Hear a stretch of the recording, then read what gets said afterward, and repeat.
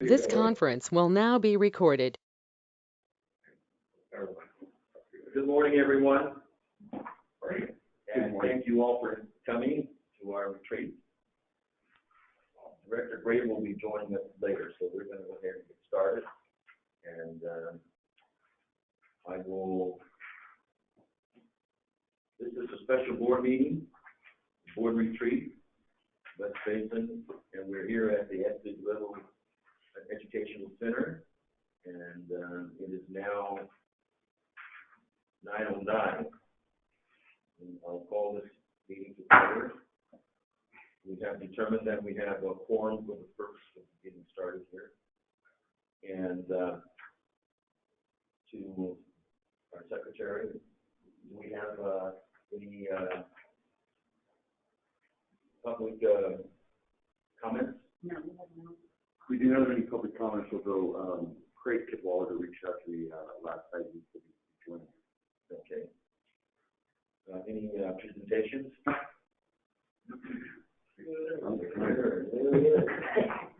This thing to speak of.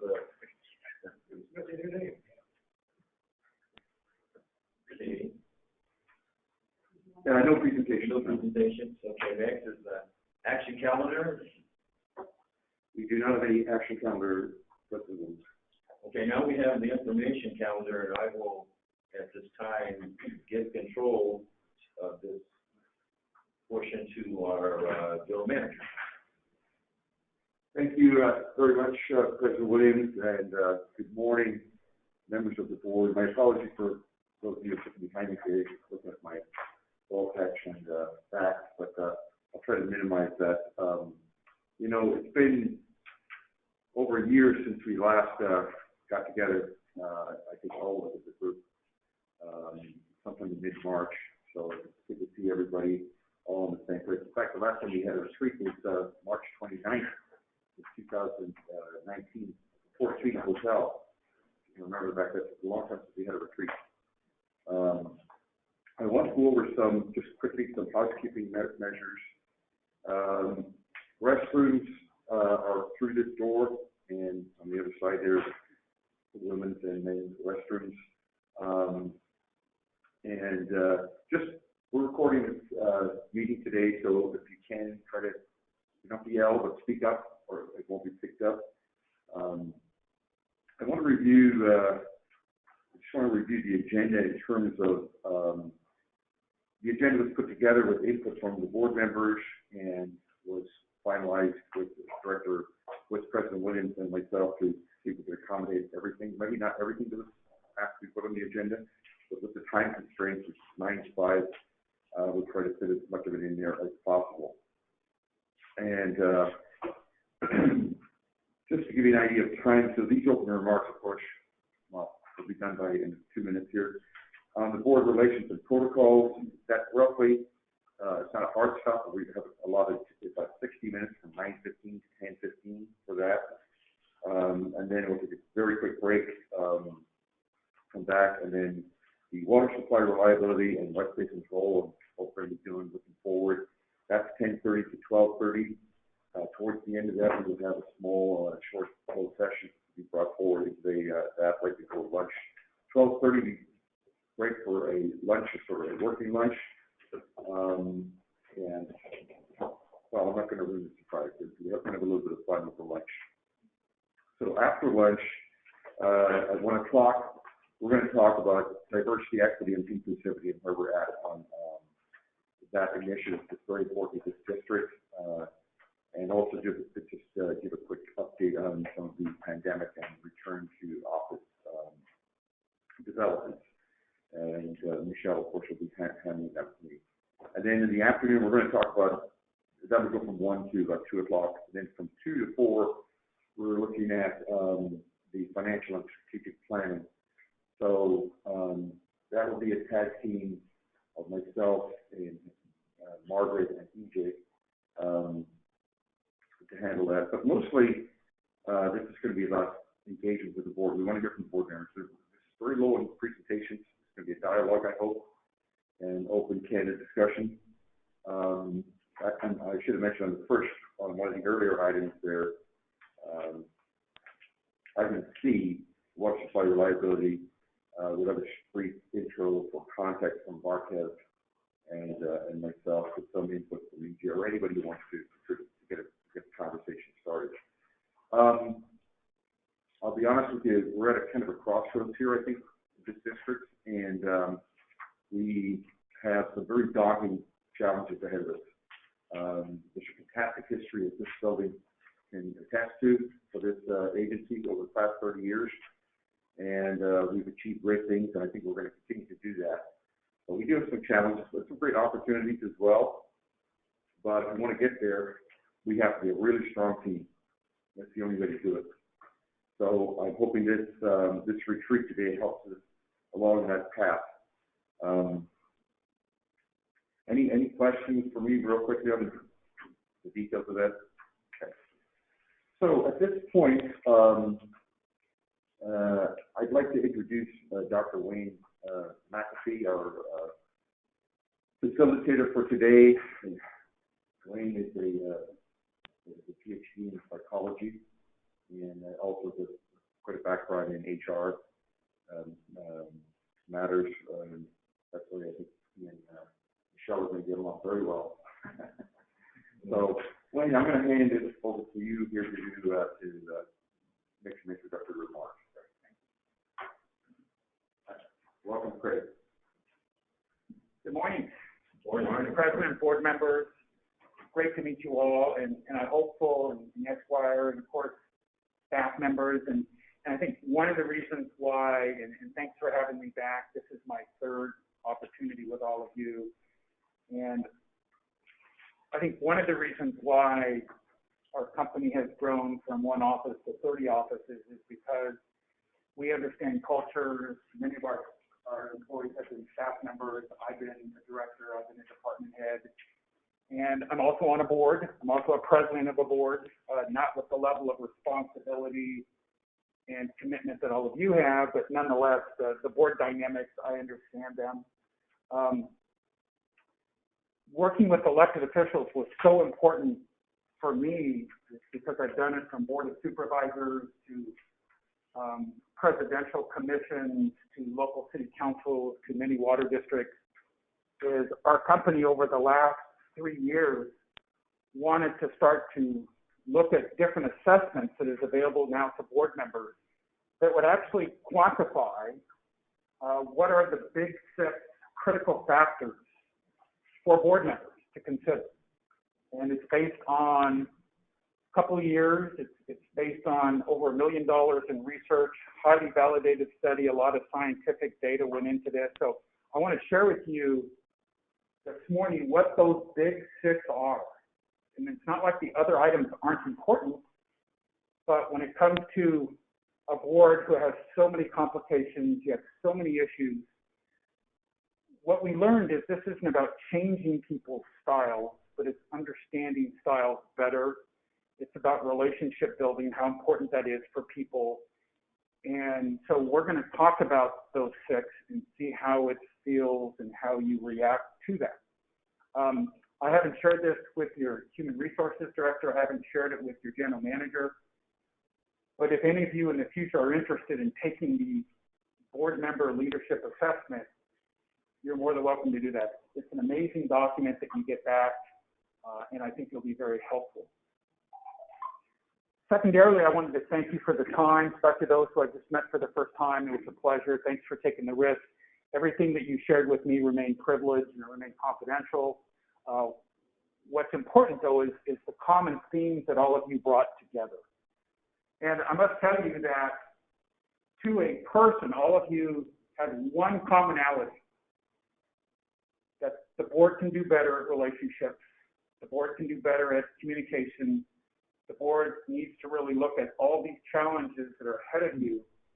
And I guess the question is can we do it with enhanced communication? Of course. Can we do it with better teamwork? Of course. Can we do it with better listening? Of course. Can we be more efficient and more effective? Is there process improvements that the staff can be engaged with, that the board can be engaged with? Of course. But just to be real candid with you, the board needs work here. And welcome to life. Welcome to what happens with people who have the right motivation. I mean, when I was on a board, there were 4 members on my board that were great human beings and wonderful people, but they weren't really good at being a board member. It's a different level of responsibility. Some of you have done it for years. Director Deere, I mean, years and years and years, being on the dais. But at the end of the day, it's moving forward collectively. And it's not about everybody has to agree, but the level of respect, the level of trust, the level of trustworthiness, following through, making sure that the commitments that we make here today, that we actually hold on to those commitments and move them forward. So I'm excited to be here today. With your permission, I want to kind of walk you through some of the highlights, and I've kind of drafted, you know, my philosophy on doing these type of retreats is not to come up with 20 items, but really let's focus in on 4 or 5 that are meaningful. And I tried to do that for you this morning. So if I may, let me get my chart. President Williams, I think we're moving into item 6B of the agenda here, officially.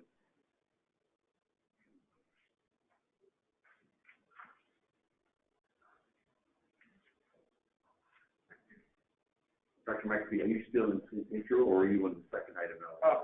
I'm just going to bring this here and have one more thing to say. Okay. And then we'll take it back over. So I'm hopeful today that the level of risk is important to you, that this is an opportunity to really kind of go deeper on the inner workings of the board. You all bring something different to the board. You all have amazing skills. Some of your backgrounds are so impressive. I mean, you could fill up Rolodexes, resumes forever. But at the end of the day, moving forward, you know, do we want to live life in the rearview mirror, or do we decide that, wow, this is an honor. It's an honor for me to be here. And it's also an honor, I think, to be on a board. And never losing sight of what's important to us and working collaboratively, not only with each other, but with the general manager and, of course, with the staff. So thank you for being so honest. Thank you for being so candid. It's nice to be here. I remember a few years ago being in Pasadena for the Metropolitan Board of Directors retreat, and I couldn't even see the people at the very end. So this is a little bit more quaint, and hopefully we'll get some results today. So thank you. Okay, so don't sit down just yet. Okay. So that concludes our introduction. So, President Williams, I think now we're moving into item 6B on the calendar, which is, you've alluded to it in your intro there, the board relations and protocols. And this is roughly a 1-hour slot. We don't have to speak into it by 5 or 6 minutes to discuss some of the things that many of you had submitted as topics you'd like to talk about. Maybe not exactly worded like this, but I know that for the board president and board members, it's very important to have this topic met head on, I would say. So, again, Dr. Mike, do you want to go on this one here, please? Mr. Williams, do you have an opening comment about communication and relationships before we start? Yes, thank you. First of all, I came along in management and leadership training back in the 90s. So, I come under the leadership and the philosophy of Drucker. And one of the things I think it was, I can't think of his name right now. But anyway, it says one of the most important things about a group is that in order to have a successful relationship, the relationships are built on principles. And one of the principles, the most important one, is trust. Because without trust, we would have issues. And I think that is pointed out here with our organization. And not only must we have trust, but you, each one of us, in order to be given trust, we have to be trustworthy. And I find that we have some baggage left over from each time we have a member join our district, we have a new board. And we have some stuff left over from the old board that is covering over our new board. And I think we need to take care of that, because one of the things I'd like to see when we come out of this thing is that we have a commitment to West Basin. That we are here for West Basin and not just for our individual needs or wants. And in order to do that, we got to trust each other. And I think we need to talk about that today, because it's like to me, it's like a cloud over us, and we need to get rid of that cloud. So I hope that we can come out here with a commitment to West Basin district, and we have alignment with the goals and objectives of West Basin, and that we also get a broader understanding of our diversity in our district, because not only in our water diversity, but the diversity of our communities and our relationships here in the district on the board. The other thing that I hope to see as we come out of this is that we all have a strong commitment to public service. I kind of get the feeling that there's a thin veil of, well, what's in this for me? And I think that's the wrong attitude. I think it has to be total commitment to West Basin. Public service has to be it. And that's all I have to say for now. Dr. Houston, I'm going to give everybody an opportunity. The message, are you surprised at all that the message that I heard was from everybody is, look, we need to get better at this. We need to respect each other more. We need to follow through with our commitments. We need a better planning model. But piggybacking on what President Williams says, moving forward at this point in time may be a challenge, but it's the right challenge. You agree? And your thoughts? Well, yeah, I agree that we need to move forward. We've got to figure out a way in how we work with each other and how we are trying to manage this district. I think quite a learning curve, even for myself, for the last, 6.5, pushing 7 years, because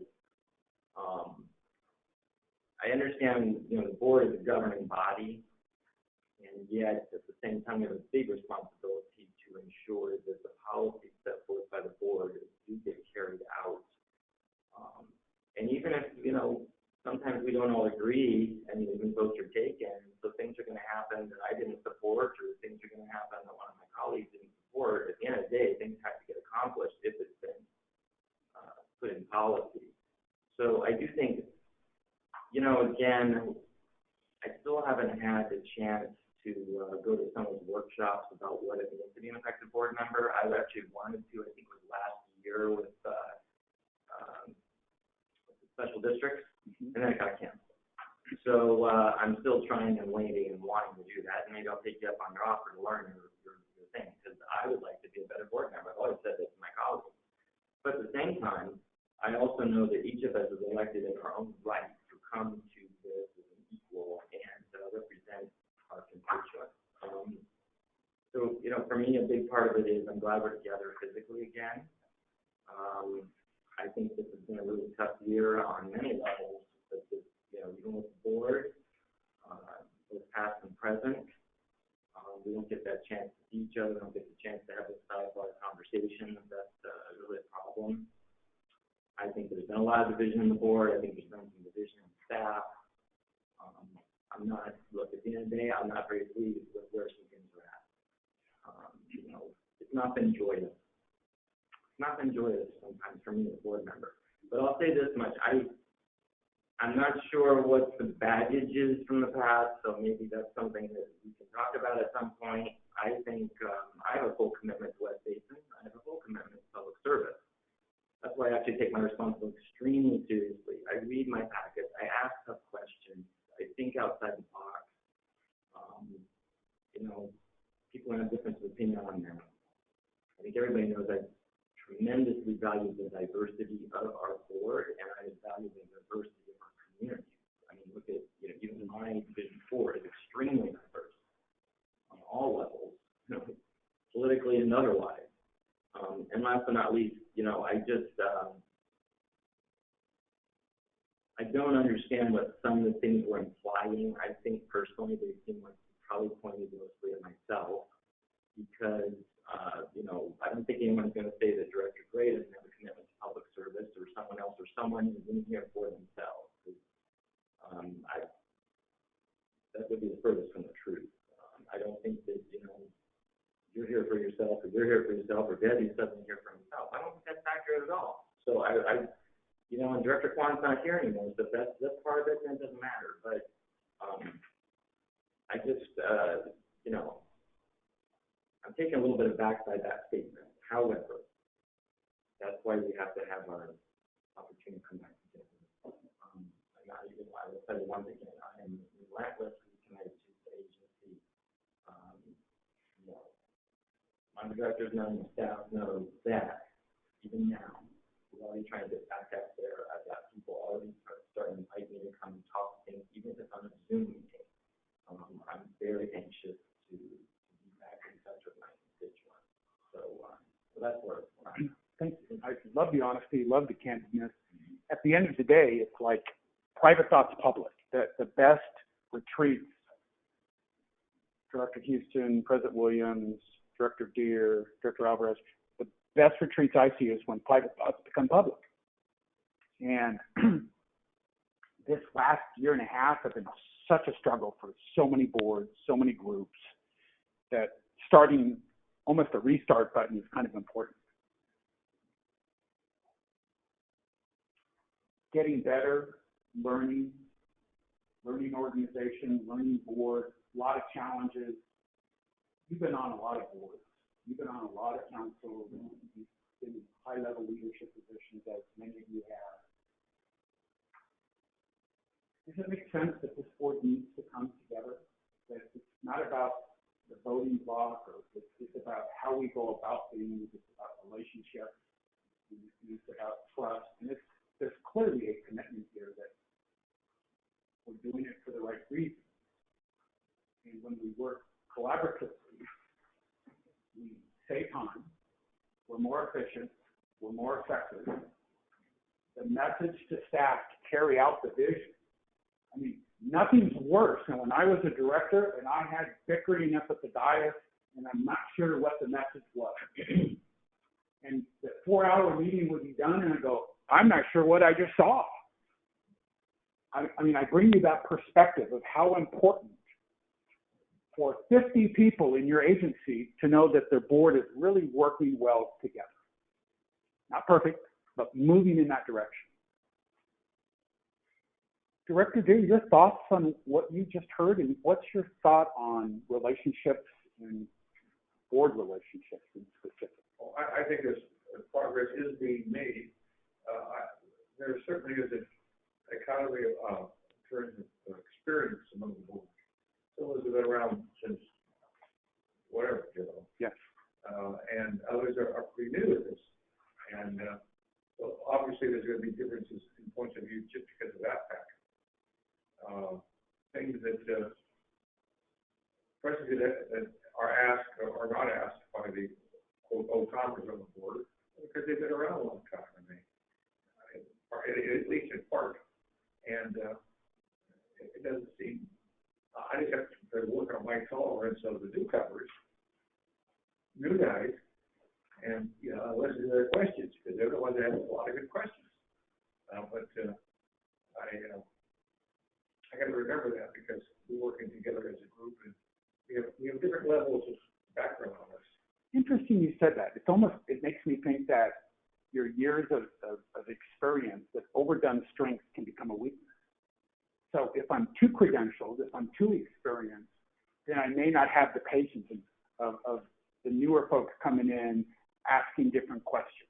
You become jaded. You become jaded. And so, you know, again, whatever it might be, if we overdo our strengths, we become weaker to some level. And your point, I love your message that we've got some maybe new people to the board, but not new to this experience of elected officials and working with elected officials and being in management and working with people. Is that fair? Yeah.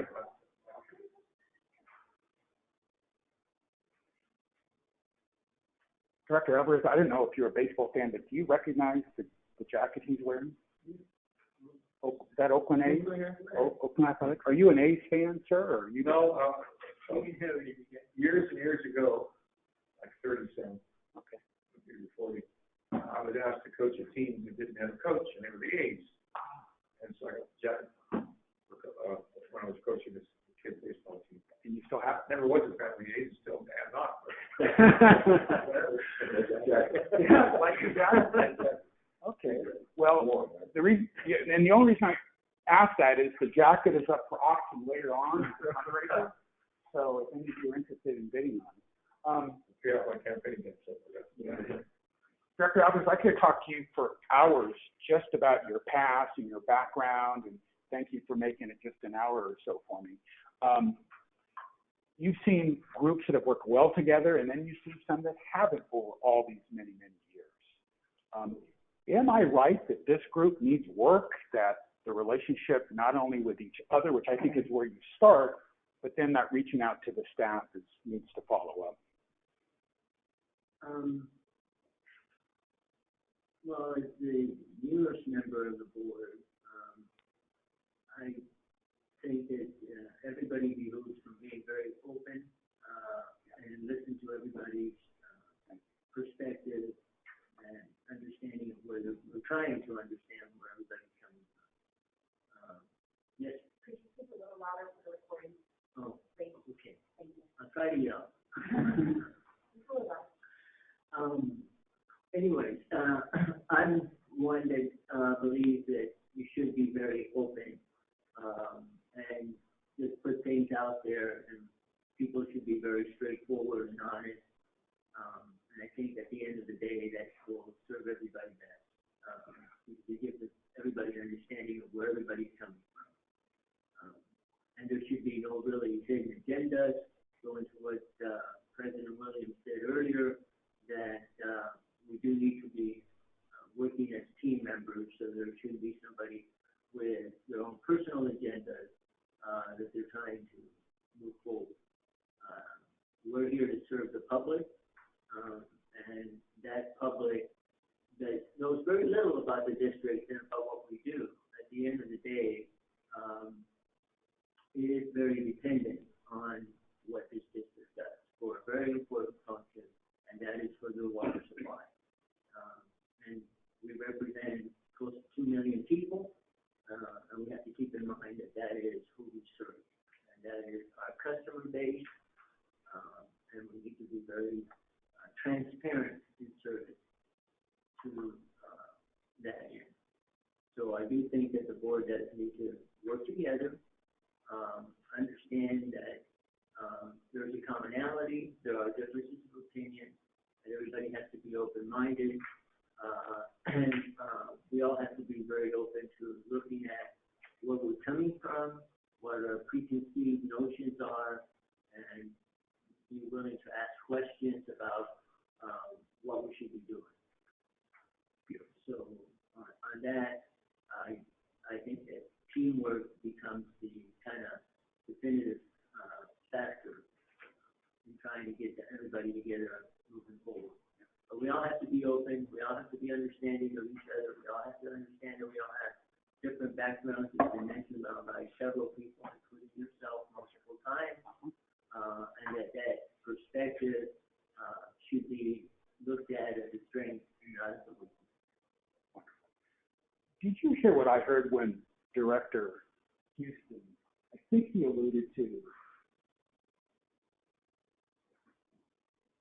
my words, not his, that, this is not as enjoyable a process as maybe it's been in the past, that there's a tendency sometimes through conflict, and not all conflict is bad, by the way. Some conflict is great things that happen.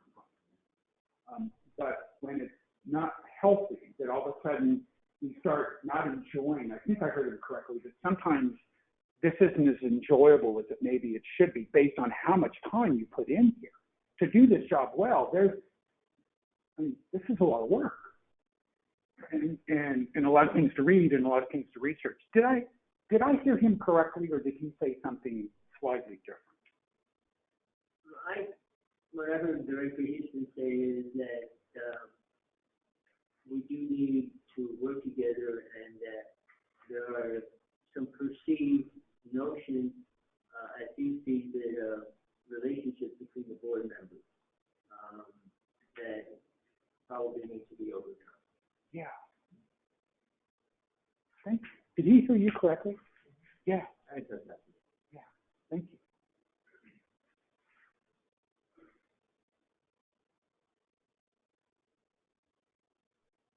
Good morning. It's nice to be close to board members and not see one like a football field away.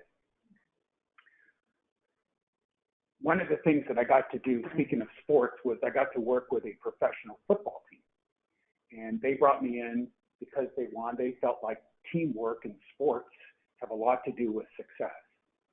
And I was really honored to be part of the San Francisco 49er process. And they had some amazing football teams. Did we just get a legal opinion? Do we have to pay for that legal opinion? That's just what I want to know. So I don't want to interrupt him, so I'm going to ask him if he has to say anything else before I continue. Please, Esquire, any other? Something you were going to say you were working with the Rams. So, and how did I end up there? Ronnie Lott is a friend of mine, probably one of the greatest defensive players to ever play football. But he always talked to me. He said, Dr. Wayne, it's about teamwork. And well after even he retired, he goes, it's about working together, collaboration, and respecting and trusting each other. And gosh, it was so amazing to talk to these players and get their perspective. Director Gray, we're really talking about communication, open to getting better, being proactive, trust and trustworthiness, willing to take some risks with each other. All of you gave me the same message. We need to work better together. We've got more we can do. How cool that you have a new board member and you finally get to see each other in person. I'm sorry, the Zoom doesn't cut it. I mean, yes, correct? I agree. Huh? I agree that Yeah. Zoom doesn't get it. It doesn't cut it. And thank you for your IT department. Your IT is amazing. Your IT folks are amazing. They help guide this old guy through this new program that I hadn't used before. And every 15 minutes they're calling me, are you okay? You okay? You okay? And I'm not okay. I'm lost again. Did you ever get it fixed? Yes, finally. Wear a lot of different hats, man. Tell us about this hat. Tell us about relationship building. Talk about the challenges, and we will inherently do it better. Our company does a lot of traumatic events. Columbine High School, World Trade Centers, plane crashes, Las Vegas, San Bernardino. We continue to do them every day. And those people's lives are changed forever. We don't need a critical event to make us realize that, wow, we kind of take things sometimes for granted. Welcome. Thoughts this morning? I know you just joined us, but we're into it. Well, thank you, Dr. I apologize for being late this morning, everyone, but I'm happy to be here and really glad that we're having this retreat. I think it's absolutely necessary for us to get together. A lot has happened since the last retreat. I think it was a couple of years ago, and just kind of listening to Director Alvarez and Director Houston a little bit. I didn't hear what he said earlier, the rest of it. But when you become a board member, you don't have as many preconceived notions about your fellow board members, except what you kind of heard before. But once you're on a board and you go through the process of making decisions and different things happen, then sometimes relationships become strained on the board. And I think that's what has happened with some of us. And the pandemic happened, and I think the Zoom has not been helpful to any relationship because, you know, when you're on Zoom, you're kind of hidden and things can't be talked out face to face. And I'm a believer in communication face to face and looking close in the eye and having this discussion. And then when you have a new board member like Director Alvarez comes on and you kind of do board meetings with Zoom, then it's a little difficult to really establish a real relationship with a new board member on Zoom. That's difficult. So what I'm saying is that I think some relationships have become strained for different reasons, and they have to be worked out. And I think because we're hopeful that things will open up in the future where we can kind of get back to normal board meetings, that I think will be helpful. So the communication has been strained because of that and because of the process right now. I'm happy to hear that Director Alvarez made some wonderful comments about being open to communications, open to improving, because I think we really have to have an open mind to that. And I hope that our board members are committed to an open mind, because you first have to have that in terms of kind of healing, in terms of relationships. So we've got to be open to each other. And I think that's where you start with building trust. And so I'm looking forward to discussions like that. And I don't know what you would have in mind in terms of how do you heal those relationships moving forward, because I think that's the key thing. And that will help build the trust among the rest of it. One thing I do want to say that in terms of when you do come on a board, it's important to me that people recognize that a board has already certainly built a great reputation in an agency. And so when you do come on a board, you bring your expertise and whatever asset that you are to the board, but you have to recognize that the board has already, each board member has already brought value to that board, and that value needs to be recognized moving forward. I could go on, but I want to get your take on how you feel. Director Gray, if I heard her correctly, is really talking about that a great board, as well as great leaders, and last time I checked, I'm amongst the leadership, that they're open to feedback, that great leaders say, tell me more. Tell me more. And she's also appreciative of new members saying, yeah, and even existing members who have been here and experienced saying, yeah, we want to move on from some of this. And then her question is, well, how do we do it? You know, is there my wife is a physician at Loma Linda, and a lot of stuff for me after my heart attack, I just take medication to fix it.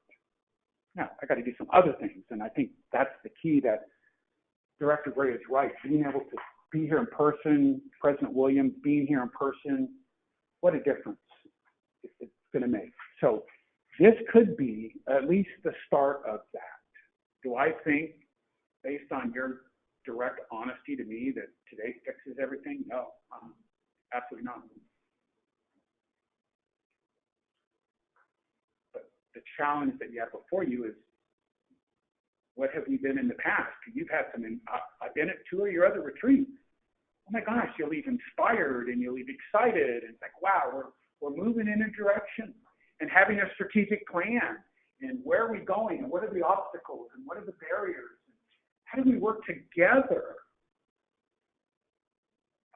That's what I want to spend my time doing. You're all too busy to not have this full engaged commitment. my desire for you, and I can give you some tools, but like a lot of things, if you don't use them, it doesn't matter. But I think all of your heart's in the right place when I talk to you. You all are saying the same thing as Director Alvarez is. We're here for the public. We're here for the public. We're here for the public. I heard it loud and clear.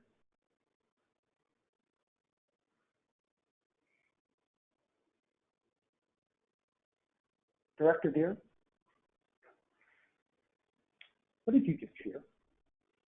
What just happened the last 30 minutes or so? Well, I think everyone has an optimistic attitude and feels that we can do better, and we need to do better as a group. I'm pretty pleased with the comments made by everyone. What do you need to do better? It's hard to believe any better than I am now. I think, did you go on break? What can you do? What can I do better? Yes. One of the things I can do better is to let go of some past encounters or things that have happened. Yes. We don't need to go to a psychiatrist. We don't need a psychologist. We don't need to be in therapy for 48 years. We just need to let things go and realize that, you know what? I'm not sleeping well enough at night. I need to get my 8 hours. I can't be worrying about things I can't control. And so many of us worry and worry. We have this high-level anxiety. Letting go of stuff. Thank you. Wow. Spoken from the president. Powerful. Powerful. That's the president. We're all the president. That was presidential, if I've ever heard it. You notice Esquire has nothing to say now. You know, when I talk about the 49ers, he wants to say something. He doesn't. I didn't say I was a 49er fan, right? They just consulted with me. And, you know, there's a philosophy about what do we want to start doing, what do we want to stop doing, and what do we want to continue doing. And oftentimes we do things that give us pleasure and that are fun to do. But is it effective and efficient for a general manager, for the staff, for the board? Love our conversations. I mean, after 4 hours, I got a little tired on Zoom. I just want you to know I was kind of, if you saw me nodding off, I apologize. I love talking to you. What are you hearing the last 30 minutes? I agree exactly with what both of my colleagues have said. I think, look, we all know, I'm glad to hear we know, and for our conversation, that the board is united in understanding we have some issues that we all want to address. And I don't think they're things we can't overcome. I mean, you know, I like what Ms. Gloria, Director Gray said, was being open-minded, and I think that's one of the best things we all could do, is always come into the meetings, the conversations with an open mind. I mean, you know, I've been where I looked at the packet or read something and thought I was going to vote a certain way or had a preconceived idea of it, and someone along the way changed my mind. And there's other times when it was more reinforced that this is where I need to be on the issue, whether it's, you know, the majority or not. But coming back, I agree with also what President Williams said. I think there's some of the things that we all just need to drop or put on the back burner. I've really tried to do that a lot with myself on some things, and I've had those nights where I've been a little sleepless because, you know, it's tiresome to keep worrying about the things going on at West Basin when there's all this other stuff in my life and in the world that I can focus on too. This should be, you know, it is a public service role. It should be something that you can come into, you know, you do your thing, you know, you're very cognizant, but yet then you can leave it and do something else and not have to worry about, oh my goodness, what's going to happen next week, what's going to happen tomorrow with the district. And I just feel like that was really what's been happening the last year and a half. Every time you turn around, there was something happening. And so, and last but not least, you know, on a positive note, though, and I told Dr. Wayne, but, you know, I told you this was that on the big issues, we've been in agreement, we've been in alignment, you know, we've got the litigation, we've got some other things, and I always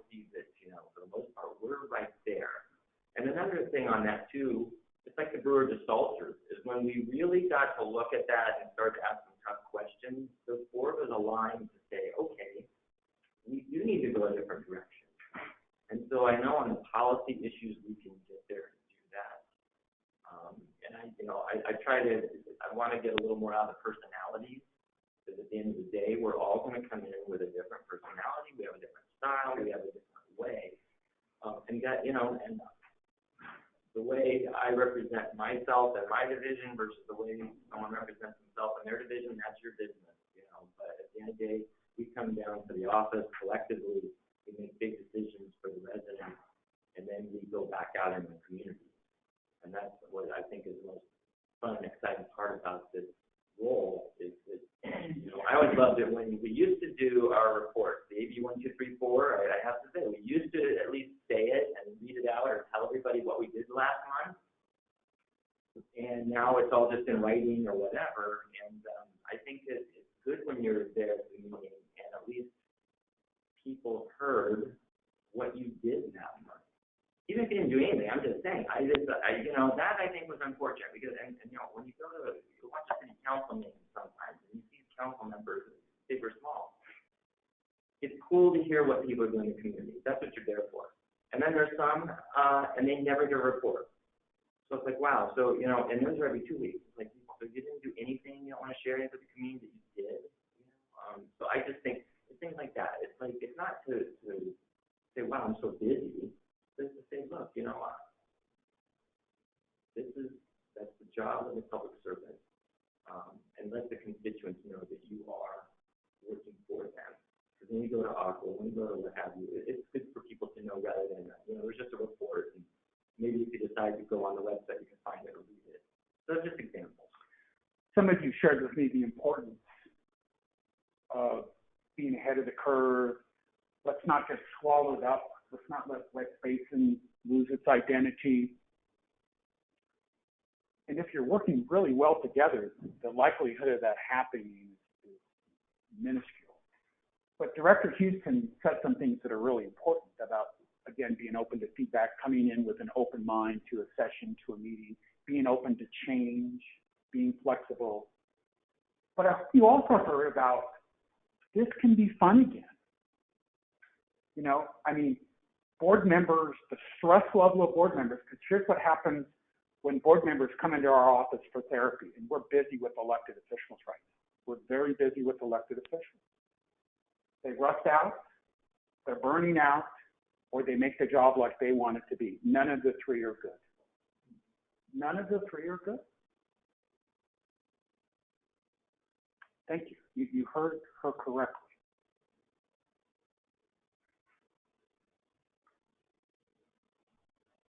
I haven't forgotten about you. But I was hoping you had. But thank you for being such a good listener. My only complaint about you is I don't have one of those really cool masks from West Basin. I'm hoping that when we leave today, I'll have. Thank you. With the logo. Right, thanks.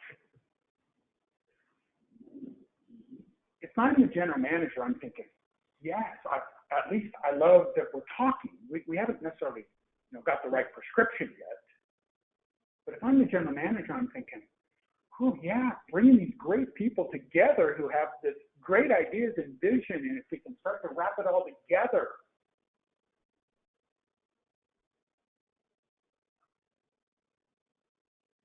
There's a price to pay for being in your position. There's a price to pay for being a department head. I was one. I was a human resources director. I was a public works director, doing presentations, getting beat up in public. I don't like a simple discussion. I love it. What did you love about it? I'm hearing, well, it's been a tough year, like Rick said, maybe the last year and a half with not all down to the pandemic, but not being in the same room as its own obvious challenges. But there's an honesty I'm hearing here and a recognition that not all is well. We can't blame it all on the pandemic. But moving forward, I like the sentiment that we need to move forward, let things go, have a reset, and not come with preconceived notions. I've had a fantastic 3+ years here. I've seen people come and go, and some mostly wonderful things happen.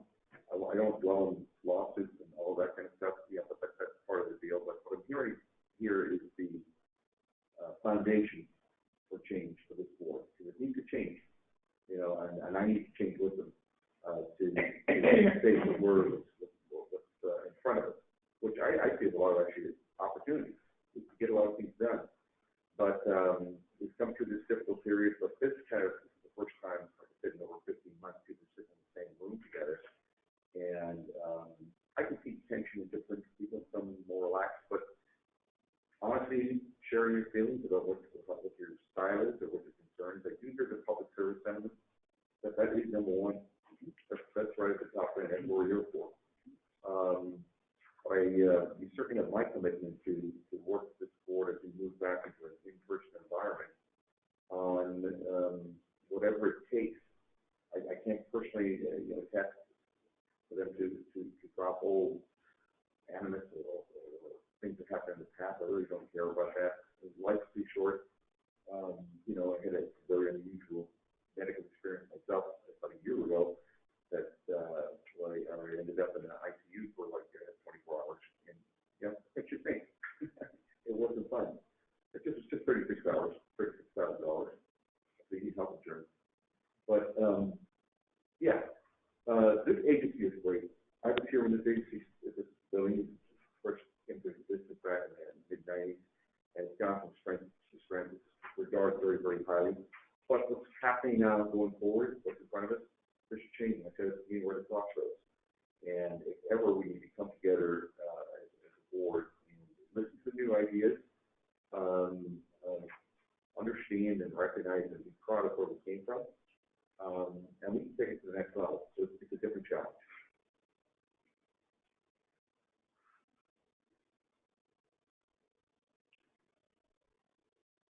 Even if the board decides there's certain people that I connect with and other people I don't connect with.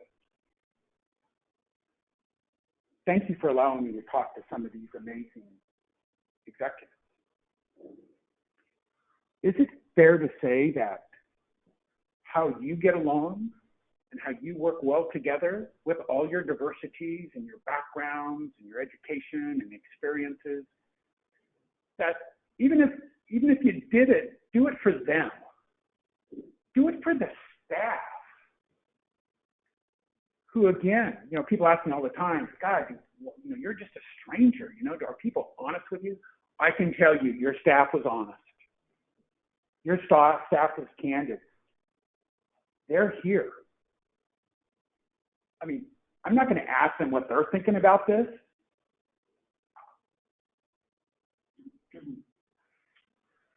But I'm going to use the word hopeful. Am I right? Does what happens here impact the executives, the other 44 employees in the district? Absolutely. Absolutely, because I think we're a reflection of our agency. What they see that happens on the board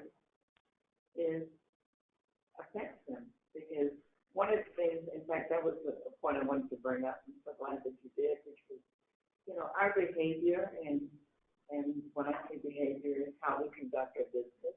And we are public servants, and we make policy, and Pat Chill's role is to carry out that policy with employees.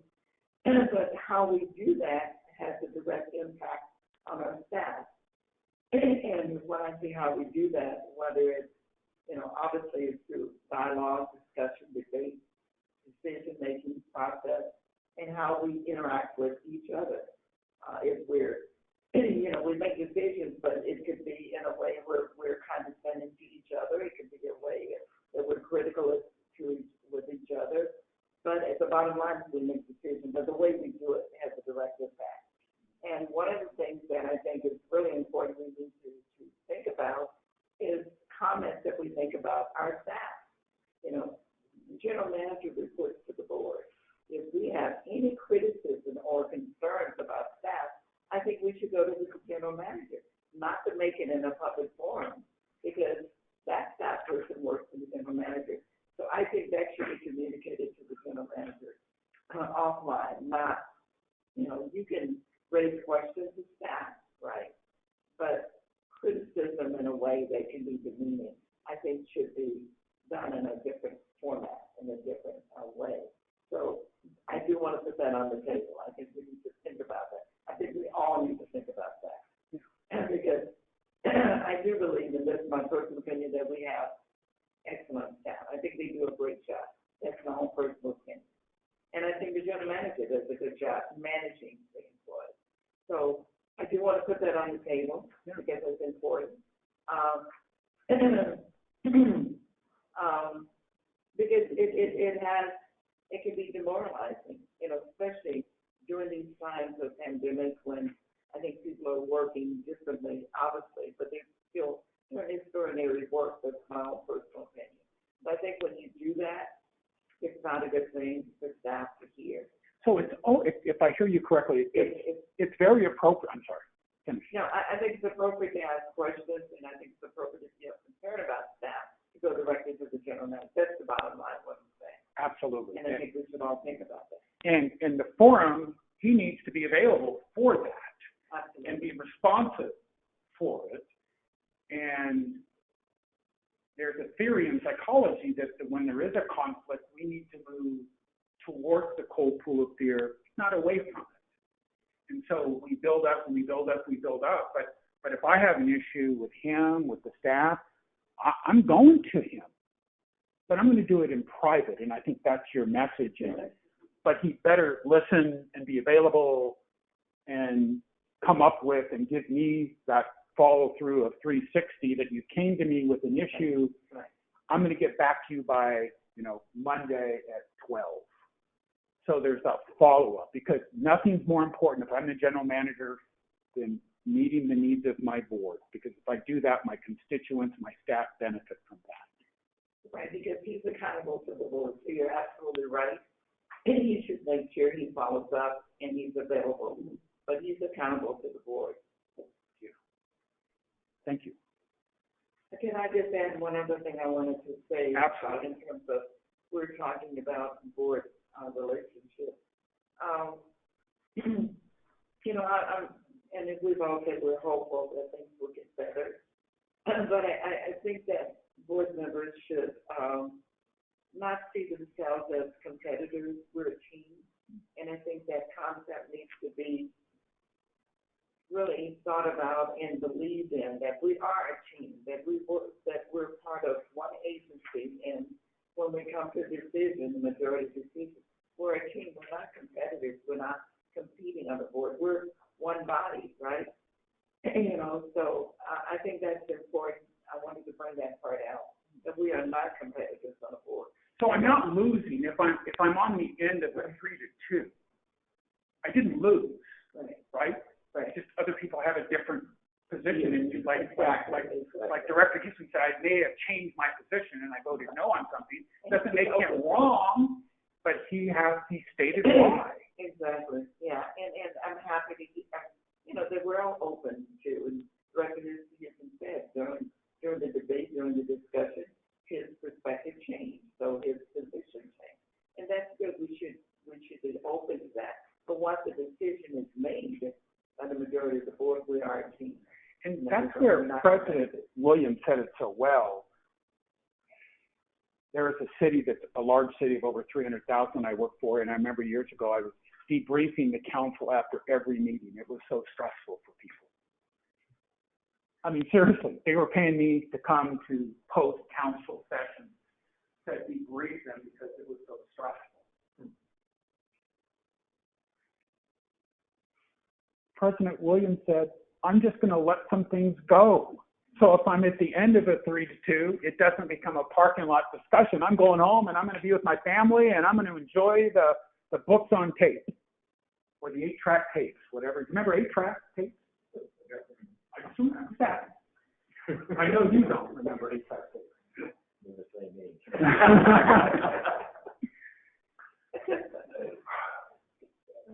I'm coming your way, sir. Coming your way, Mr. Engineer.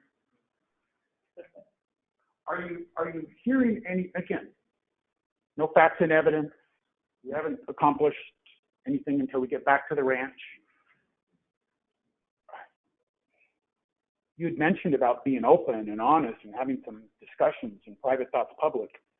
What are you hearing, and does it give you any hope? And you might say, Dr. Wayne, I've had hope all along. I'm not gaining new hope today, but please.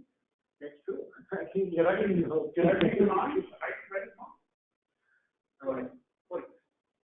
I'm hearing what we said earlier, that everybody thinks that we should be working as a team. Yeah. And you believe that. I believe that. You believe that. What have you been hearing? I think it's been a very positive discussion on what we need to do to improve. Obviously, everyone feels that we're not perfect, but we can work better as a group together. And I think today is a good example of working as a group together. Great listening. Do you notice that there's no interruption, that there's great listening? People are being candid and honest and direct how you see things. But the message is that old wounds got to go away. I mean, I get the political scars that can happen, you know, who's supporting this candidate and who's supporting that, and I understand it. Director Graves, we're a team. We're all on the Los Angeles Rams, for his benefit. We're all on the same team. There's nobody in the stands. You're all on the field together. And I love what Director Houston says, and I've heard this a lot from elected officials. Yeah, when it's a really tough issue, we all come together. He's right. And then on the little things, we act like children. Right? I'm just being honest. We just act like children sometimes. The big things, you're right. We all, hey, this is critical. It's the little things. That's why you do things like this, because sometimes it's silly things that drive wedges that don't need to be there anymore. But you got to make a commitment to each other, like communication, listening, understanding, reflecting. You'll have your moment in the sun. You'll have your chance. There's too many things that are coming around the corner as part of the strategic plan and revisiting, thank you, that need to get strategized. What's the metric? What's the measure? How do we know we're successful at it? You know, the mission and vision is kind of important. And some of you brought up mission and vision. Where are we going and how do we get there? And when you stay at 30,000 foot elevation, and the staff is listening to me very carefully, when you're at 30,000 elevation, you see better.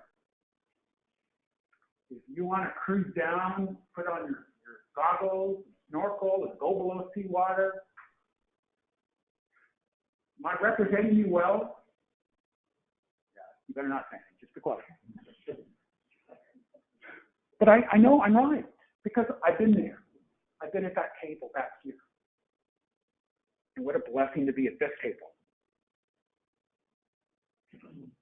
Oh, yeah, for time. Do I have a few more minutes? Oh, yeah. Great. Please, yes.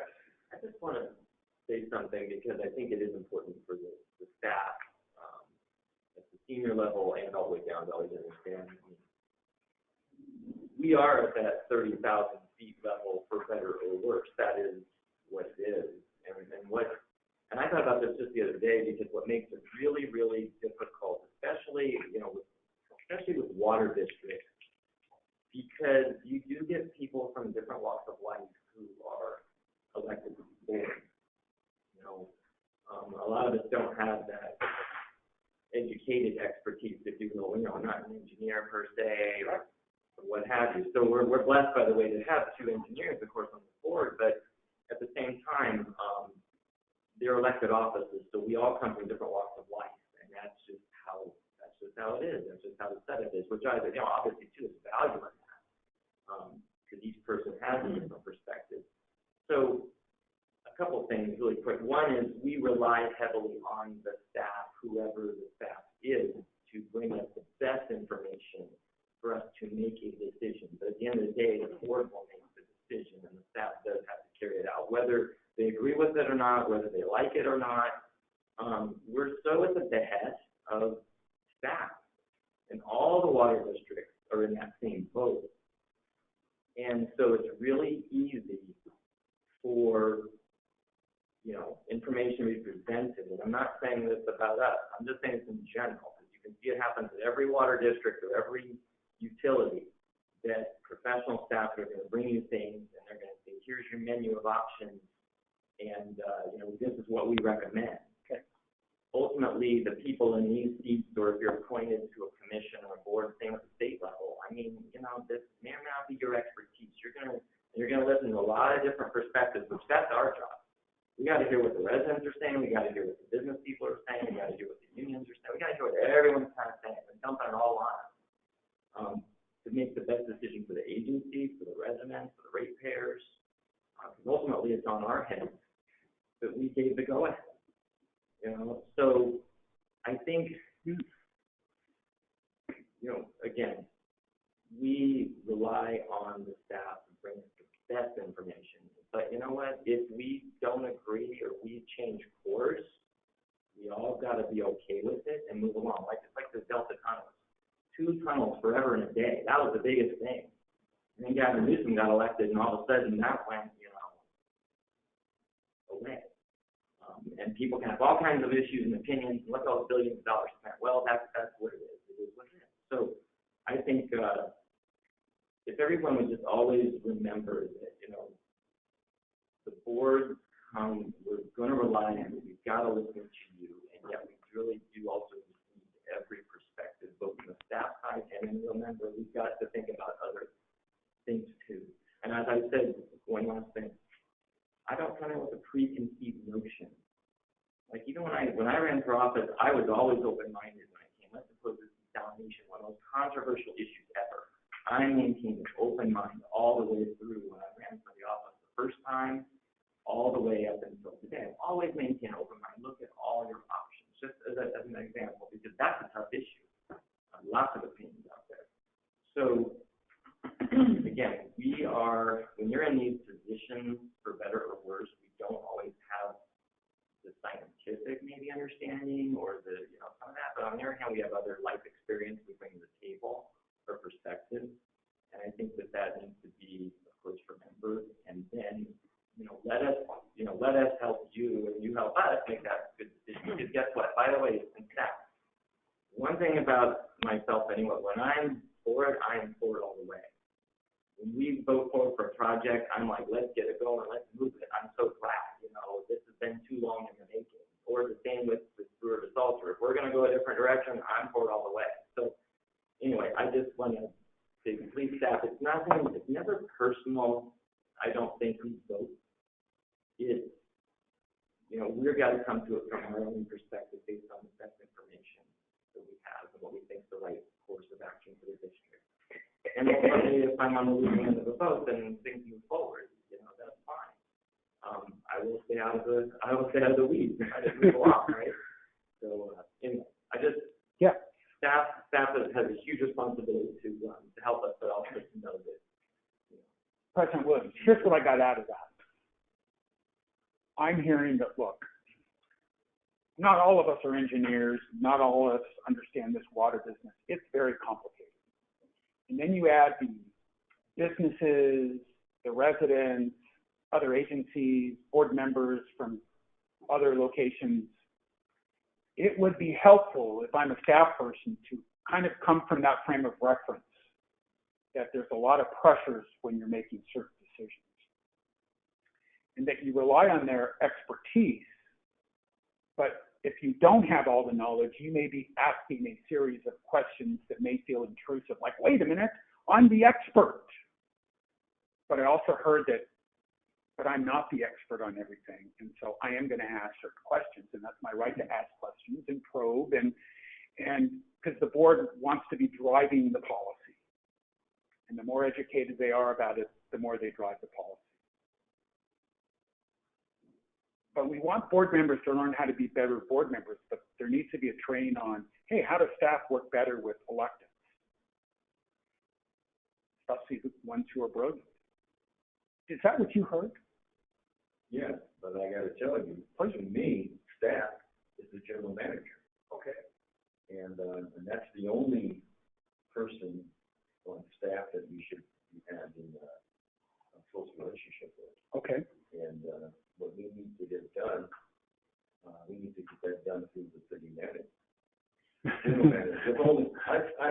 city manager, city attorney. Deputy city manager, city, they're all kind of one and the I've been in the business for a long time. From the lowest position in the city engineer's office to the highest. And, so I've been through all this stuff, so I know what we have to go through. And I gotta tell you that water board directors do not need to be engineers to do a good job. As a matter of fact, a lot of the water board directors are not engineers. For many years, they were just businessmen, and they accomplished a lot because they rely on expert information help. So you don't have to be an engineer to do a good job. Case in point. Mm-hmm. Okay, so that's the only staff. When I say staff, I'm talking about the general manager. It's easier to keep up with him than to try to keep up with his staff. You like what you just heard, correct? Tell us what you like. Well, I like all of what I've heard. It just kind of brings to mind one area that I think we should talk about. And President Williams' right, our staff is really general manager. And Director Houston talked about, the information that we receive comes from staff. But I'm a little bit troubled because I heard a general manager say that he was so stressed because he went to the ER, which comes to, I think we should discuss that because he's our staff person, so whatever he is doing, we're giving him direction to do that. So if it's overwhelming, we need to kind of talk about that, right? Because he has 5 board members and we can't necessarily have a right to request information and whatever else to the general manager, and then he passes on to his staff, and I'm sure they're probably overworked. If he's stressed, then they're stressed. And we didn't talk about that. How do we manage that? Because we certainly don't want anyone to be so stressed that they end up in the ER. If there's something we can manage, because that's a reflection of whatever he's doing or feeling, is going to be passed on to his staff. And so we need to talk about that. So how do we manage that? Because that's an area that I'm concerned about. So you might think that the prescription for what Director Gray's talking about is to kind of back off. And it's really just the opposite. Yeah. Please. No, I'm just agreeing. Yeah. You want to add more to it? You want me to add more to it? You can add more. Okay. Take my direction from the president. So the way we keep people out of the emergency room is not to back off, not to go, whoa, too much stress. We put in place a system of what you've asked for, and I think you'll all endorse that, we go directly to him. There's no hidden agenda, there's no poor communication, there's no triangulation. That he can handle that. It's all the other stuff when people aren't getting along that a city manager gets dragged into or a general manager gets dragged into, the political piece of it. I'm going to have him answer the question, but my intuition as a very seasoned person who's been doing this for 35 years with elected officials and government. Tell me the truth. Talk to me. Move towards me. Help me understand where I can serve you better. Because when you've got the right staff working projects, I want to spend more time with you. And I want that opportunity. But let's be respectful. You posed the question. Before the response, Yeah. When I was the mayor way back, our city manager, we had a couple, had a standing rule of all the department heads. Council members would go to the recreation department and chit chat, and go to the police station, talk to the police chief. Yeah. He wanted to report back immediately what was discussed from the department head. So he'd know what's going on the minds of the council. Maybe they weren't telling him what they were telling someone else in the field. That was a standard rule. If the council never met with you, you better let me know what happened. Let's discuss. Yeah. And not to say that you don't have friendships with Margaret and Julie and, you know, I mean, you have relationships with them. This isn't, I can't talk to them. Sorry, I got to wear my mask. I can't talk to you. Got to put on a shield on. I don't think that's what you're saying. I don't think that's what any of you want. But when it comes to business, when it comes to your position on something, when you're making a request, I think that's part of the differentiating issue is when you're making a request, it's going to require staff time, right? Is that key?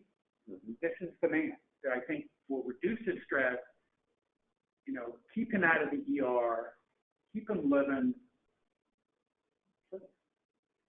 Well, that sounds very grim, but I'm doing fine, by the way, and even when I was in there, I checked that perfectly. But, yeah, first of all, I have a great staff in the world. I just can't top any of these staff top to bottom. I've been in this industry for 30 plus years. They're fabulous, and I trust them, and they're capable and competent, and they deserve respect at all times. So I do like what Chairwoman said, and President Williams said. I think we all agree. I'm here, right? The buck stops with me. But if you're open with me, you know, I've had 3 different presidents since I've been here. President Deere, President Houston, remarkable 2019. I worked very closely with President Houston, President Gray, and President Williams. All different styles, right? And just one position on the board as president. But I really try very, very hard to make myself available 24/7. And I do respect, you know, people's time. This has been a particularly busy year with multiple, you know, workshops, multiple ad hoc committees, some ad hoc committees meeting every single week. You know, working throughout the weekends and last minute requests. We can do it. And I try to protect them and not, you know, obviously here, a lot of them look yesterday on the day out here today, especially tomorrow. It's part of the game. No, we love it. But you've got to temper it. There's got to be respect for staff. And what you say, they hear it. I hear it. And I think I hear it for Houston loud and clear. You, of course, asking questions to get more information. That's absolutely the norm. And different styles of asking that, and different ways of making requests, and understand what does that really entail if I make such and such a request. I mean, 3 or 4 people have to work through the weekend to get that information, you know, prepared and presented. But I think on that note, I think maybe with an all-time high kind of workload in terms of, I mentioned ad hoc committees and things that we're going to talk about later, and much stuff in the LA Rams and a lot of stuff in legal. We were, you know, doing standby charge and water keeper and one thing or another. But I'll say this, we're up to the task, but I really, he's fine, busy, almost done. It's fine for me. I'm there, and I'll listen to you, but it's got to be kind of a 2-way street too. We're there at your second call, but we also do meetings, and we have a tremendous, usually everybody here, I think, has got a tremendous resume and past and demonstrated capability of success. You know, they're good, and you know, you bring a lot of new, great new ideas. I enjoy talking technical stuff, and I think that's what we're at right now. We're changing over, but we need to recognize the norms and the protocols that are in place, because that makes it much. I think we need to be able to better serve you and better respond, be available at all times. I like to think of myself as a 24/7, but like Scott said, you don't want to be laying awake at night thinking about West Fish 24/7. Maybe not the healthiest thing in the world for any of us. But I think this conversation helps that. You're just hearing a little bit from me. It's a little bit hard. Some of you I know longer than others, but the pandemic has been difficult. Like Director Bray said, that's been tough to get to know people or deal with situations in that form. But I'm very positive right now feel better than when I was driving in here today. I feel uplifted. So I can thank you for that. I know staff experience certain things. They obviously talk to me all the time, a lot of times in the evening about their own personal stuff going on. But they're anxious and interested to hear this discussion and how it will, the business is still going to be there. The losses won't go away. Challenges of the city of Vail, that's all that I know it's an exciting opportunity. I'm going to go back. For a team, we can handle all that. We don't always have to agree. I don't consider any vote a losing vote. There is no, like you said, if there was just best to vote and move on. And the staff, you have my commitment, it's always been the same. Once you tell us what to do, you say, go out to bid on this, do that, we do it. And we get it done. We're on it. So I'll stop there. I think that I feel tremendously good about the team, and I feel really good about the board. And I think we need to just pivot a little bit and learn from today.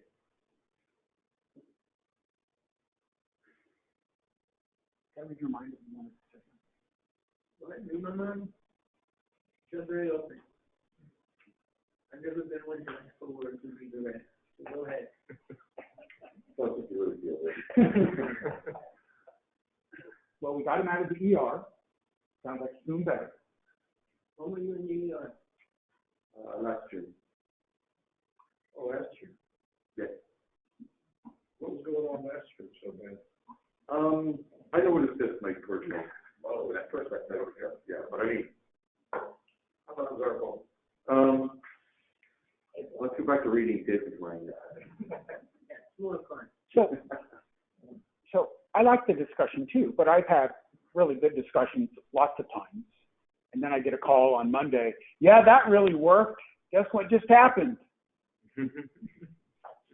Is there, out of this, and you guys could, I like the discussion. I like how you started it and made it real honest for you. Is there a deliverable from this? Because we're not going to change, like we talked about, the personalities and the styles and people that are high red, who want results and don't care about your family and don't care about your weekends and don't care if you're in the emergency room. And then we have the people that are down into the green zone who need a couple of days to think this through before they act. And then we have the blue people who just, the kindergarten teachers, the nurses, are you okay? Can I help you? Oh my gosh, your feelings are hurt. So we have this, and then we have the hub, who's kind of a general blend of all different styles.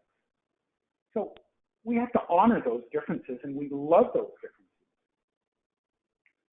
But then we look at process improvement. Then we look at things that we can put in place that kind of even our unwritten protocols, our written protocols. Is there something you can think of from this discussion that will make the board move closer to team? Because right now, it's not. You don't think it is?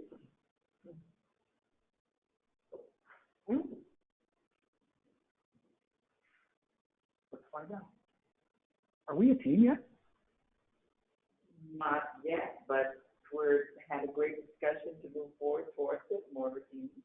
I think we can improve. I think everything can be improved on this. Are we a team yet? Can I just finish my point and then, I think we need to have fun. Everybody is stressed, whether it's personal, health-wise, work-wise. We need to figure out, how do we have fun as a board? We need to do something, right? Reward and recognize. Have fun. Celebrate successes. Yeah, we just figure out activities where we can have fun. Yeah. Whether it's celebrate a birthday or whatever, we can do it on film. Whatever we do. We should all go to a Rams game, right? Yeah. I'll go to a Rams game. You guys can come to my stadium in Inglewood. I'll host you. Oh, hey. Okay. Oh, is that a motion? Are you making a motion? I wish I could do that, but I can't. But seriously, I want to ask, is that on the table? Yeah. No, but wait, before we leave you, it's like, he's in the ER, she's wearing this. Seriously, what are we doing? Do something where we can relax. Yes. All come together when we're. I think we're moving, thank you, I think we're moving in a better direction. You haven't had this kind of a conversation, I don't think. No. A year and a half or 2 years. Because of no retreat. Yeah. Please. I'm caught in the middle on that answer because I wouldn't say no, we're not a team, because I think on certain levels we're a team. Now, other issues, yeah, we have some personal issues, we've got some vendettas, we've got some things we're going on, I get it. Yeah, Well, thank you know, it is what it is. Thank you. But, you know, at the same time, look, you know, for myself too, I'm like, you know, you stay out of your business, I stay out of my business. I'm in my district, I do my thing, my colleagues do things. I don't know, you know, I'm not here competing with my colleagues, I can assure you. I'm not here to compete with colleagues, and I would think of it that way. I do my thing, people do their thing, that's all good, because at the end of the day, we come together to do stuff for the board. So, but I do think that we overall work as a team on the big issue. I think these small and nitpicking things, and you know, you said it right, and I've said this before, maybe not the board as a whole, but you know, we will spend more time bickering on a sponsorship or, you know, some other random little item, but then a $200,000 or $300,000 contract over just vote that thing right. Yeah, I mean, you know, you're like, wow, you know, not a whole lot of discussion, not a whole lot of real getting into the weeds, but you know, then oh my goodness, you know, the money we're spending on some, you know, little other thing, or you know, whatever you want to call it, you know. People going to conferences all of a sudden, oh my goodness, these are the topics of discussion that are the worrisome things. Yeah. But you know, let's go approve $300,000 or $400,000 or $500,000 on something. Okay, fine. You know, great point. I will say one last thing, and I don't know.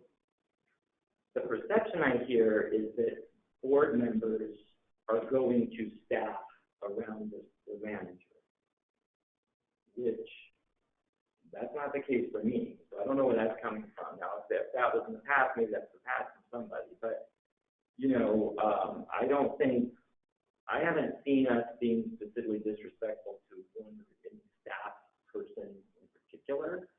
I know that everything goes to the general manager. You know, and when I send an email or what have you, it goes to him. And I don't name names in there and say I'm really upset with so-and-so or something like that. So I'm not sure where people are getting the idea that we're disrespecting key staff or some of the things. So I know there's a line on the protocol, and by the way, we got a whole presentation on that like 2 months ago about the whole rules of the road at the district. Right. We really kind of retold how it works. So again, I think that, you know, I don't see disrespect to any particular staffers. I think everything's been directed at the general manager that, hey, if something was an issue, that, you know, here it is, and he can figure out how to resolve it. Okay. So progress is being made. So President Williams, in terms of building a team, is there a suggestion, a prescription? The general manager said to me, hey, let's talk about the truth today. And he gave me permission to go deeper. And I'm glad we're going deeper. And perception matters. So when Director Houston talks about, hey, I go directly to the manager, I've never intended to insult staff, I've never tried to be rude, that's not what I've been trying to do, perception matters, right? Yep. So I love that he's open to feedback. I love that he's saying, I got to let stuff go too. I love that he's saying, you know, we've got a bigger strategic stuff that we need to work on, and let's focus on that and let go of some of these little things. Your thoughts? Well, I've always said that it's the little things that get us. Always. And I've said this to the general manager before, that watch out for small stuff, because that's what will kill you. Yeah. So, you know, as far as letting stuff go yet, I'm not there yet. Okay. I'm still hanging on to the stuff that happened before the pandemic that put us where we are in terms of our relationship with each other. Pandemic had nothing to do with that. It was about the time before that. That healing has to come. So, no, I'm not there yet. Okay, thank you. And I didn't think you were as a group completely. And the strategy for President Williams is, well, how do I move that? Do I do one-on-ones? Do I bring in me to help have a conversation as a triad? I mean, there's all sorts of things. But to harbor and to hold on is not good for the district. And I love that he's being honest. I love that both of you said, hey, I want to enjoy this again. I mean, I can just hear, I mean, I'm ready. Let's go play football. Let's go to a game. She's inviting us all. Let's go.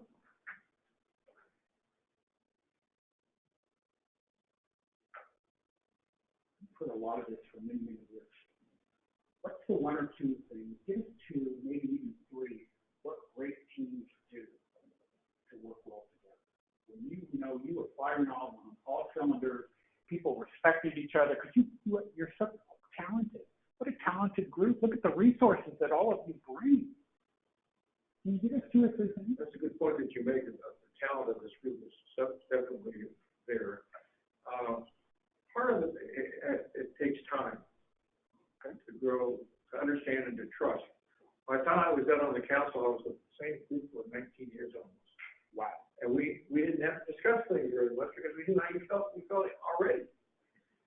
An issue or that issue. Yeah. It just worked so smoothly at the end because we just knew each other that well. And that takes time to learn.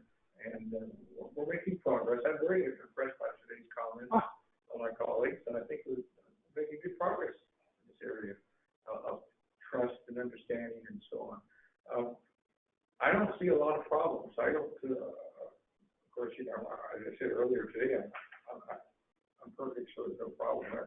But fact that, now, are you making a motion or what? Are we supposed to vote on that or? He said, anyway, we really do seem to be making progress in terms of trusting one another and understanding one another. That's the big thing. And I'm very optimistic on the future as a board. And knowing President Williams as I do, there's a part of him that's saying, part of the solution is me. Part of the solution of this is I just got to let some of this stuff go. And I'm not quite there yet. Don't you love that honesty? I mean, that's how you get better in life. Self-awareness. When I train Lexus now, we never train on sales training anymore. That's old stuff. We're training on emotional intelligence and how to work better with other people. That's what great salespeople do. Integrating new people into a board is oftentimes overlooked, the importance of it. And you bring some really great experiences to it. Progress being made? Progress being made. I don't know if I bring great experiences, but I definitely bring a change to the board. Tell us about that. So change in, I mean, is this your first in-person meeting? This is my first in-person meeting. Wow. I've met other people. Over the years. But you've never met in person. I've never met in person with this board. I've never met in person with, no, I think I have. No, I have not met Michelle. I mean, I was calling you Jay Michelle. I've never met you. No, I never met Michelle, and I did meet the other staff members here. No, we have not met in person, and we have come together at a time where we are stressed, not because of this board. That's a little bit of BS. We live in a very stressful environment because we've been living under this COVID threat for the last year. Okay? And it is a difficult environment to cope with. It has forced us to change our lifestyle. That doesn't settle well, and it manifests itself in other ways. I think some of the undertones of some of the comments that have been made may have something to do with that. But I'll go back to change. Yeah, because I'm going back there. I'm a change agent. I've Okay. always been. I always will be. I think change is good. I think you got to look at things and you got to be willing to upset the apple cart. So, I'll put that on the table. So if I'm a board member or I'm a staff member, especially one who will frequently be at meetings and hear you, I need to know right up front that your style, you're most comfortable with when things are moving in different directions, if it calls for out-of-the-box thinking, just because we did it 10 years like this, why can't we do it differently now? That's what we should expect from you. Absolutely. Matter of fact, Yeah. why, if you did it like that for the last 10 years, maybe There's a better way. there should be a better way to do it. So if I'm a staff member and I'm bringing a report, I might want to even say, one out-of-the-box idea, if we wanted to do it differently, could be this. And you go, wow, they heard me. So the message from this is, that's just who I am. I'm a change agent. I look at things maybe differently than a lot of people. And that's on me. That's on you, right? Yeah. That's him. One of you said it's not personal. Yeah, the minute you can start realizing that this isn't personal, life will be better. I mean, I've been to too many critical events, from earthquakes to plane crashes, seeing FBI agents picking up body parts. I mean, I've seen too much to ever worry about what people think of me. I do the best job I can, but I go home and it's like, then I have to live with Stanford 4.2, and I'm Valley College 2.2. That's a 6.4 family GPA. I just had it. Legal counsel said I could do that, so that's what I do. But it's important that I know that about him, because he's probably really high revs. Like, let's go, let's do it differently. I don't care if we did this before. What do you mean you want to talk about your historical, achievements? It's 2021. We're coming out of a pandemic. Let's not be behind. Let's keep moving. Just hearing that, if I'm a staff meeting, I can relax a little bit. Because you're making me nervous. Now I'm less nervous. I'm just being honest. That's what I'm here for. Yeah. No, you go on to the president. Yes, I came along in leadership training in the 90s. I think that's when I had to re-engineer myself, because leading out of the engineering and more into leadership. And one of the things I learned that we have to be very careful how we measure change, because all change is necessary for progress, but all change is not necessarily progress. So we have to really be careful how we measure change. He's going to say that. I agree. I think that's really important that I think all of you have that entrepreneurial gene. That change agent. Can we do it better? But let's do it, let's not, if we're building nuclear reactors, let's not say, hey, let's start having staff meetings by all these nuclear reactors, because they'll be different and changing. So we've got to be careful that our ideas are still within the vision, the mission, and the strategic plan. I think that's important. That's why having new members part of, and thank you for bringing this, having new members part of the strategic plan can minimize unnecessary risks. But yeah, I'm all for this. Let's make West Basin another level. And I don't know what your image is, but it may not be as rosy as we want it to be, and there's other things we can do to get there. Madam? Yeah, I was going to say that I'm not sure if the objective has changed. I think the objective is bringing diversity of thoughts and perspectives to the discussion so that you can make a good decision. So I think, Director Alvarez is right. I mean, I like the thought that you have new ideas, or anyone. We all have ideas about whatever we're talking about, but I think the objective is to make sure that difference of perspective is in that conversation, so that when we do make a decision, then we have all thoughts, right? So I think for me, that's kind of where I see new ideas and new perspectives and so forth, because we should. And that's when I talk about diversity, it's not always about diversity of bringing other cultures in. It's about diversity of thoughts and minds and perspectives, and all of that should be part of the conversation. But I do want to go back to a couple of things I heard from my fellow board members. Director President Williams mentioned he wasn't quite there in terms of letting things go, and then I heard Director Houston use the word vendetta. I believe that was one of the words, which is troubling. You know, that's very troubling because that means that's still there and it's there with him. And so I don't know what the solution would be, what the next step would be, whether it's, I mean, I think you can come like, you know, one-on-one or one-on-two counseling. I don't know. But so you have to worry over there as a kid. No, because you heard two people say that, right?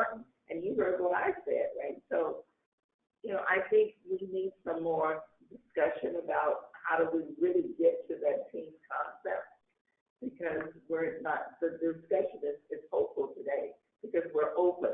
That's the good part of the discussion today. We're open to, you know, being better, right? Getting better. So that's the good news. But how do we really get to that point to getting better, right? So I just want to leave that. I have to leave. I apologize. I have to leave now. But I will be back. Okay. But I just want to leave you with that thought. How do we get better? Yeah. And part of it is thank you for your honesty. Thank you for honesty. Thank you. I mean, by sharing. I want to just express something. It is okay for everybody to, us at times, work at odds with each other, because that forces you to think of how the other people are thinking in order to deal with it. And one of the things that we find out is that we can all be working at cross purposes, but as a whole, the ball still keeps going in one direction. So inside the ball, think of it as a bunch of atoms, and they're all bouncing around and hitting each other. And that's okay. The ball still keeps going. That's physics, man. It's not an engineering concept or what? That puts you in the ER. Thank you, Director Alvarez. But your message is that we. I get beat up. My head gets beat up.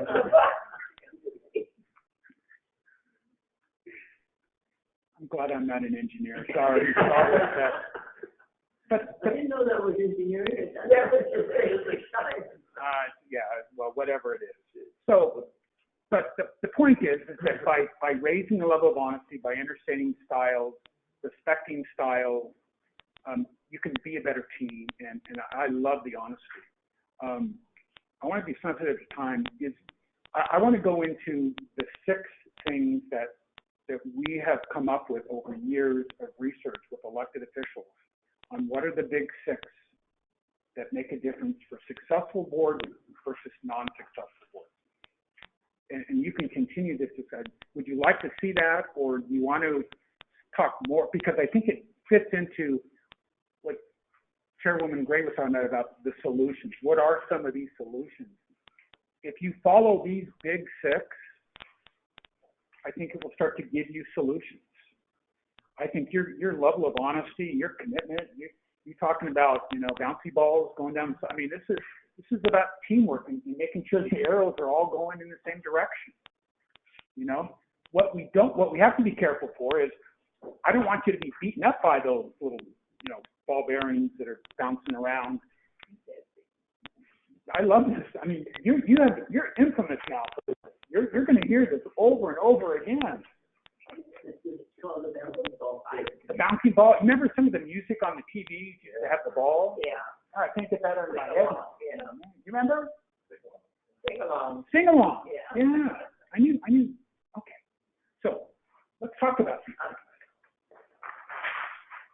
Here's the big 6. After years of research, talking to elected officials, creating a vision, and many of you talked to me about visioning and how important it is. Ensuring results. You've talked about that. Let's get things done. Director Houston says, it's exciting when we vote, and let's go get it. Great boards have told us that ensuring results really make a difference. Developing great strategies, vision, mission, strategic planning. Where are we going? How do we get there? What arteries are clogged? You know, what is our outreach plan? What is our program planning? You know, how are we educating our communities? How are we helping our districts? Inspiring members. Excuse me, your job is to inspire each other? Yeah. Yes. Yes. You're an inspiration. You're history. I mean, you go, I mean, tell history. I mean, his resume, right? I mean, seriously, what an honor to be in front of you, talking to you. I should be in the back room, you talking to us. But inspiring members. I mean, great leaders inspire people. They're motivated by people. I was inspired by him when I came on board. What did he do that inspired you? It was his openness, his energy, his communication skills. He was there. And he was young. And now he's not. Now he looks 80. Seriously, I'm just being honest. He looks really old. I thought it was Zoom, but then when I saw him in person, I go, no, it's not Zoom. He really is old. Not compared to Elizabeth. Right. But see, inspiring. See, these are from your colleagues from Southern California, from Los Angeles, Riverside County, San Bernardino County, Santa Barbara County, San Diego. We have 30 offices. We spent years in a 1.3 million figuring this out, and the assessment's all online, so you can find out, am I doing these things? Validated, reliable. The legal teams at Metropolitan love the assessments that we use because they're used for hiring, they're legal. This isn't psychological, it's about business. Creating a vision, ensuring results, developing strategies, and inspiring each other. You know, all of you inspire me. And when I get to speak to you, you inspire me. Here's my idea. Here's where I want to go. The planning to bring you all together.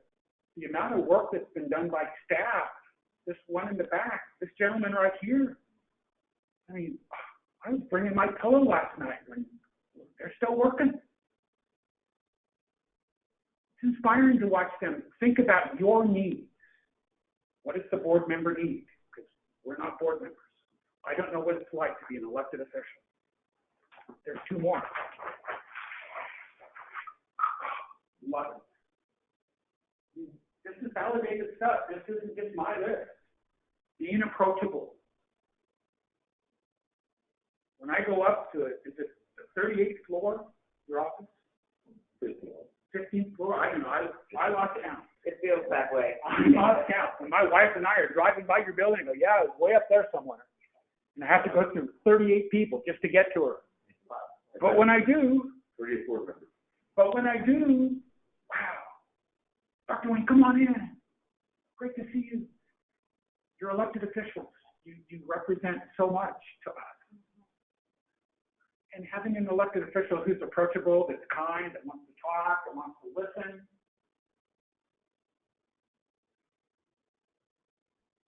Mentoring. You're mentors. You should be mentoring to the staff, mentoring to each other. Be a mentor to your district. These are the 6. You could literally go online, get this amazing, 30-page report that will tell you how you're doing. It's the best leadership developmental tool I have ever seen. I'm biased, but there isn't anything close to it. If you want to develop future leaders, this is it. New board members, this is it. Because this is about you, and it will give you feedback on all of these areas. And people who have done it, we just launched it not too long ago, they're overwhelmed with the success that it's having because it gives you feedback. Be careful. If you're not open to feedback, if you're not open to change, you don't want to do this.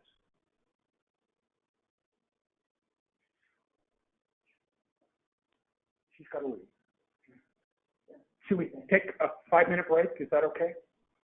Yeah, we're way off on the agenda. We skipped a little bit, but we'll be back shortly. Okay. Yeah, let's take a few minute break. Earlier you said we have 2 million people. 1 million. Oh, 1 million. That's under what we thought about. Yeah.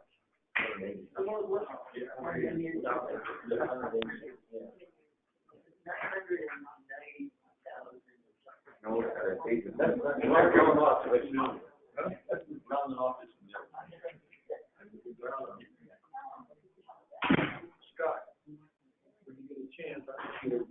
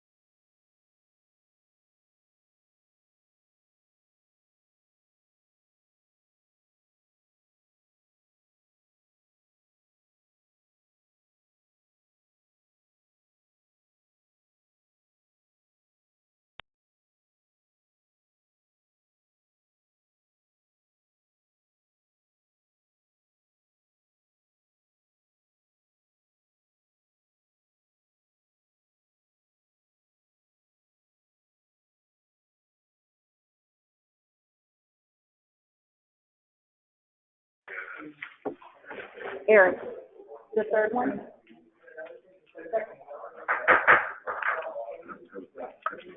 Yeah, that one's good. Is it Come on, that one? folks, we're going to reconvene here. Yep. I agree.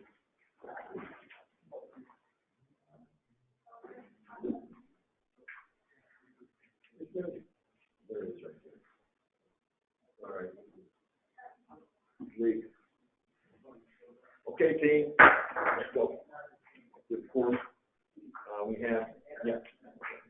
He's back there. We have a form.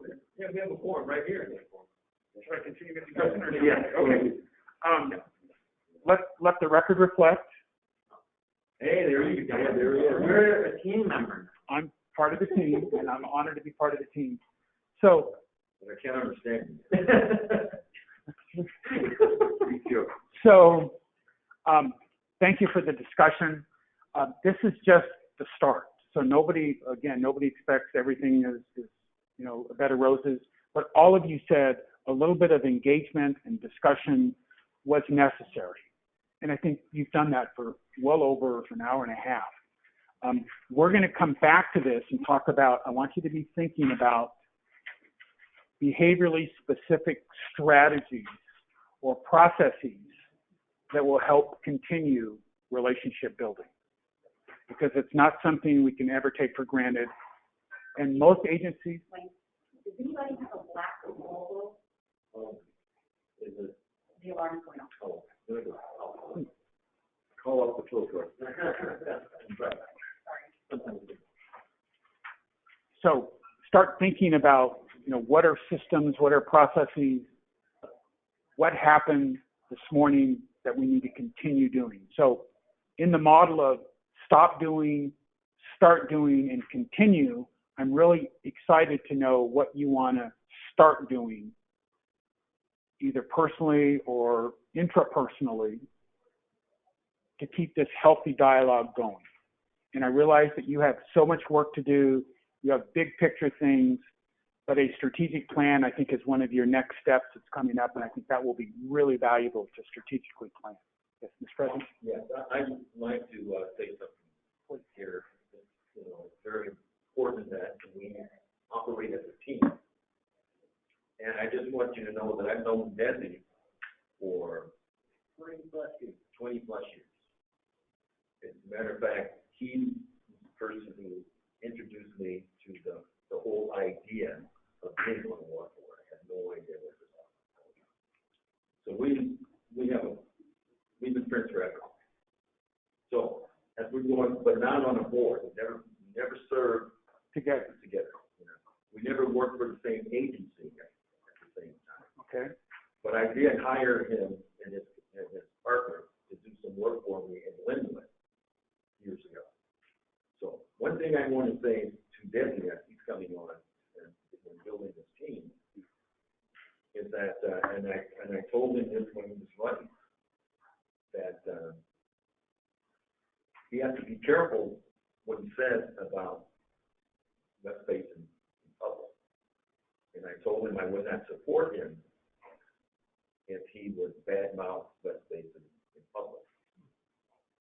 Well, whatever he did, he got elected.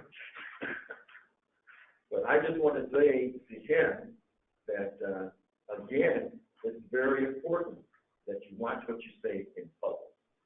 Because when they hear you speak, they hear you even though you're not, you haven't said that you're representing, you're speaking on behalf of West Basin. But when they hear you speak, say things, they assume that you are speaking for West Basin. Not only does the general public feel the same, but the staff groups you say stuff, they feel that you're speaking for the board. So again, I just want to say to all of us, you have to watch what we say in public. That's all. Thank you. I agree. Okay. Yes. Can I just ask a question? So what can we say or how should we say it so that we don't come across the wrong way in a public setting? That is, but I think you're not supposed to do it.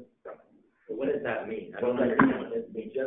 you have to have judgment on your side, that, the only time that you can speak for the board is that when the board has given you the authority to do that. So you can say whatever you want to say, but you have to say, I'm not here speaking on behalf. Okay, well then, So that disclaimer up Okay, front. right. yeah, Right. so that's actually a good point, and I would understand that, because, yeah, I know that individually, we're not out there speaking on behalf of the board unless it's something the board's taking action on, maybe we're doing a presentation, and let's say it's going to do X, Y, and Z, but obviously, we can say certain things in our own opinion, our own stead, and I'm not talking about, we're going out and bad-mouthing the district or something like that, or even bad-mouthing the district, but we do have the ability to express our opinion. Absolutely. The only thing I'm saying is that if there's some judgment there, and you know that, I'm speaking, these are my thoughts. There you go. Okay. In my opinion. Sure. I think. Gentlemen. Yeah, but you want to say that, maybe you're going to say this, but also cover the disclosure, kind of the statements too, as we go to the market, how those can be interpreted. If you say, maybe just instantly about our financial state, might be a personal opinion that we're not as strong as we should be. But Steve, you can cover that. Yeah, Yeah, in fact, I'm You're gonna, gonna do that later, right? Well, I do have some of that covered, yeah. Okay. yeah, please. So you can go on and still come on with it's time. Correct. Well, and I think it's a perfect lead-in for your legal counsel, because I think you both bring up great points. And I think your overarching message is, things are so public nowadays. Everybody's got a camera. Everybody's got social media, that we just have to be more careful, and because things can be taken out of context. But I think the self-disclosure up front that, the board hasn't voted on it, this is my opinion, not the board's position, those kind of things can be helpful. And then some of it's just common sense and personal judgment, right? It can come down to that. So with that, when we exit, we're going to be talking about this relationship and where you want it to go next, and what kind of strategies we can employ. And with that, Esquire, you're going to dovetail what Mr. Houston said and Ms. Gray said. So please. I do like being aggressive. That's quite, I should be wearing a robe or something. Yeah, I just wanted to, first of all, say thanks for the opportunity to have me participate in this, because I think it's important for me to be your counsel to get a sense of what's going on. And also, it's great to see these faces again. I was listening to like a social scientist talk on the drive down this morning about seeing people again, that as a species we're wired to look at people's faces and interpret. And so for whatever, a year and a half, we've all been figuring out if someone's smiling or frowning at us, But I just wanted to revisit, and Scott, you alluded to it earlier, some discussion we had that it was a virtual meeting. We kind of raced through some of the concepts of the role of the board versus the role of the staff. And I just wanted to do a little refresher and revisit that, and hopefully with Dr. Wayne's help, perhaps generate some discussion in that regard. Because basically your structure is, of course, you guys sit at the top as the board members, and then I always think of it as a big straight line, and then a triangle that descends below it. And there's this little appendage that comes out that's me, that's your district council, that doesn't manage your staff, that's answerable to you. But at the top of that pyramid is your general manager. And, I think I reviewed last time some language from independent California Institute for Local Government and California League of Cities. They had some kind of guidance on this. And, the board is charged with the big picture decisions that the district engages in. As the elected officials, one of your charges is to get input from your constituents and then translate that into policy that the board's making to, adequately represent your constituents. And so when we look at it, the big decisions you make, of course, are your budget, how the district conducts its business, your capital plan, and then establishing district policies. And of course, that's manifested through your administrative code. Right? You take your legislative authority and delegate it, and that kind of evidenced in the district's administrative code. That sets forth the rules of operation. There's a statutory background to all of this. You're a special district formed under a specific statute. It's the Municipal Water District Act of 1911, and that's our organizing statute. That's really what the authority and the organization that the legislature has delegated to the agency. And there are some kind of essential provisions of that, including, it's all in California Water Code 71,000 at SEC. It all starts there. And there's some general provisions about the board that the board kind of essentially doesn't use this language, but it says eventually the board is responsible for the operations of the district. It also says that any executive or administrative tasks can be delegated by the board to other officers, meaning general manager, general counsel, and even some other officers like secretary and treasurer, et cetera. So you have this delegation structure, right? And then you have a specific statute that talks about the general manager, and that talks about the general manager having full control of the maintenance and operation of the district and its facilities, of the waterworks system, with full authority to employ and discharge employees and prescribe their duties, fix their compensation. And of course, that's not in a void. That's of course subject to board oversight and board approval. So that's the California statutes that establish how the district runs. And then you have the district's administrative code, which of course you've adopted and you revise on a somewhat regular. It's an organic document that has to be changed. To deal with changes in the climate and changes in the district management issues. So, but we still have a longstanding provision in the admin code that the board shall provide guidance and instruction to the general manager at public meetings.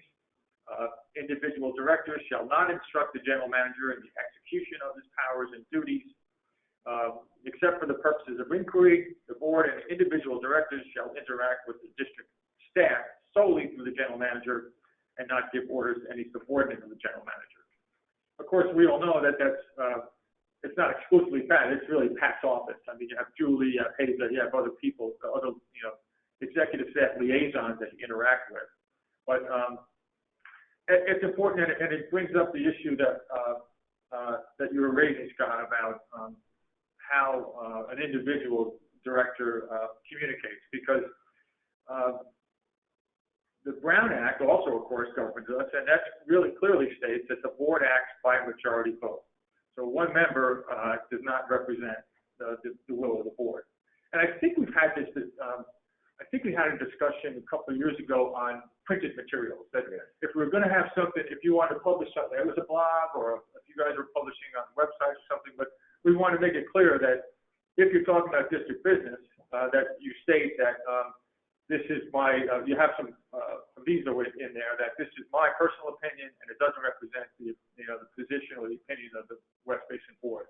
So we want to make sure that's clear, because that whole aspect of a director making a statement in public that it involves the district's business and it's not clear, it becomes a little fuzzy. And we had a meeting recently with bond counsel about, post 2008, there's much more stringent disclosure requirements with regards to financing. And their advice to us was, and to convey that to the board as well, that you really need to be careful about statements made, because if you're a board member and you're making a statement in public about the district's financial situation or the district's prospective financial outlook, that can be interpreted by a member of the public as a position of the board. And if it's at all, if it deviates or is distinct from our official documents, which is our official position, as it relates to this financing, that could run afoul of the disclosure rules, because the disclosure rules for financing now are very specific. As with prior financings, we have to generate a statement, a large document that I'm involved in, that your bond counsel is involved in, called a preliminary official statement. And that goes out to the investor community, and it tells them who the district is, what the district's history is, what its operations are, what its finances are. And that's our official statement about who we are and why you should buy our bonds, why we're a good agency and a good investment. If there's statements outside of that or contrary to that, that could be interpreted by a potential investor, that could be a problem. And Margaret, am I capturing Doug's discussion on this? I think that's what the fear was. And, as well as, that's in the financial world, but, in the operations world, if you make a representation to the city of Carson, hey, we're gonna build that recycled water pipeline in your street, and the board hasn't taken a position on that, that creates an issue. It creates expectations. And within the district, we have the same issue. If there's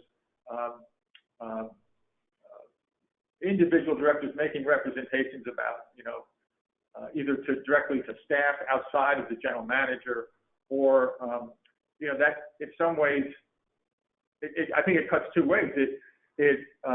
First of all, it would impugn your general manager's authority, right? It weakens his authority because a staff member seeing that he or she's getting direction from a board member who's running around the general manager. Or also, if the general manager is tasked with doing something and the director is telling him how to do it, then it really kind of lets the general manager off the hook, and he's not really responsible to you guys for enacting the policy that that you told him to enact. So it's important that you maintain that respect and respect that boundary. That was kind of where I was going with this. It is a bit of a refresher on that role, that boundary that you have. And, as general counsel, I occupy a little bit different position because I answer and I take my direction from 3 votes from the majority of the board or from the general manager. And so, but I know some issues come up that are legal in nature and sensitive in nature, and I get direct calls from board members on that. I think that's fine.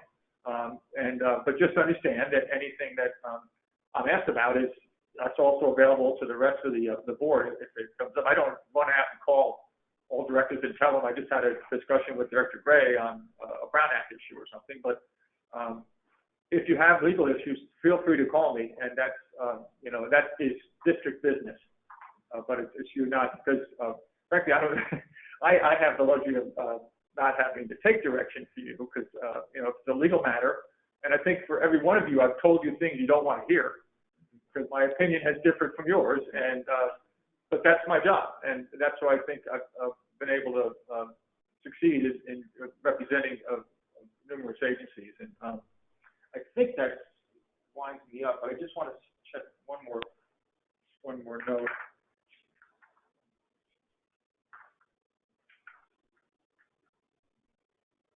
Oh yeah, the last thing is,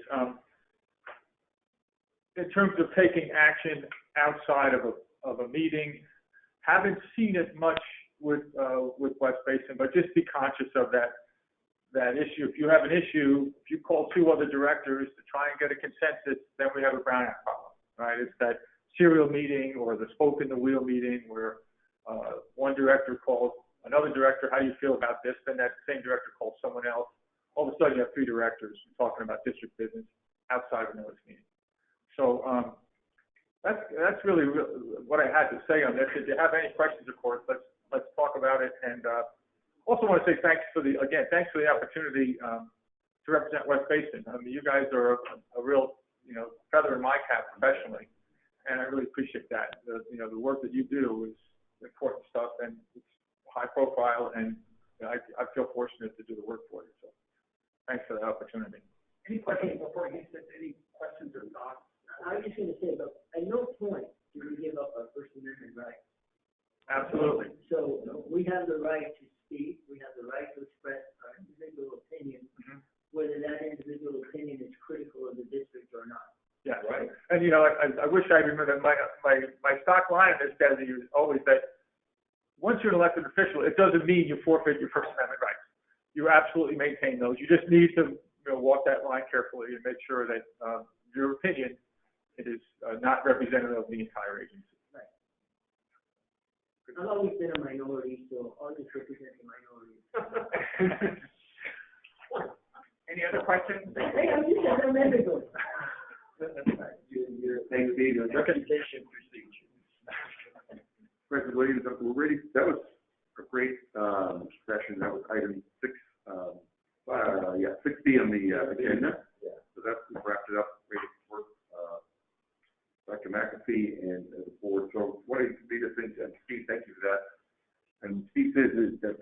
call me, it's not free. That's the only turning joke. I had to throw that in. I get that all the time. I was told, how come there's necessary, I'll skip that right now. We're be safe. So, water supply reliability.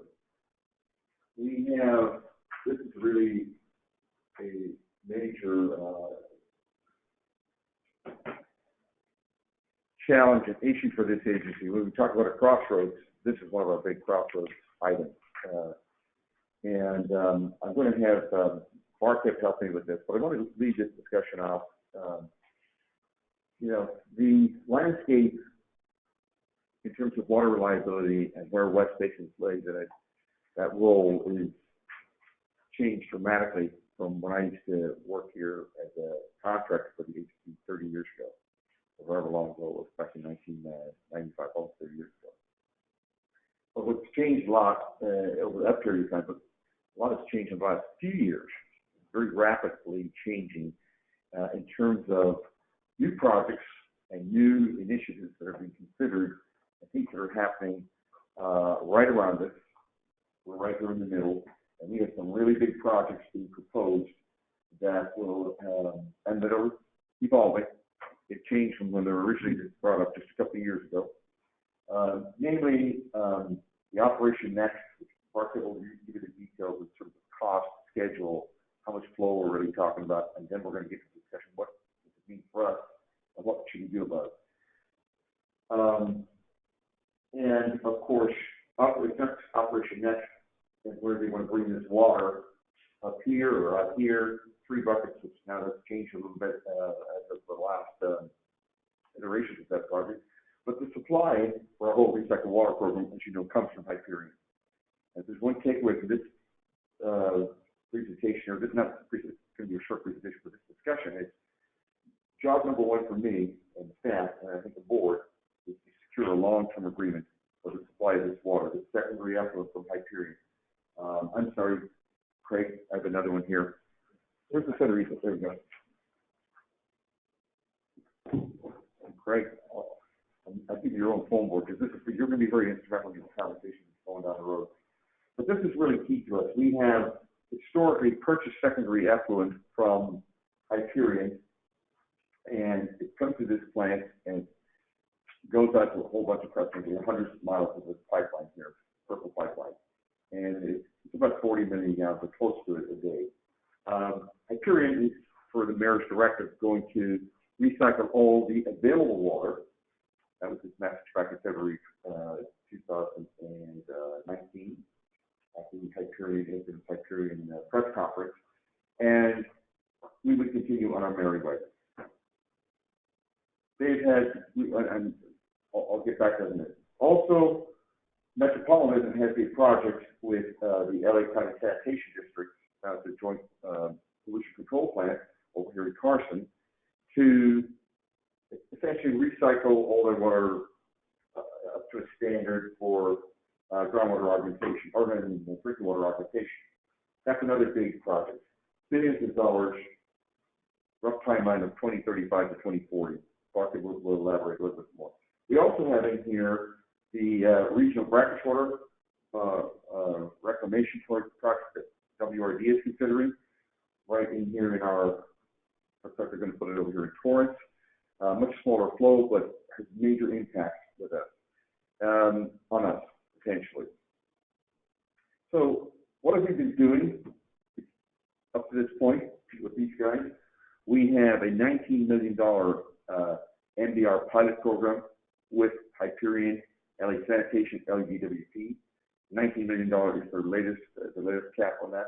We've been doing that for 2 years. So we've been working with the city on improving water quality and giving us a guaranteed amount of water from Hyperion. You guys are, Scott, you have a puzzle? No, well, I think we should be clear though, $19 million, is that us putting $19 million into it? It's a 3-way partnership. Okay, no, it just, that needs to be very clear. It's not just us. No, it's not just us, but it's So we have a portion of. a big portion. It's a big commitment. Okay, Yeah. cool. No, And just to clarify further on that, 19 million is the latest ask. It started off with 14 million, and I don't want to extend the schedule for the program and increase the budget. But so when we were at the table, and we have a long-standing, very good relationship with the city of LA. We've been purchasing water from them, we purchase power from them, we sell them recycled water, and we buy secondary output. But this represents, and we do have this MBR pilot study, and that study is a big program to give us better water quality and guarantee our water supply into the future. Recently, of course, when I've been talking to Mr. Harisick and Mr. Salvador and Mr. Adams quite extensively recently, and then we formed an ad hoc committee with Gloria and Director Alvarez to meet with them. We've had some pre-meetings and one big meeting with them just a couple of weeks ago. Jesse participated in. So we've had a lot of dialogue, but there's a lot of change going on here, right? That's one. What have we been doing with the regional recycled water program in Carson? That's the MET and LA County Sanitation District program, 150, 160 million gallons. I've signed an LOI with Metropolitan. The board approved it the other day to talk about how, if they move forward with this, how that might impact us and how we would work with that water that would become available. Can you guys see this? That would become available from this project if and when it's built. I can say that about both of them, somewhere in the 2035, 2040 time frame. I'm taking some of your senators, but Mark will elaborate. So we're talking to them, and I've also been talking to Robert Ferranti, who's the general manager, a good friend of mine. He's the head of LA County Sanitation District, and how he sees it, this program moving ahead with MET. And of course, Parker has been talking closely with the chief engineer, Mr. Bednarski, over at MET and his team. So they're very early on in their stages of development, but they can mean an awful lot to us. The landscape is changing. As far as regional water, the brackish water program, cleanup program with WRD, I've been involved in workshops, which went in hiatus about through the pandemic, on this program, which is getting closer now. That's this. Scott has asked me for the latest report. Scott told me that he wanted some light reading.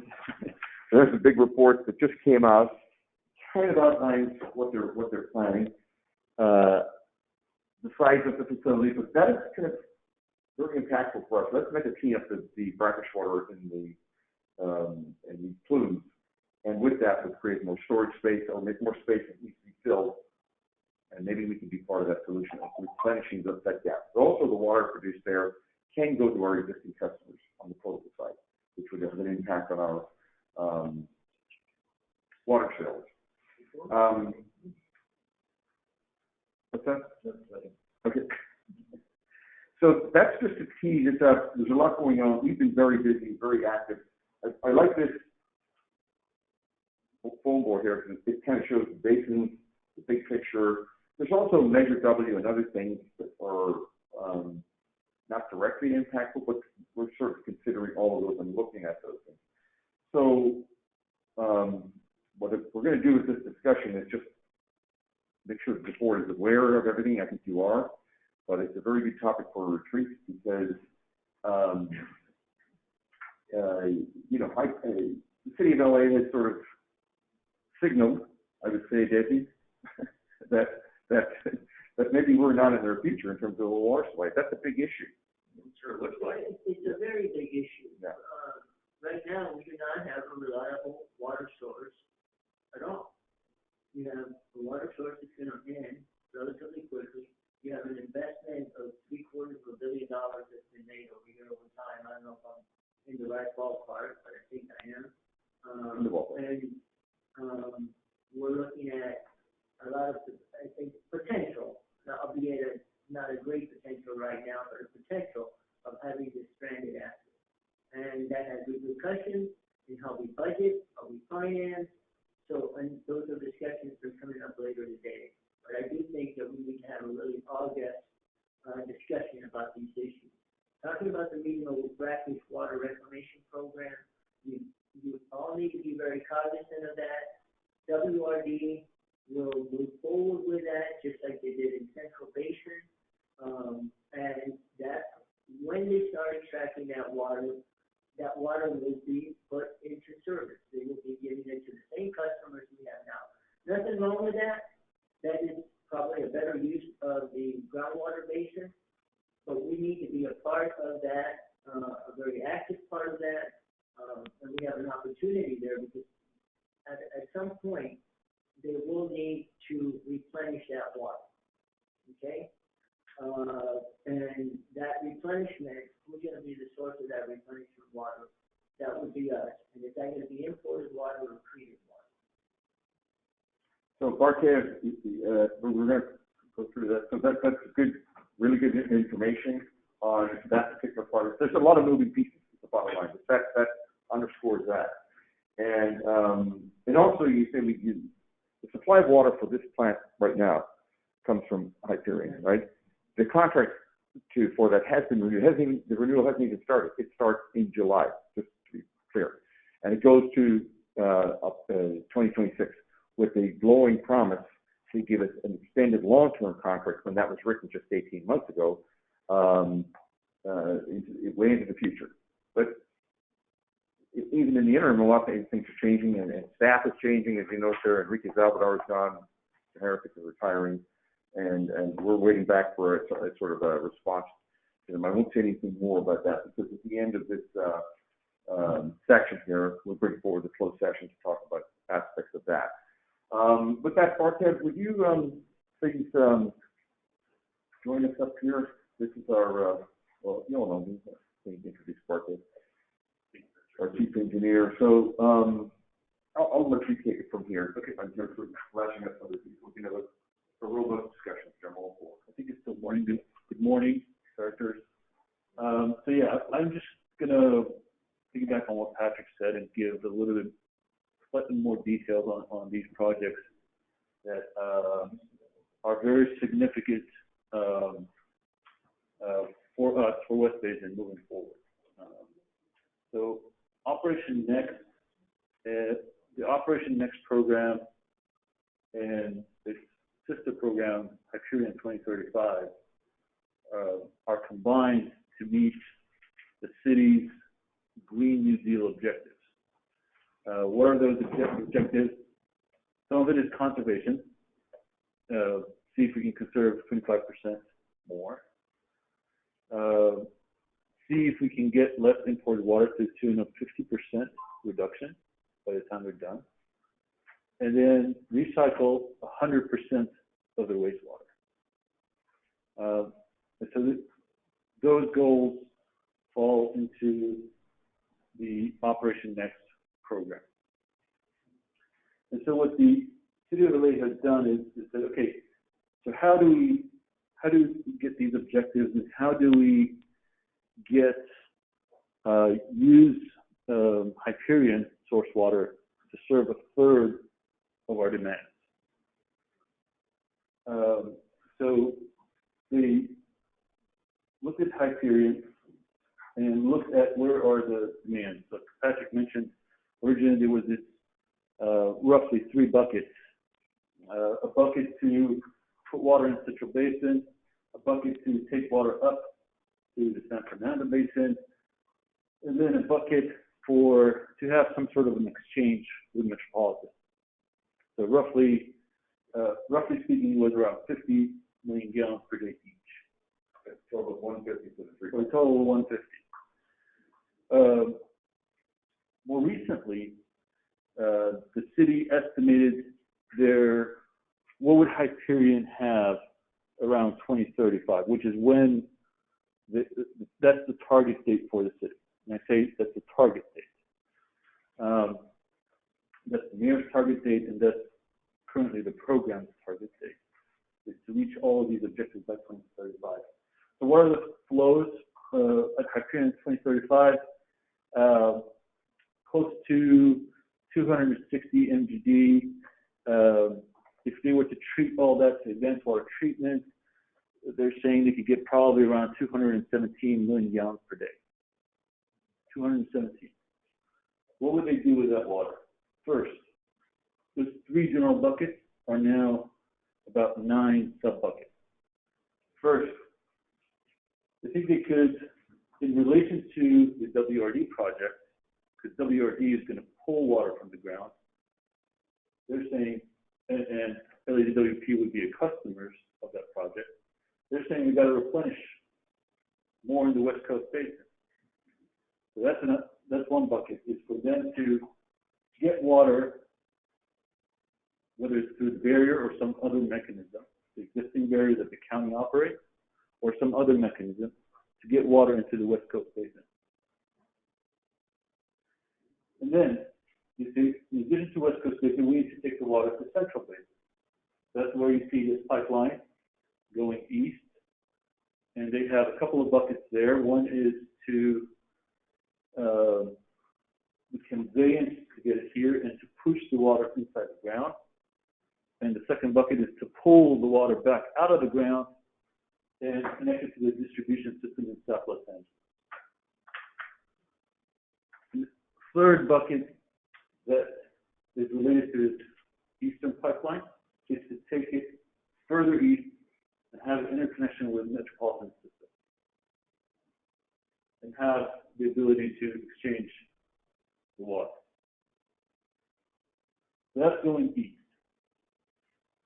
Then the other buckets are related to taking the pipeline up north to San Fernando Basin, whether it's to their spreading grounds up there or to their own treatment facility that brings in LA Aqueduct water, or to have an interconnect with Metropolitan there with the Metropolitan Jensen plant. We have the Jensen plant right next door, right? Yeah, right. And so those are the objectives, their objectives at this point. 217 million gallons per day. Let's see how we can slice and dice that to take the water in different directions. Their estimates these days are approximately, I think, between $3 to $3.5 billion just at Hyperion. That's the Hyperion 2035. That's just converting the plant, treating all that sewage, and converting to advanced water treatment. $2.5 billion. Another $11.5 billion to build all this conveyance, pump station, pipeline, all throughout the county. So total combined, roughly around $15 billion. Operation Net. Then comes the Regional Recycled Water Program that Metropolitan is conducting with the county. Metropolitan is also looking at producing around 150 million gallons per day. 100 million gallons per day for their first phase, another 50 for their second phase.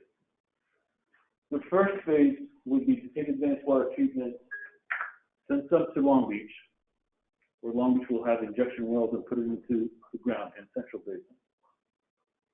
And then move further east and north to the Montebello forebay, spreading grounds there, and then further north to the Santa Fe spreading ground. That is the first objective of the program. Their phase one, if you will, which is targets are around 2032, 2033 on when that could be complete. And then they have the second phase, and right now it's in second phase, but it could be moved up or down in the future, is to send some water to industrial customers around the plant, as well as into the West Coast Basin as well. Similar objective as Operation Net. Also, potentially moving some more water east to Orange County. Those are, right now, they're in later phases. That's Metropolitan and the county. Where they are at right now is They're gonna look at CEQA documentation. They're gonna look at alternative sites, and do some analysis. What I just add to that, so I was talking to the general manager of LA County Land District last week, actually this week, to get the latest update on that. They're just hiring consultants. They have a demonstration pack, first of all. Well, there's a lot of you there for the groundbreaking event. So that's ongoing to test out the technology. And they're hiring consultants right now for the environmental work, and also to sort of refine what the treatment, really the preliminary design might look at, because what they thought they were going to do is a little bit different. And this is just to give you an example of these things involved. The county is very concerned about the brine that's going to generate, and how that's going to drive the outfall, and their own current compliance under the NPDES. That's just not, and that's a lot of water. So when you hear big numbers like there's 200 something million, a lot of that, portion of that is going to end up being brine. That brine needs to be diluted to be compliant with the big regulatory. But what it does is it pares down the amount of water you really think you have to work with. And then the other part of it is that there are what we call diurnal peaks and dips. Okay, so there's not the same amount of water. We're talking about average flows. So we're talking about the average for the day. It could be 150 at night, and it could be 350 at the peak of the day. You won't always have the same amount of sewage to treat. So how do you? These are all technical. They're big challenges. What the reason I'm bringing it up is the more iterations as they look at this a little bit more closely, the amount of water available generally drop down, and the implications of the permits for Hyperion and LA County and LA County have to be taken into consideration. Their job number one, like Robert Ferrandi said to me, my biggest concern is LA County sanitation district meeting wastewater discharge program and collection of the sewage. Don't lose sight of that. Everybody can deal with all that water is available. Let's just go run with it. And there's a lot of challenges with all of that. But anyway, this speaks to the actual amount of water that's really available, and that's kind of where they're at right now. And he's saying that probably by 2024, when they're done with the route, they'll be ready to go into, if everything goes according to plan, they'll get ready to move into full design. That's just around the corner. A lot of decisions have to be made in the year. Right. And Metropolitan is, the delivery method for this project is currently being considered, is design bid build. A little bit longer process than it's right now. That's what's in consideration here. It's worth mentioning, Patrick, that the similar concerns in our discussions with LADWP staff, there are similar concerns about the brine with them as well, about meeting NPDES, and so it's and that is generally the concern with any treatment facility in the area. I just want to ask a seemingly dumb question, but where is the water coming from that's being recycled into this project? Because we're hearing that the watershed for the Colorado River is looking like it's going to be going away. And we're looking at the watershed for the State Water Project going away.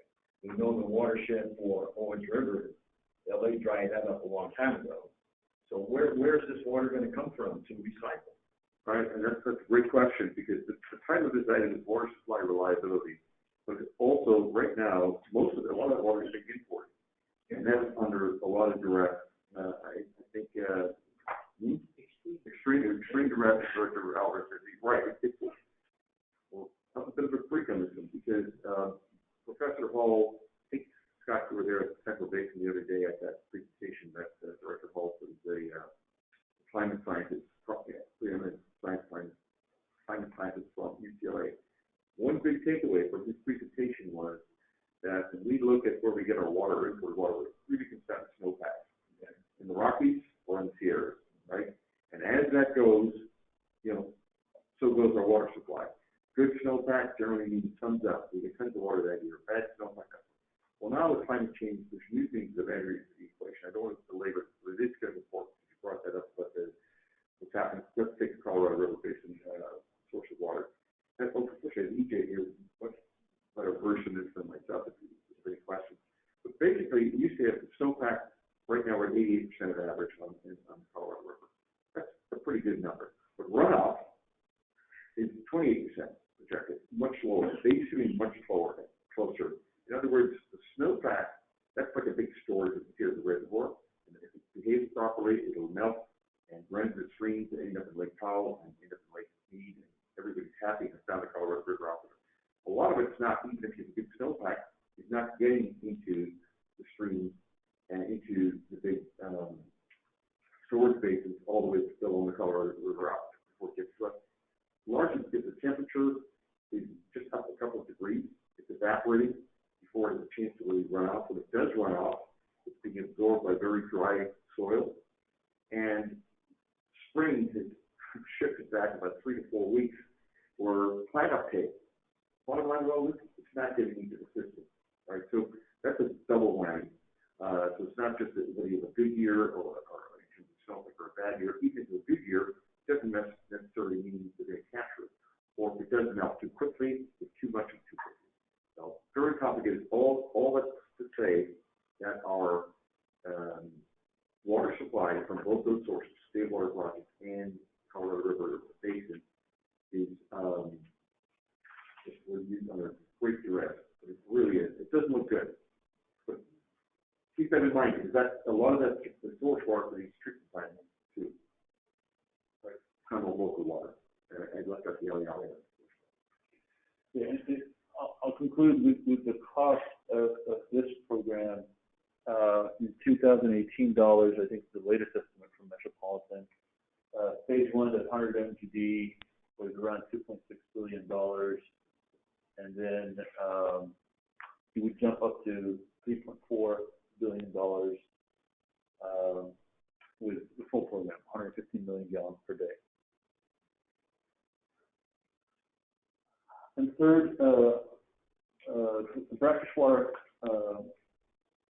reclamation program, WRD, is just one component of their Wind for All program that basically the objectives of their program is to use the groundwater basins more effectively, use more groundwater, store water into the basin, and have that as a reliable water supply for the different cities and communities.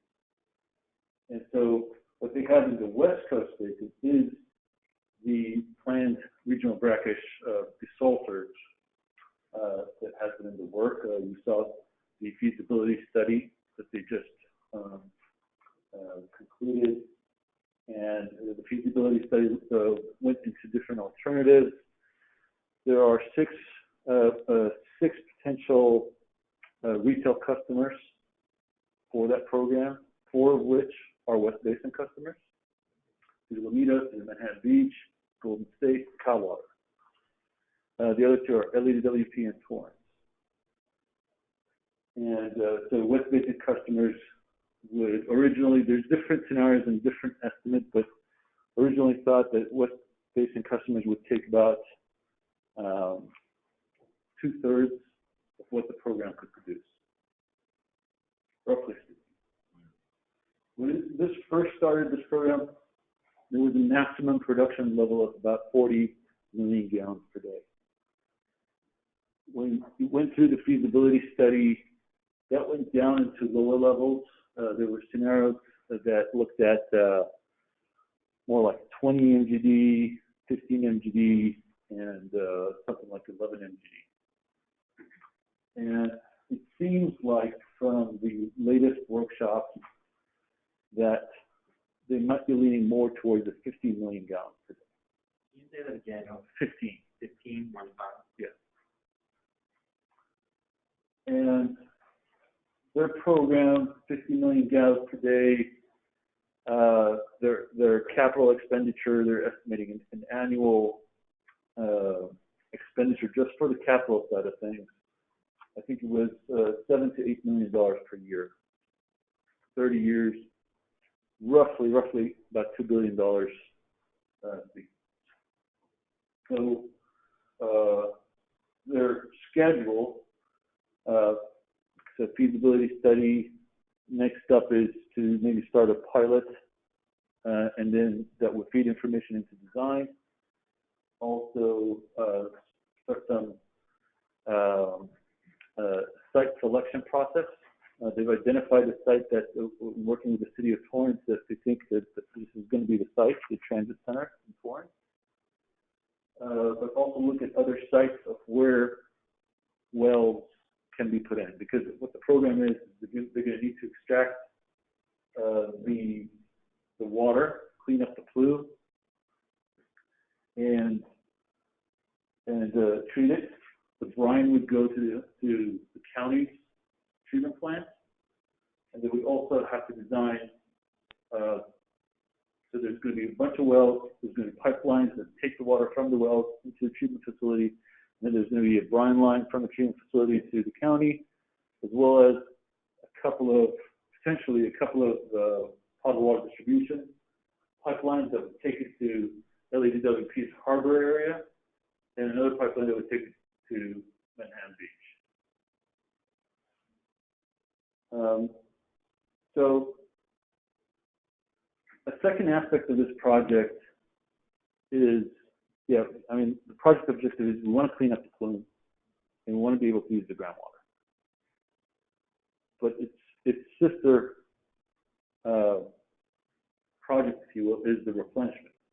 We need to replace this water with water coming in either from LADWP system or Met system or West Basin's existing system that's already doing it.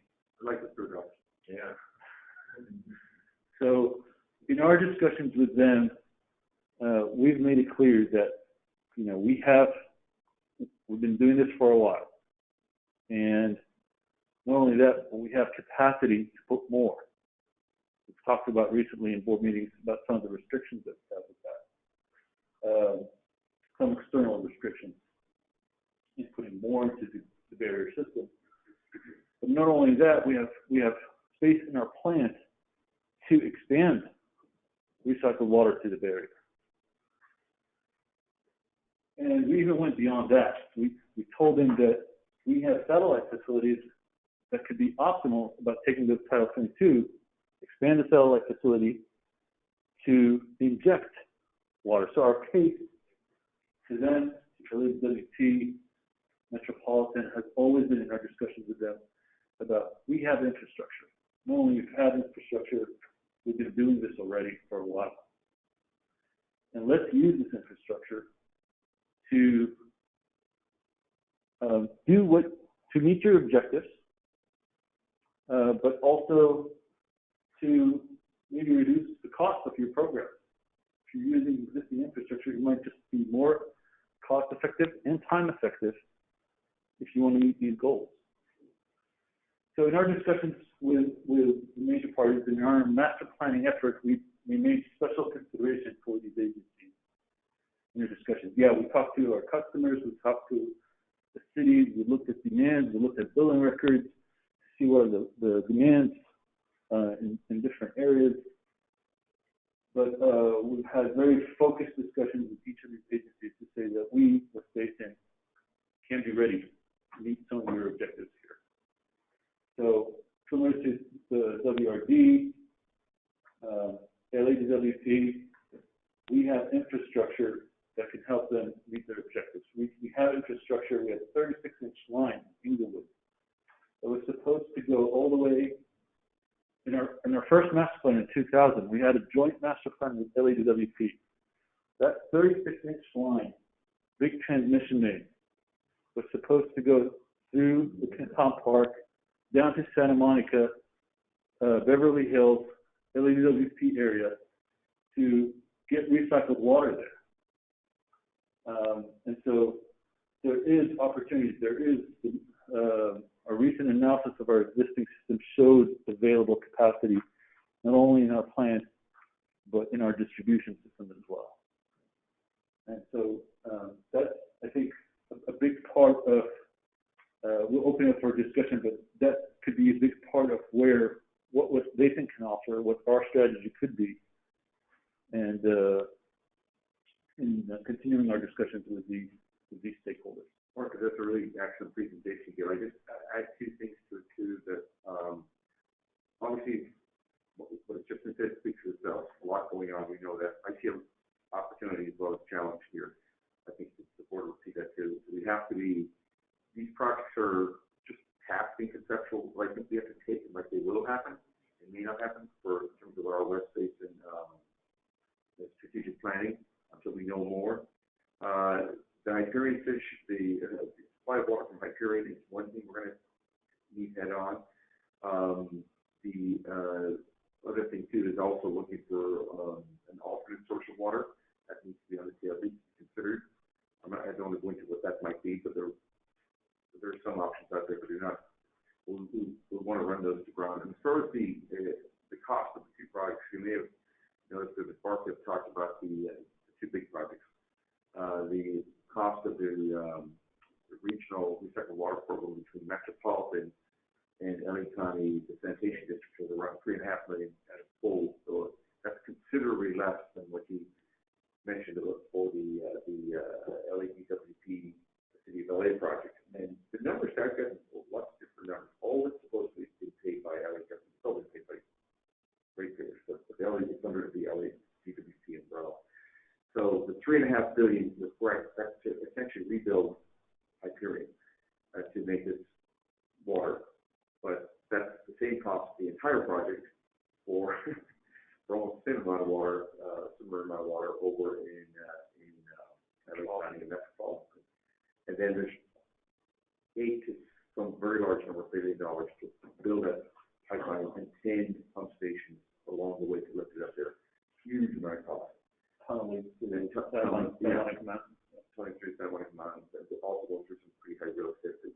Very complicated project. So anyway, I'm going to stop there. That's going to take questions and kind of understand. I think you kind of have bits and pieces of this. So this is kind of where we're at today, and we need to think about how we're going to plan for the next steps here. Any questions?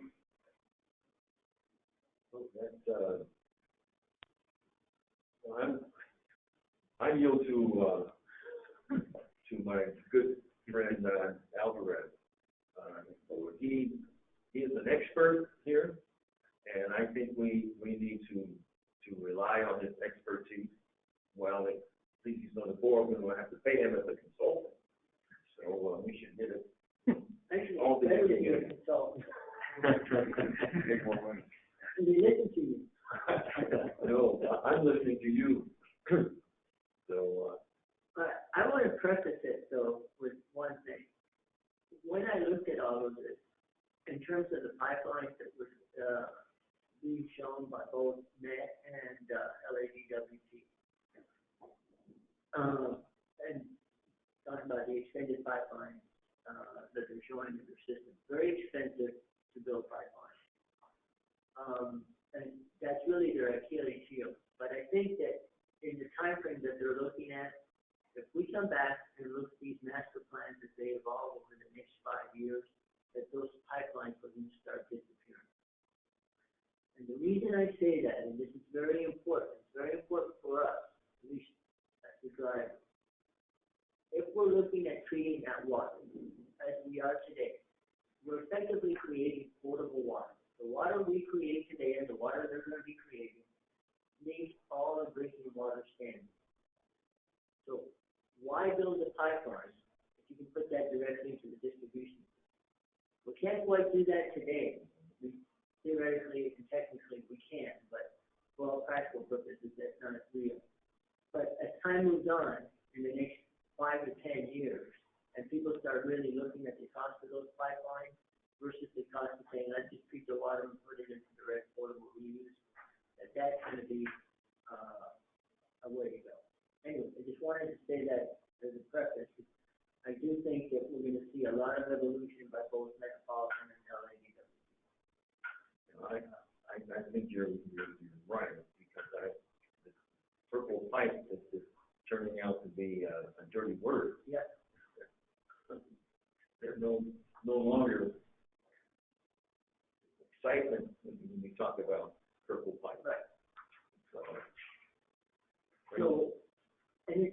so expensive, and there's better ways to do it. We've come to that realization. But coming back, to where we are today, we do need to procure a long-term water supply for both this facility and maybe looking at an alternate source of water. This facility can be increased in terms of the overall alternate capacity. And we've made investments in at least part of the system, primarily at the pump station, to get up to 90 MTD. But the reality is that we're probably never going to get there, and we don't have the water that we need. So I'd like us to, because, you know, you talked about earlier that WRD is talking to the city of LA to also look for augmented water supply. I don't think that the city of LA by itself is going to, at the end, deliver that. They're going to be too preoccupied with their Operation Next and modifying Hyperion, et cetera. But we ought to look at working with the Met and WRD to take some of the water from the sand district and do the treatment there. And two. Are you just talking about taking the product water from their review project, or partnering with Met to build a plant and recreate that product water. A separate West Basin plant? The West Basin. Or from the WD's plant? And West Basin, a West Basin plant. Right now I'm just talking conceptually. And then you got to think about what are some of the strategic relationships that would help finance it and make it more feasible, because we in the water business, we all love to compete with each other, okay? That's the reality. I've done it, you know, and others have done it. It's like, no, I want to do the projects, I want to control, et cetera. And at some point, then you realize that, you know, it might be better to partner. I'm going to get more out of it, et cetera. So I'm talking conceptually first, and then there's the nuts and bolts of how to get these things actually done. But I go back to the WRD, the Brackish Water Reclamation Program. They're moving pretty fast with that. And I again will make the analogy of what they did in Central Basin. And in Central Basin, it's ultimately built a project, and has changed the dynamics in Central Basin significantly. Here, there's a potential for that, not the same as in Central Basin, totally different bases, operate different, et cetera. But we can work with the WRD. To the extent that they're going to develop that project, they need replenishment for that water, above and beyond what we're putting in now through the barriers. And if that's going to come from anybody, it should be coming from West Basin. Yeah. All right? Because that is water sales that are going to go away. When they start producing that water, whether it's 12.5 or 15 MTD, they're in that ballpark. They're going to sell that water to the city of Florence, they're going to sell that water to the city of LA, but they're going to sell it to also our water customers, the same people that we serve. Okay? So in doing that, those are going to be water sales that are going to drop off. They're selling 103,000 acre feet a year. We're going to sell 90,000 acre feet a year, et cetera, et cetera. So let's increase groundwater pumping at the same time. If that can be shifted, and it should be, you know, it's a better way to use the basin. Going back to something you said, Harold, where's the water going to come from? At some point, you do need an external supply to keep everything flowing, because you can only recycle water so long. Every recycling pass, you lose a certain percentage, like Patrick said. There's a certain amount of brine that's going to go out, et cetera. You never reclaim 100%. Okay? So you need some. But the groundwater basin can be managed better. And there is natural replenishment that happens in groundwater basins, and then there's managed replenishment. Central basins, you get an example of that. There's a lot of areas in Central Basin. You look at the population that it serves and the amount of imported water that's used there, not that much. There's a lot of smaller population of West Basin. West Basin uses a lot more imported water in Central Basin there, because relies a 100%, not 100%, significantly greater percentage on groundwater. And that groundwater system in West Basin is not mimicked the same way, but the West Basin can be used better. So from a big picture, we ought to look more at better usage and participating in the development of that usage, because it's not very developed here, the groundwater resources in West Basin. But it will require more replenishment. That's where I think that we do need to look at our long-term water supply and then how we're going to deliver it. I like the idea that I think we ought to start thinking about. If you looked at our recycled water system, the pipelines that we have a lot of little pipelines.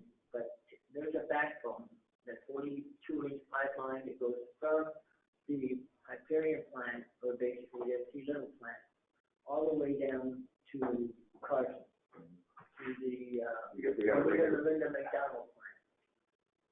Okay. There you go. Thank you.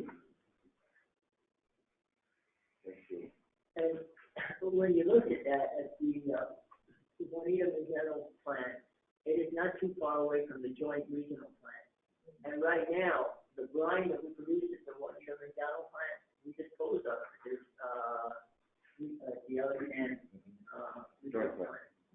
So if we build not that long section of pipeline, but take that facility that we have, that we own that, Juanita McDonald, that's not the 4.4 acres is our account.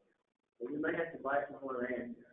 But there's an opportunity there, and we're going to be making an investment there, marginal right now in terms of capacity, but that we will bring in some additional water, and maybe that could be another 40 MPD of water or something to create there.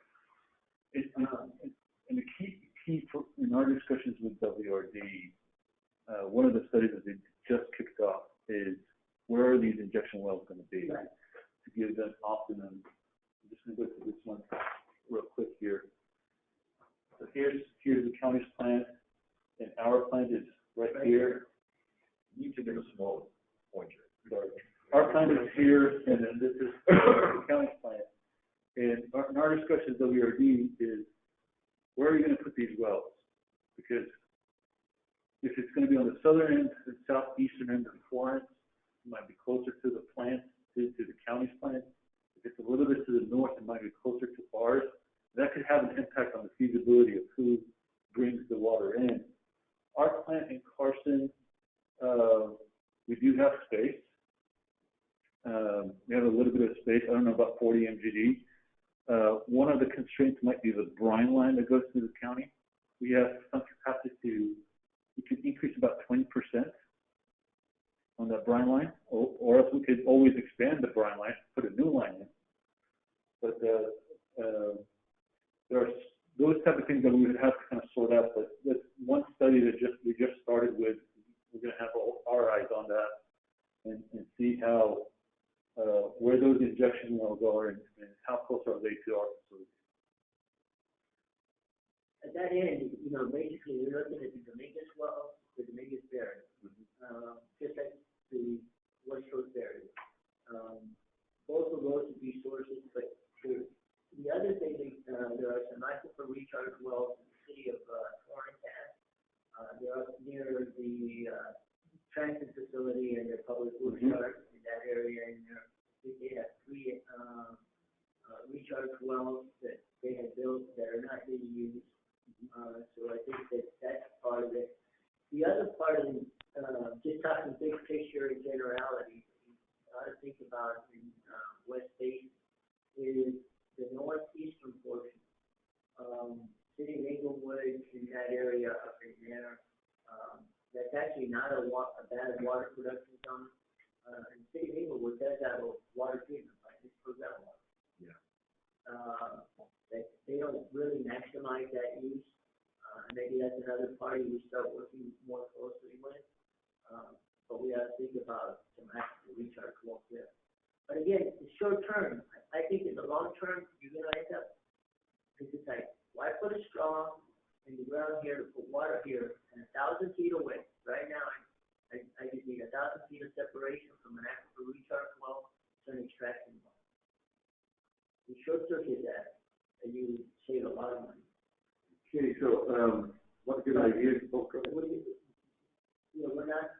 there yet, but I do want to have people think about that in the back of their head, because as you're making these investments, the key investment is in producing that water.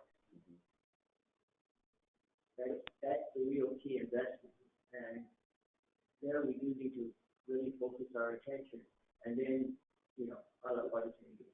So, if I may, I think that sounds like a good feasibility study in-house. It is, and also, I think we need to come back to this with a separate workshop. There's just so much, obviously, this is just the beginning.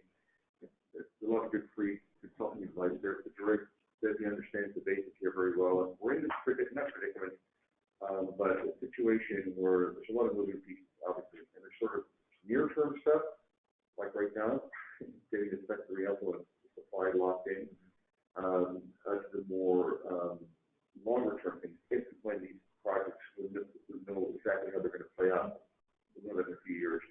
Before we play in 2035, where are the refineries going to be in 2035? Are there going to be refineries?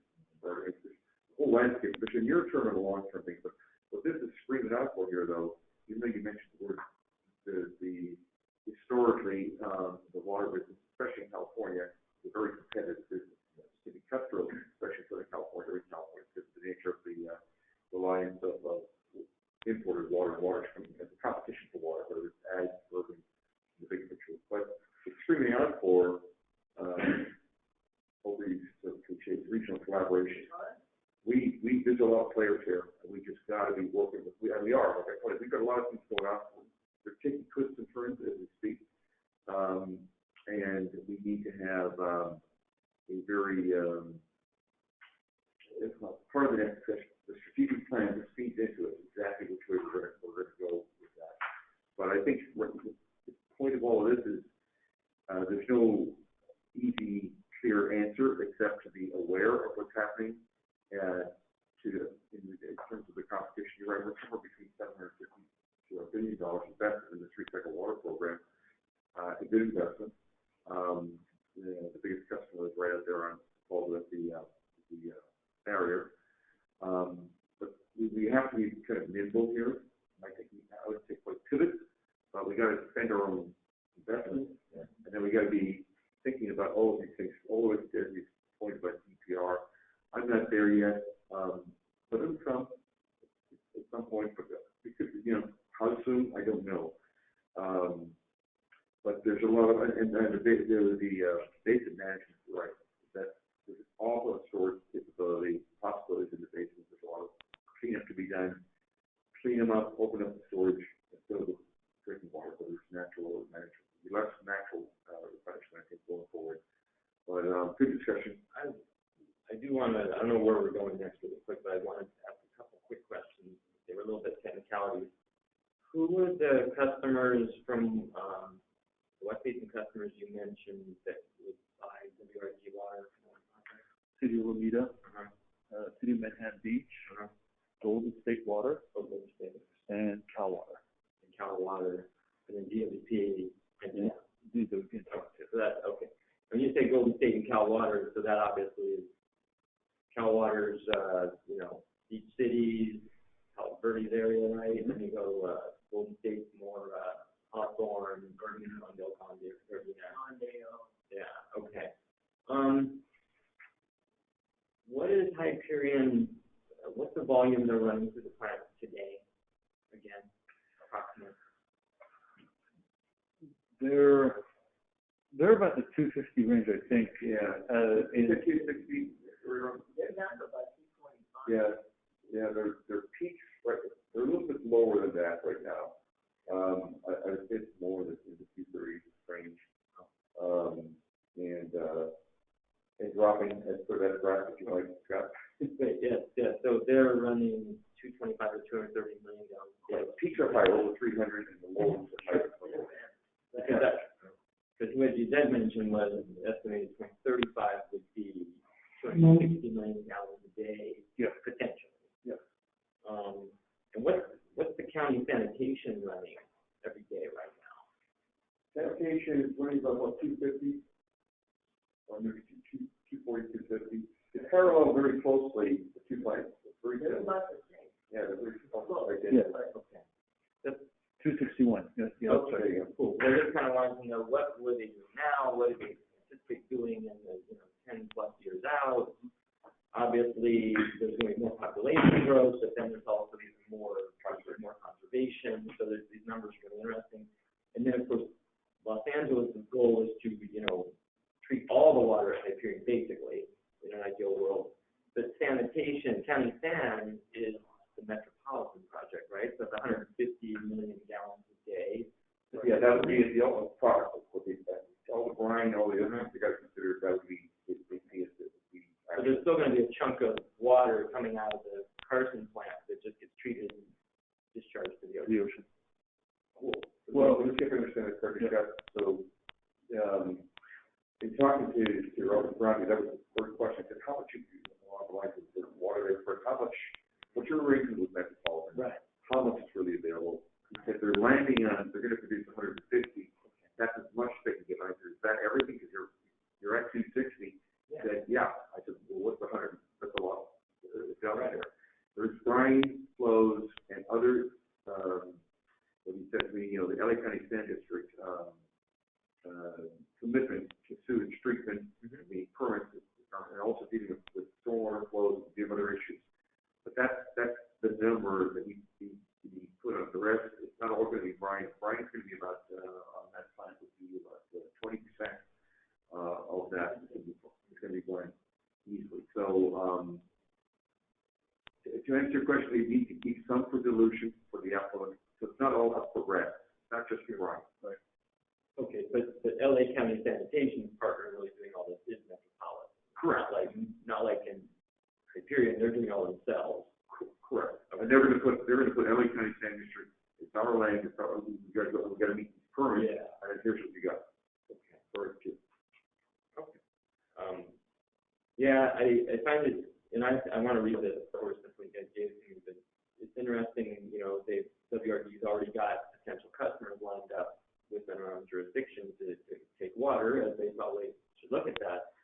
But that's where one of their steps is to sign agreements with those customers. Yeah. Okay. Yeah. They have. Yeah. It's not necessarily signing an agreement with those customers.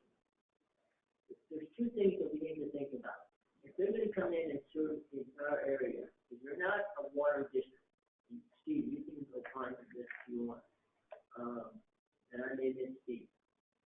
But I know we had this fight way back in Central Basin when WRD was going to create water for the barriers, and Central Basin was going to use those watersheds.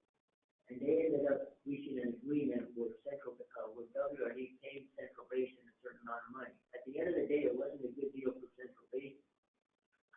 The Central Basin lost the watershed. The Central Basin used to sell all the water for replenishing the barriers. Eventually, it went to recycled water, but there was a settlement agreement that was done. Because we raised our hands, we said, you have all these stranded costs. We would end up paying more for Central Basin water, etc. The same thing here. They are not a water purveyor. They're a water replenishment district. They've done a great job of moving and transitioning to being a water purveyor under the Water Replenishment District Act. I can say that. But they're selling to our customers, and we're the municipal water district. That's what we were created. So this is where I think that we do need to just move forward instead of fighting, try to set that up as some kind of a partnership. And to the degree then that we end up making up the difference by being the provider of the replenishment water, you would keep increasing the extraction from the basin, you will have to increase the amount of replenishment in the basin. Yeah, I think it can be justifiable offset. If they're going to, I'm talking about regional collaboration, but if they're going to take into our territory, take our customers away, and we have assets, investments that we have, not only but that we can help offset that, it can be a win-win. It needs to be that. Otherwise, theoretically, we can be in a fight. We can be in a water. Right. Is that okay? It's drinking water. To answer my question, and I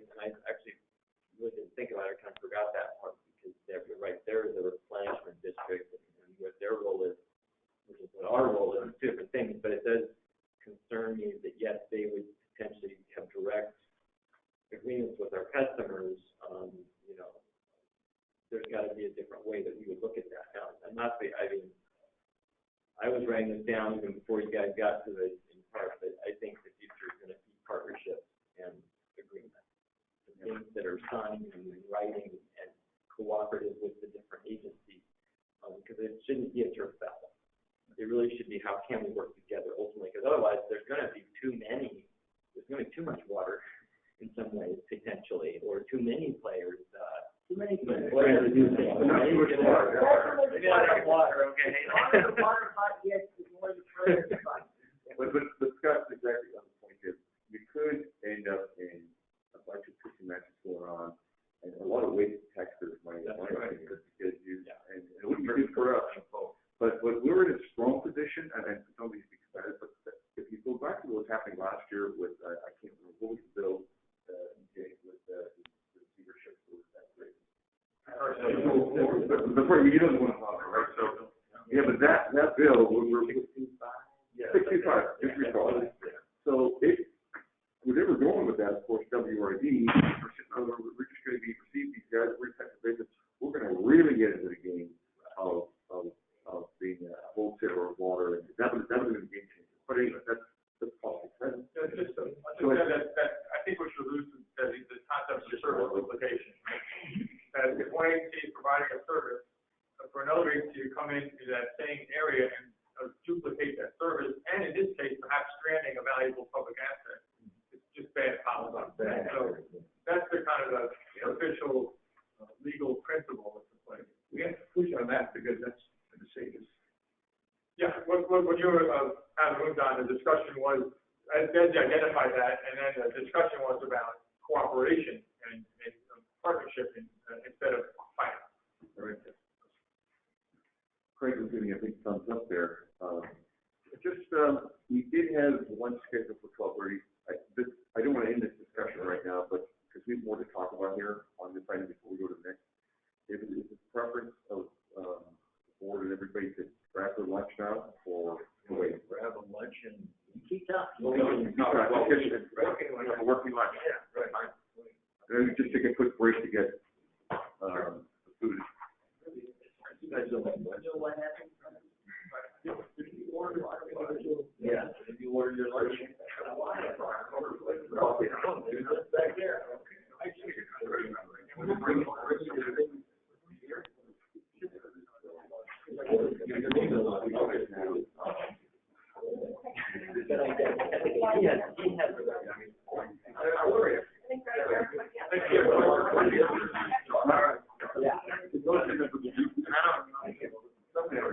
Look, you know, I totally get it. Yeah, it's probably easier. You know, just thinking about that some mutual language about who we are.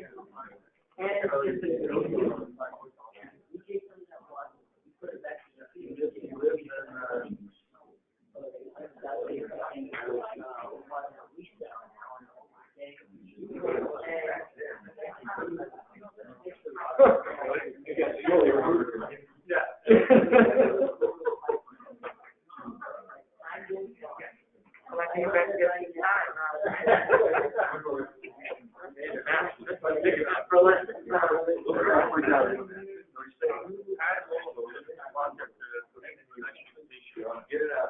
You know, she was fighting on this one, but.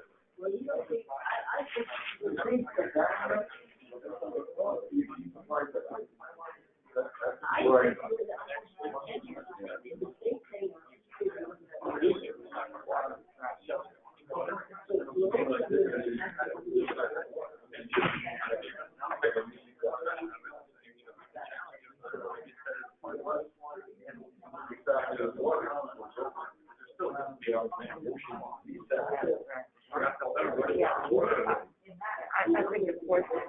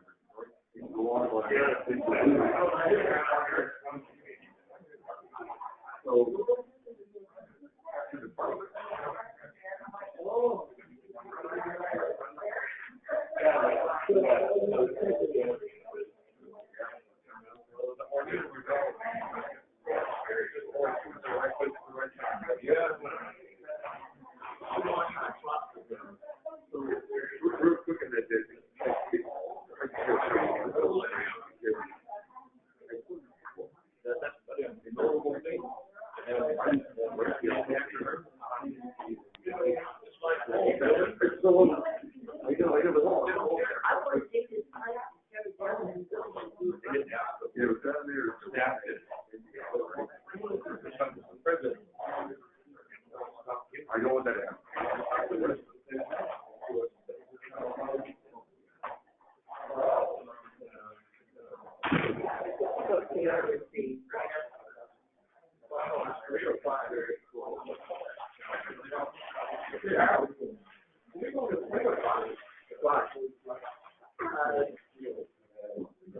There's a lot of business taken care of here.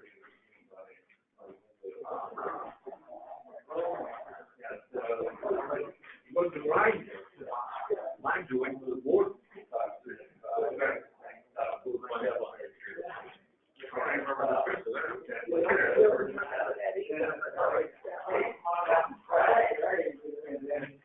Earn your premium today.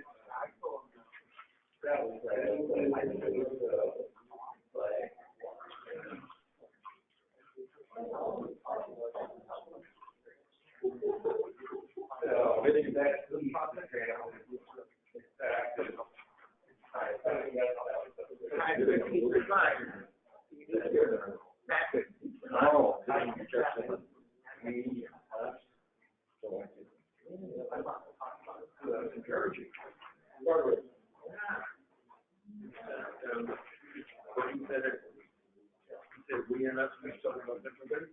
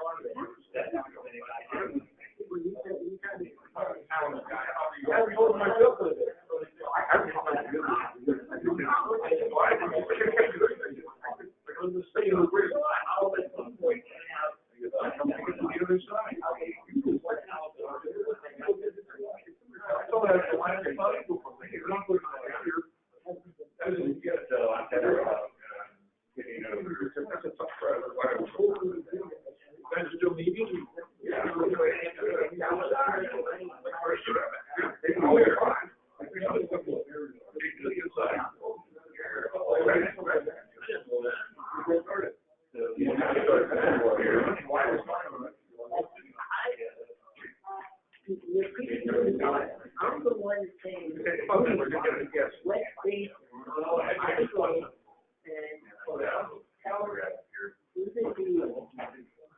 so we take the one. Take the regulation.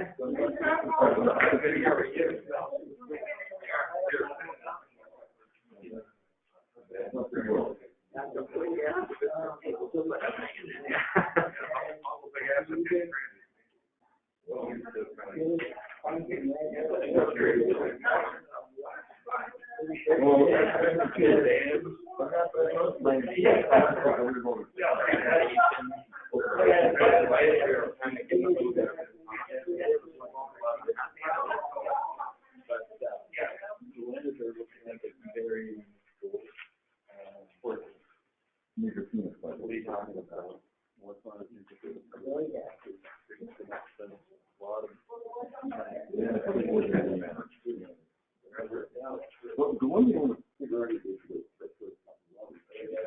most all of these was really some conceptual tonight, even though there's pretty extensive benefits. I mean, walking between the not and the same is different. It's kind of like a 250 inches long. They have the issue, if they're going to be ultimately responsible for Brian Gates, they got to extend whatever the regional board does. Yeah. And at some point, I think that if the regional board wants to see, and this goes to the NGO community, if the NGO community wants to see the export of what we use, they're going to have to live with the fact that we're going to have more concentrated brine feed exports than they otherwise would want. By having a Sunday meeting. But we're no longer trying to avoid some other projects. There's always an ulterior motive. In this case, we want better reads to go for the local water supply. And it's both ways. And it's equally, and then you get more concentrated brine into the ocean. And eventually, in the ocean, it's the ultimate thing because we're going to Everything. Remember to everything is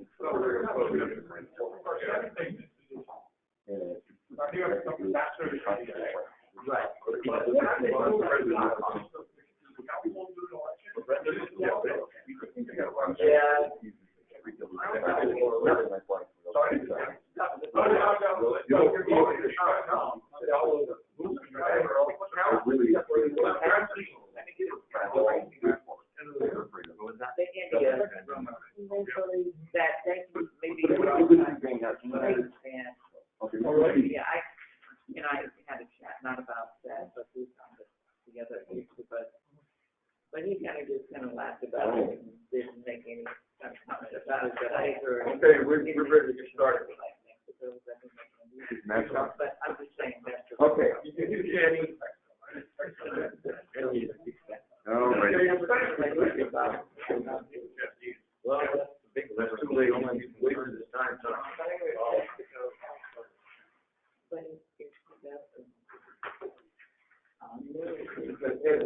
Slow down. I love this. You want to gal this way?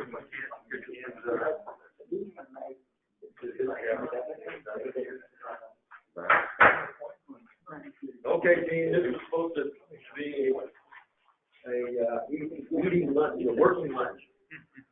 And we're already halfway through, and we haven't started eating yet. So now we can start eating. All right. Just to kind of, so, Marcus, I know they mentioned, we're about to have lunch. Gloria was not here. Sure enough, she did. Right. Marcus, do you want to recap the whole thing for Gloria's benefit? No. We are going to move forward. It's got a lot of ground. He's already told me. You have to, so, you know, when we're left off, I want to pick up on what Scott said there. I used some screaming out for him. We got to plan well, but there's got to be a lot of regional collaboration here. We really got to, we need to be at the table. We have a lot to bring. But there's also a lot of decisions, there's a lot of rabbit holes you can go down, so we got to play this very, very carefully. So, Mark, I want to give it back to you to continue to wrap up with your part that was, so taking any questions. So yeah, thank you, Patrick. So we talked about regionally, the regional projects, the different stakeholders, the need for collaboration to basically define West Basin's role in this project and define West Basin's role in continuing to provide, whether it's Title 22 or advanced water treated recycled water, to putting it in the ground, or potentially at some point in the future, direct potable use. And yes, I mean, it's possible that at some point we're looking at flange to flange. The state is not there yet. The state right now is looking at more into putting in the framework for the raw water augmentation direct potable use, meaning taking the advanced water treatment, instead of putting it in the ground, which we can do today, taking it and putting it on the upstream end of existing water treatment facilities or future water treatment facilities. So when it comes to our system, and we did talk a little bit about, in defining that role, that West Basin's role, how can West Basin's infrastructure be leveraged, and how can it provide benefit to other, some of these other agencies and what they're trying to achieve. We have our world-renowned Little Clinic. We do have a satellite plant in Corinth, satellite plant in Carson, and another small plant serving the Chevron refinery. Like I said initially, in 2000, we had a joint master plan with LADWP that looked at customers all around. That was 20 years ago. We looked at it again 10 years ago, and we looked at it again more recently.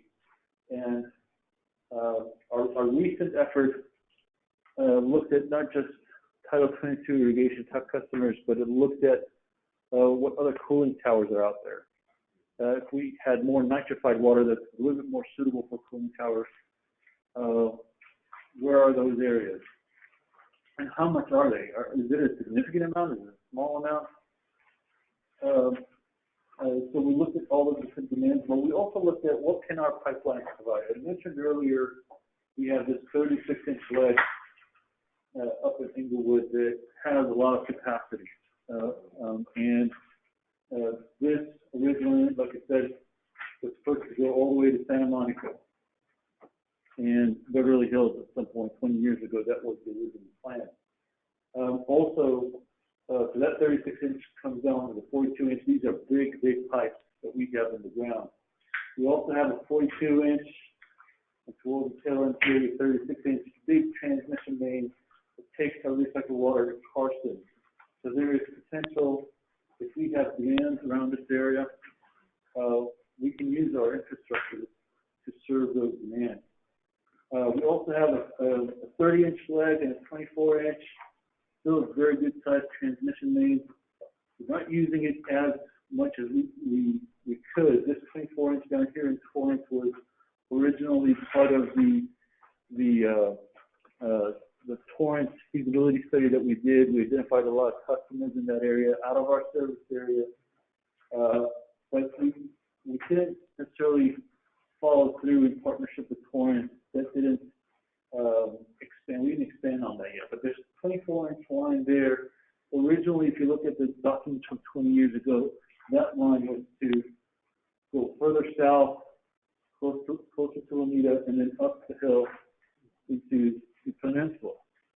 That's what it was meant for to be. So we have these, like the leg that we have closer to Redondo Beach doesn't have as much capacity, but we're using that one to go up the hill to the TV golf course. So what do we do moving forward? We want to be able to look at, again, what are the right customers, and how do we make this use of these legs in our distribution system? Another one to mention here is the leg that goes into LADWP system. 20% of our connected customers, or almost 25%, is LADWP customers in this area. So in our discussion with them in Operation Next is how else can West Basin be a part of that Operation Next? What other customers are out there for recycled water? So that's in terms of expansion. Looking at our system in terms of expansion and in terms of what else can we do to make best use of the capacity that exists, not only in our distribution system, but our treatment facilities.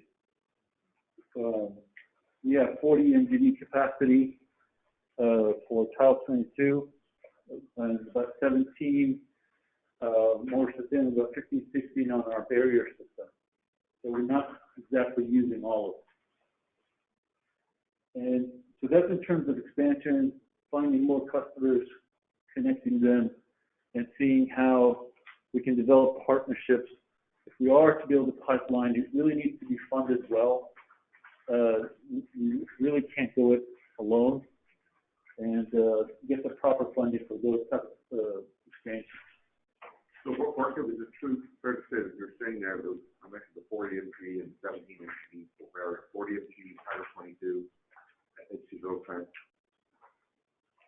available capacity in the system and in the distribution system. That's sort of the low hanging fruit. We have it. And as customers, we should take advantage of that. And then expanding it is a little bit more different animal. Correct. Out of the 40 current maximum day demands, we use about 28. But some of that 40, I'll say that with Kevin, some of that 40 needs attention. There's some R&R type of projects for us to maintain those different sections of that 40 MGD that's available. Built in the early 90s, a lot of it. And that's a good segue into, again, some of our focus, where should it be next,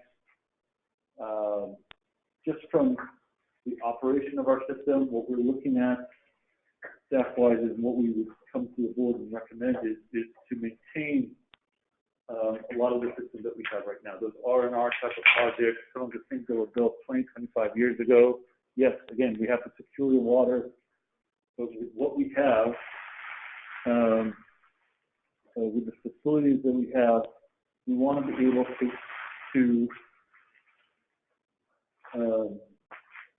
stay with that commitment that we made to the customers that are already connected, and make sure that they're getting reliable water. And follow through those commitments. Yes.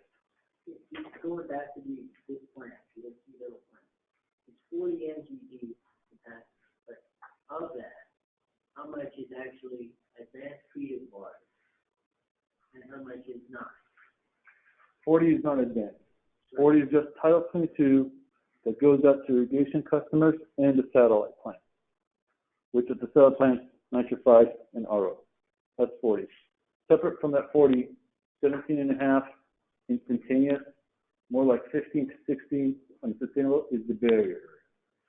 Separate from that, 5, roughly around 5 is for the Chevron high pressure and low pressure boiler feed.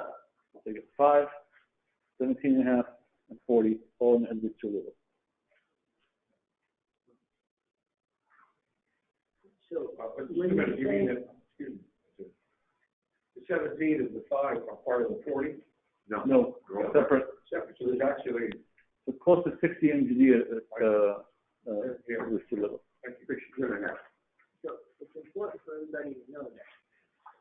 So, of the 40 that we're sending out, basically the Title 22 water, why not go back and revisit that and do full treatment at Edwards?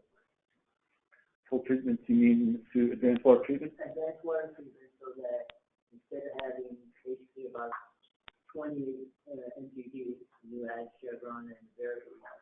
Let me add this, we can answer this. So, I'm glad we're having this discussion. We should have a board of this. Yeah, would be nice.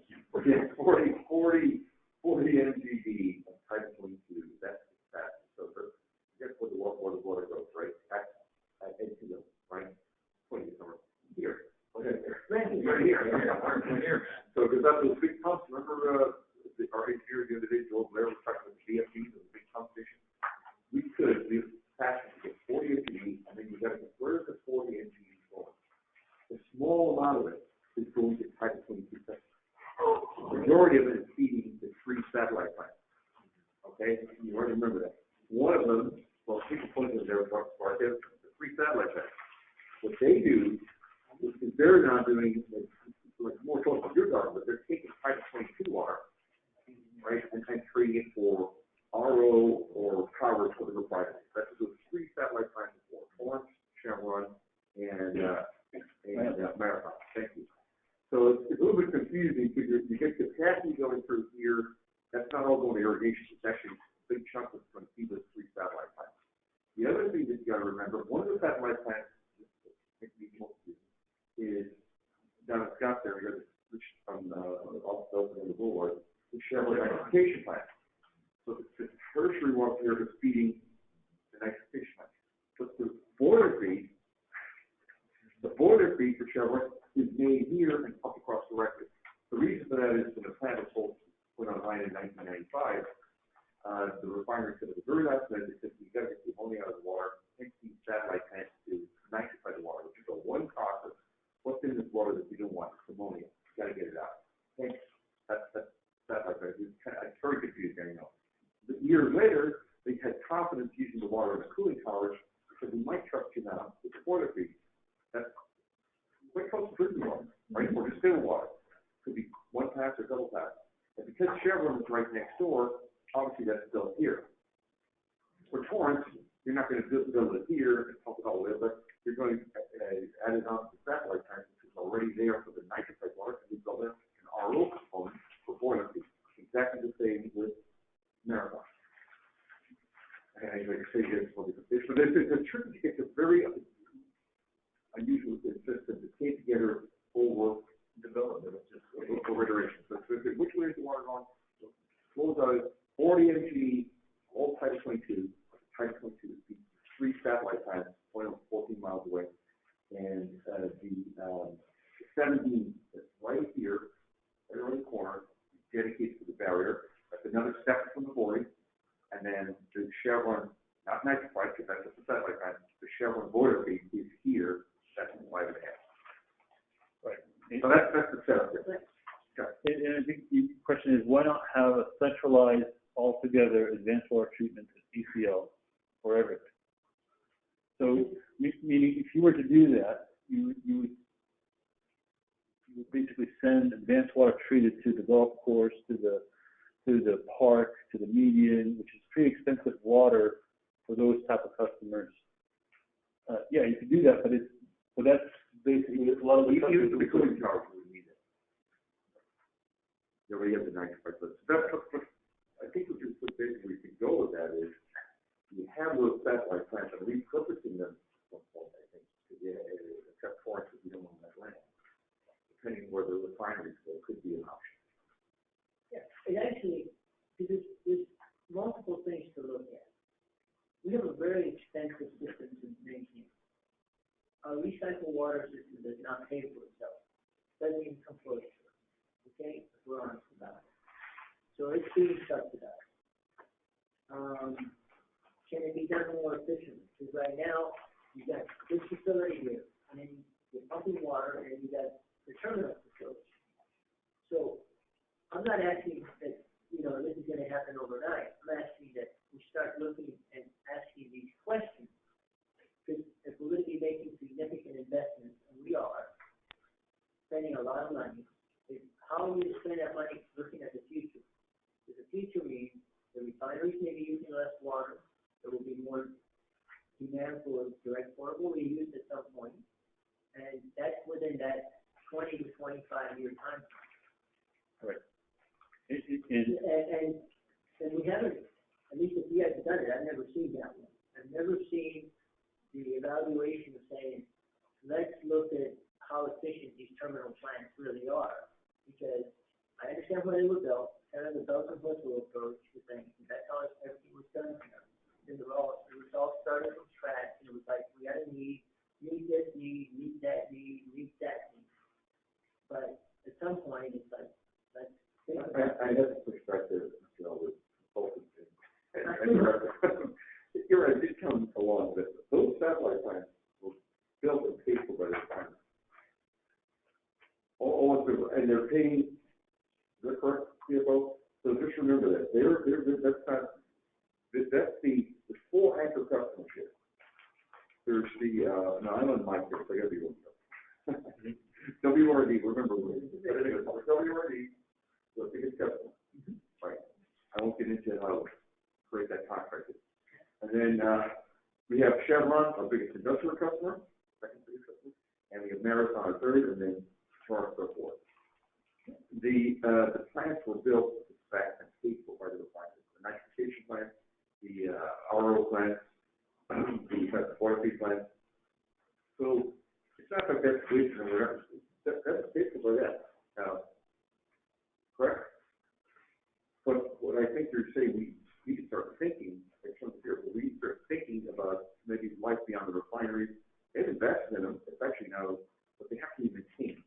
They just, you can't let them sit, or they'll die, they'll fall apart. It's just the nature of these facilities. Not the pipelines. Pipelines are a much longer one. But I just want to be clear, those are the ones that are commercial clean for themselves of the refinery. And, some other parts of the system, yeah, it's big stuff like. And remember, on the way to the refineries, we're picking up all the irrigation trucks. So that really helps having those big anchor systems out there. I think, And were they designed with all the bells and whistles? I know we have to take a tour of one of these plants to talk about that. But yeah, I mean, there's one word there about efficiency and optimizing. Let's take a look at how we can do things better. And we want to do that too. We want to see how can we, there's a way to reduce the cost of operation. Let's look at that. So if there's new technology out there that could be better for us, water quality could be better, or it could use some efficiencies that's more environmentally friendly, let's look at those as well. So moving forward, as we look at these rehab projects or upgrade projects, those are the type of questions that we want to ask, and make sure that the design is not just replacing kind. Okay, just a comment. Just listening to the discussion, even with respect to Director Alvarez has. I just kind of want to bring us back to, and just make sure we clarify, what was the purpose of our recycle water program? I thought it had to do with designing the water to fit our customers, right? Right. And so because if we agree with that premise, then the whole idea is that we're creating the water to meet the needs of our customers out there. And so therefore, we have to make sure we have the customers out there to provide the water to, right? To make sure that and I agree, we need to make sure the program is run efficiently and that it pays for itself. But that was the premise, is that we're seeking customers, and what is different about our program is that we design water to meet the customer's needs. So I just want to bring that forward, because that's really what the purpose of this whole recycle water program. correct. Good point. We lose sight of that. That was fine. The 5 waters. Yeah. I mean, and that is what it was designed for, but I think what we're also talking about is now the evolution of the whole system. So you do have the 3 satellite plants. The Torrance plant, the last time I went down to visit, which is probably 5 years ago, give or take, right, when you and I toured it, it was in pretty rough shape, if I recall. So I don't even know what the plan is off the top of my head for the rehab of the Torrance satellite location. But the other thing too is all this was put together, hobbled together, et cetera, and there were things that there were agreements made that did not really capture all the costs quite effectively, right? And partly to get these customers online and get them going, and so some of those agreements have been negotiated. But while we are aiming to design a system that meets these customers' needs, there's not a lot of subsidy, and now that's changing, right? And we also lost the LRP from Metropolis. So it came to 25 there. Yeah. That's what I'm saying. So I mean, at the end of the day, there was the history of it, but now we're in a whole new world. And just so I understand, what is the status of the Torrance facility? Off the top of my head, I just don't remember right now. When you did the status, Yeah. Did we do a new agreement with them? Yeah, we did a new agreement for the nitrified water there to bring us to 2023. That's when the boiler feed agreement comes in, so we can put both of them together. I don't want to, a little bit off the table, it's a good question, but that different satellite facility is separate and distinct from all the other ones. Torrance owns the land. Yeah. And he also probably owns the asset. Who owns the asset? They will likely own those assets at the end of the agreement. Oh, at the end of the agreement. Yeah, that's really, well, I want to get ahead of our legal Okay, documents. But the other ones, we own the land. Right. That I understood. But what I'm also getting at is that facility still is on it's aged, correct? Yeah. Yep. That's definitely. I don't want to say it's on its last legs, or it needs a lot of rehab. I was wrong. It's definitely some, for sure. Pretty much all of them. So going back to the whole idea of if you create that higher quality water here, it eliminates that need down there. It goes directly down into the beach. Right, except you would be all of the type 22 and other stuff. Right. And the type 22 water. It's a relatively small percent. Well, not the microfied, and not the. So that would be the end of the other requirement. But if you're talking about the recycled water, Title 22 irrigation water, Right, I think you're really talking about, because you're talking about the feed water to, well, you should have to do RO for water feed. You certainly would do that here. You're just talking about MBR quality water? I think It's not I think it's talking about MBR. treatment, just like you put it in there. Oh, well, that would be a very expensive proposition. If you were to treat all that water, and just to send it out to irrigation and Well, they don't need that. irrigation is small. I'm talking about when you're looking at the Torrance facility, and I just want to see what the numbers are. If I'm going to make the investment there, to make the investment here, yeah, there are some new investments because of the way the system's been built. But at what point, you say it's time to just bite the bullet and do that, because long term, you've got a better deal. But this would take so the most expensive water we make is how you just, if it goes in the barrier, okay? Because it's, that's what you're talking about.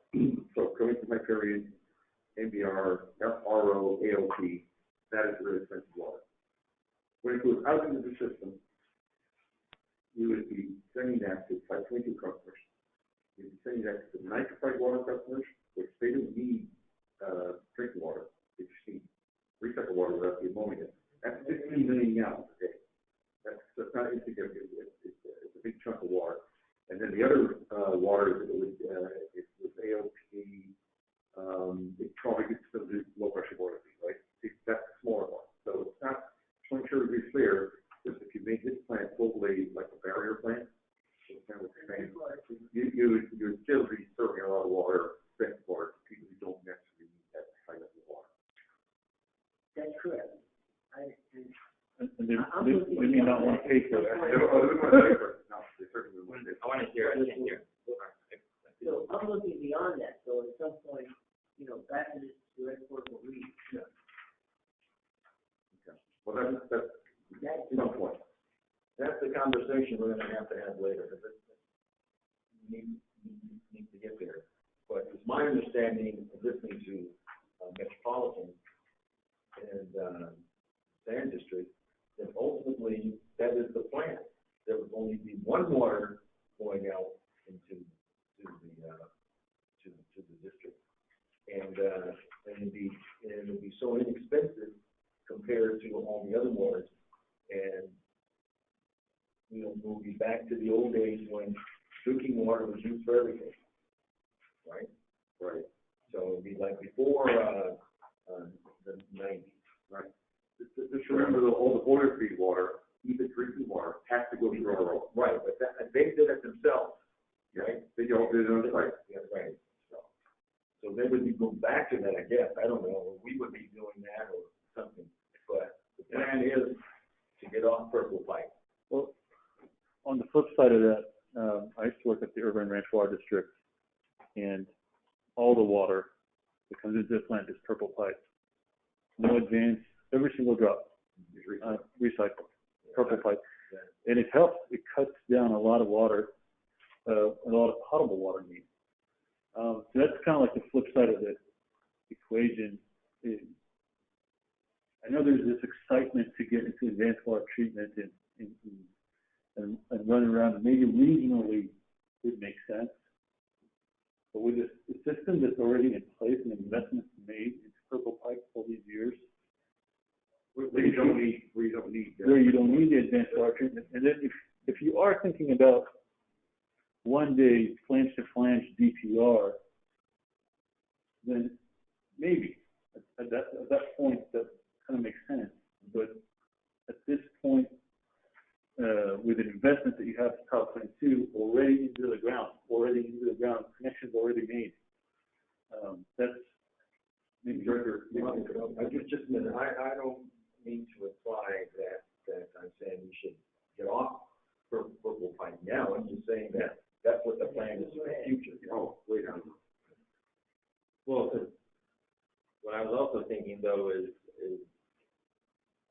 could you theoretically, in this facility, you would basically have like, almost like the two types of water that would go out? I mean, you've got the one that's very basic for sort of irrigation and such, and then the advanced treatment, maybe it's a much higher volume than what you're doing now, that yes, some customers are gonna get something they don't really need, but that doesn't seem like that was an impossible No, scenario. in fact, that's what we're Yeah. thinking ought to be, is Yeah. we have 4 right now coming out of the plant, 4 different types out of this plant. Uh-huh. And one of them is Berry, one of them is a South Plant too. Right. And then the other 2 are the 2 different types for Chevron. Yes, I think we would want to increase the advanced water treatment side of things. Yeah, because then that would also prepare you that should down the road to do DPR, you could just continue, upgrading, evolving the system, right, get some of that done. A really quick question. I had not heard the statistic before, but the leg that goes up toward Playa Vista, you said was how much of our percentage of customers or something? They have about 100 customers, and we have about 450 in total, including that 100. Okay. Yeah. So what was the percentage? I think you mentioned. 25%. It's 25%. Not volume. Not volume. Not volume.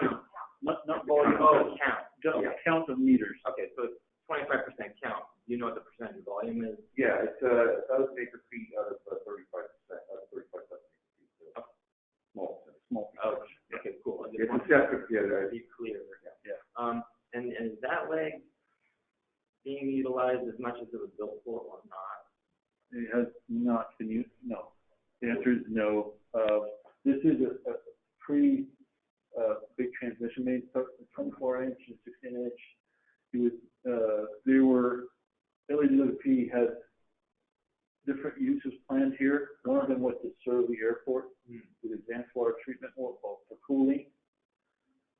They were going to pull water from this pipeline, and they abandoned that. Instead, they want to build another plant at Hyperion to supply the airport. And one of our discussions with them is to see if we can expand this area, because having such a big pipeline and only a little bit of demand continuously causes issues water quality-wise. The velocity of the water inside that pipeline is minuscule. This is kind of an aside, but this is a good point. This comes back to the whole thing where, I want to control it. So LA is willing to forego an investment that's already been made and build a whole new investment with new pipelines to feed the airport. And it could be done using what they've already invested in. I'm not quite sure who paid for that. Did LA pay for that or did we pay for it?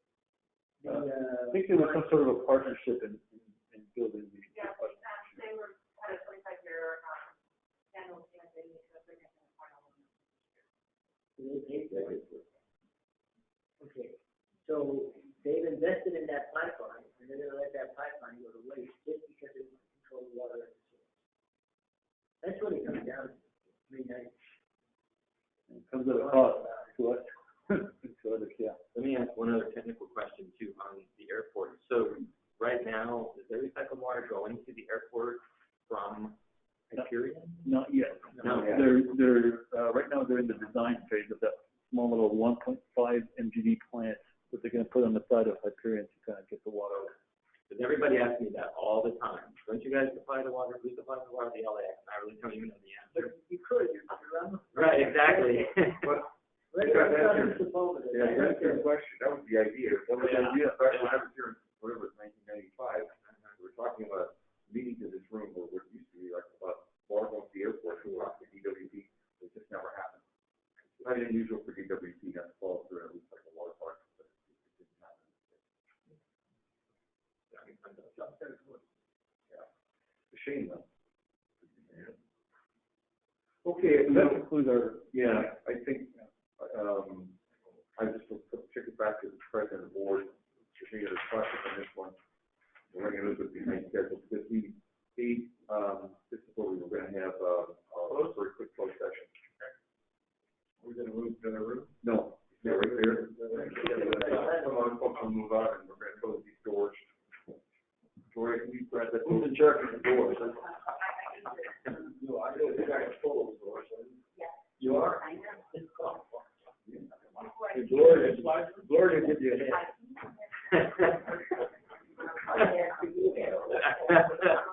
Feel in good hands. You're gonna take this. You need, Hey, Julie, are you pausing the recording in it? I'm not gonna pause the recording, but we're gonna take it off of mute, we're taking it off camera so that nothing will be recorded. Yeah, make sure.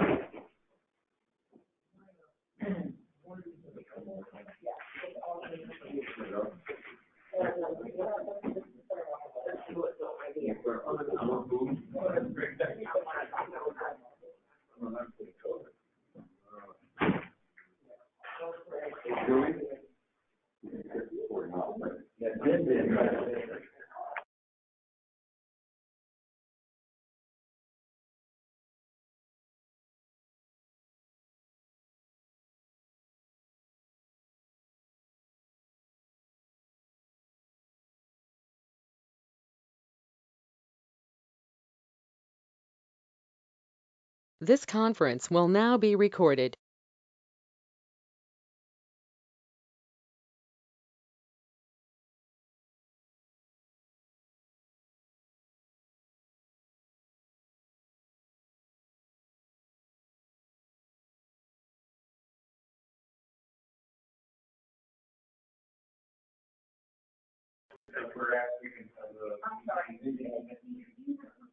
Hey, guys. The board met pursuant to Government Code 54956.9 to discuss one item of potential litigation. A discussion was had by the board and no formal action was taken by the board. That concludes my closed session report. all right, thank you. And we're back in the open session here. Yes, so it brings us down to, item 60 on our agenda,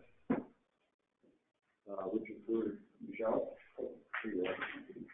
Yeah, so Michelle is going to, give us an update on, we can get some of those out of the way from the phone. An update on our, diversity and inclusion, initiative. No, I'm fine. I'll wing it. Okay. I'll wing it. If you want to put that one out, I mean, yeah, not really. No, because this is, no. Don't worry about it. I'm good. We're gonna need it for the next one, Julie. We'll need those for the next item. Okay.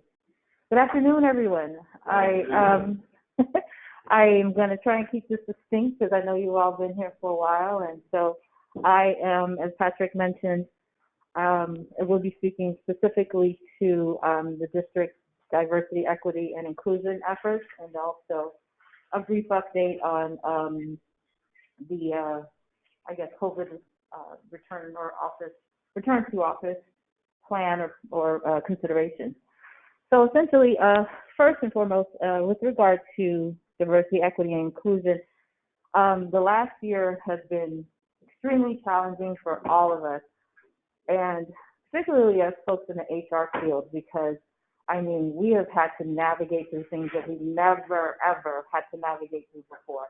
I will say, first and foremost, it was pretty much almost taboo in the workplace as an HR professional to talk about issues of race, equity. Well, equity is always an HR concern, but race and really heavy topics like that. And so we were challenged last year with a lot of the events that happened and things that have happened historically to have to navigate through that, and how do you approach that with your staff? It was almost unheard of an organization not to attempt to approach it, because if you didn't, then that would seem as if, as the organization stands, that you don't care about those types of issues, or you don't care about your staff. So one of the things that I was tasked with was to look for a consultant that could come in and give us some type of training to staff and the board as it specifically pertains to diversity, equity, and inclusion. It was a daunting task because, again, everybody in the world was looking for consultants, from private industry, public, water districts, you name it. And so it took a while, but we did find a facilitator, the American Leadership Forum. And essentially what they did was they conducted training that spoke specifically to leading consciously and beyond bias. So they talked about unconscious bias, what some people, they talked about privilege. They talked about key takeaways and how to communicate, how to have crucial conversations. Because at the end of the day, excuse me, but I'm going to have to take this off. But at the end of the day, essentially what they were trying to get across to most organizations that asked for them to come in was to talk to their staff or talk to employees, talk to your boards about how you need to look at diversity, equity, and inclusion in your organization. Believe me, I think a lot of people think, have the mindset, well, we're a water district. Why are we talking about this? It's not, that's not what we do here.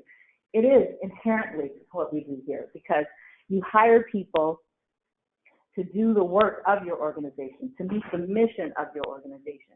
And so in essence, those people who are working for you are of all different diversities and ethnic backgrounds and races. And so they have things that affect them in their lives that they bring into the workplace. But then the workplace itself, and what I've heard over and over again from facilitators is that you have to look at your organization in such a way that how are you doing business? Are you doing business in such a way that it is fair and equitable? I mean, look at our agency as a whole. We talk about water and getting water to people and getting it in a safe and responsible manner. But how are you doing that? Are you reaching all of the cultures? Are you reaching all the communities within the organization as it stands?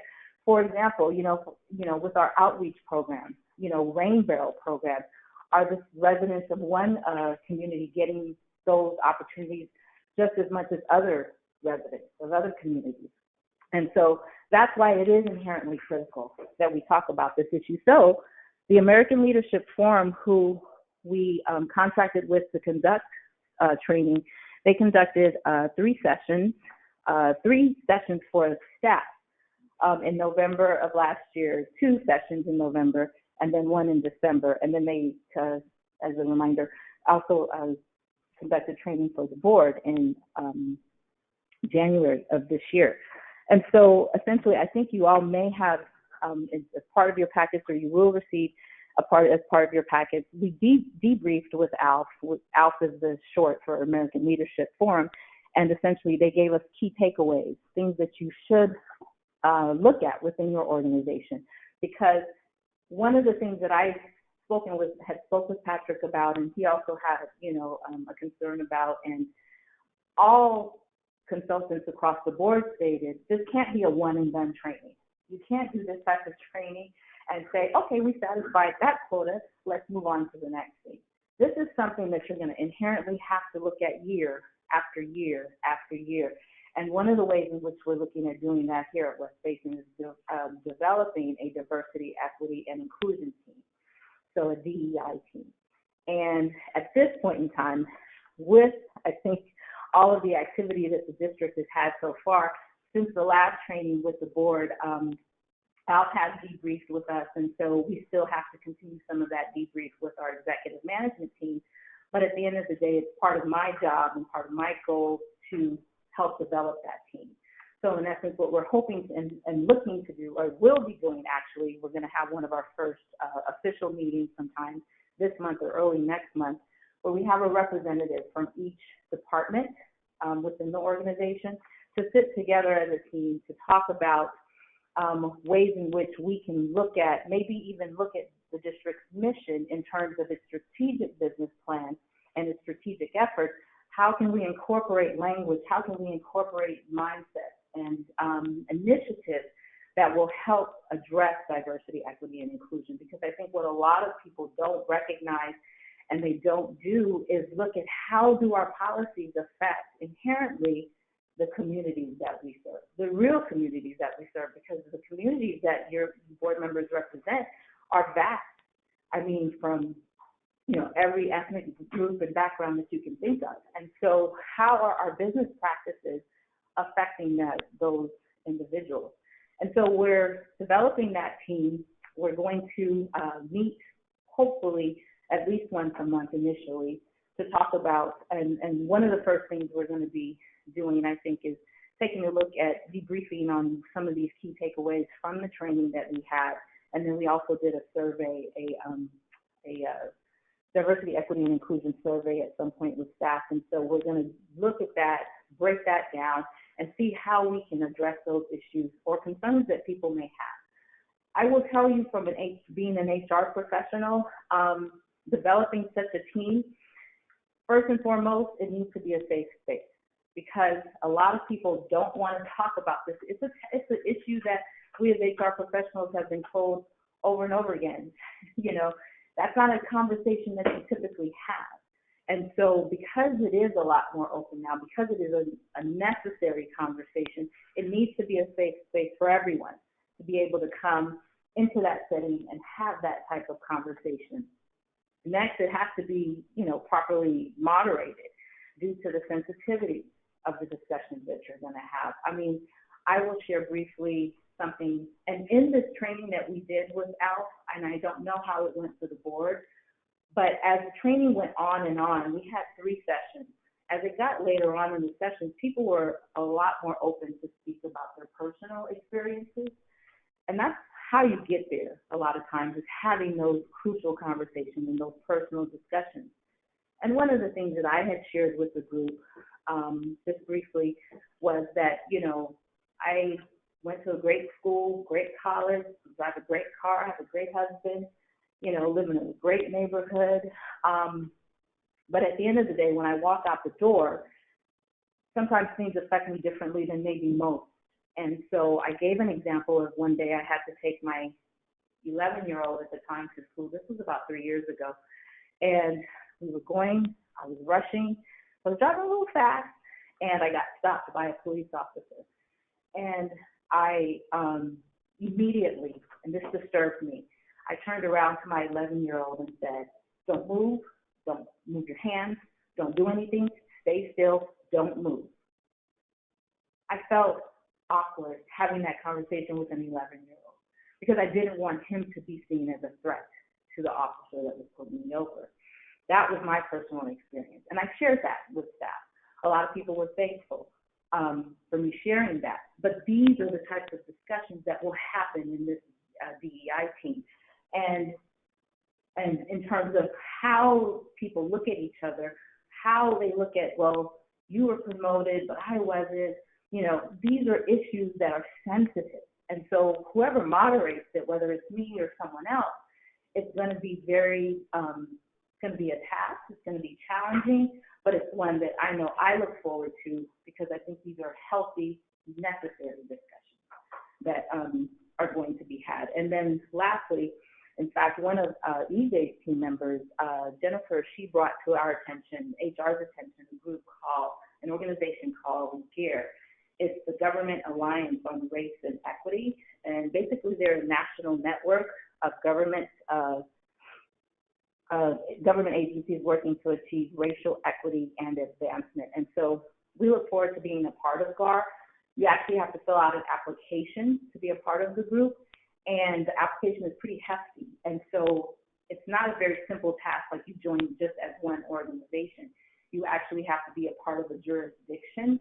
And EJ's team member or staff person who brought it to our attention, she essentially, in her former employment, she was in the cohort that represented her jurisdiction from Long Beach. And so it's not like we can just join as West Basin. So we actually have to look at other jurisdictions within our area and maybe join together. And what they look for is that your organization is doing something collectively or individually to help foster equity, diversity, and inclusion in your organization.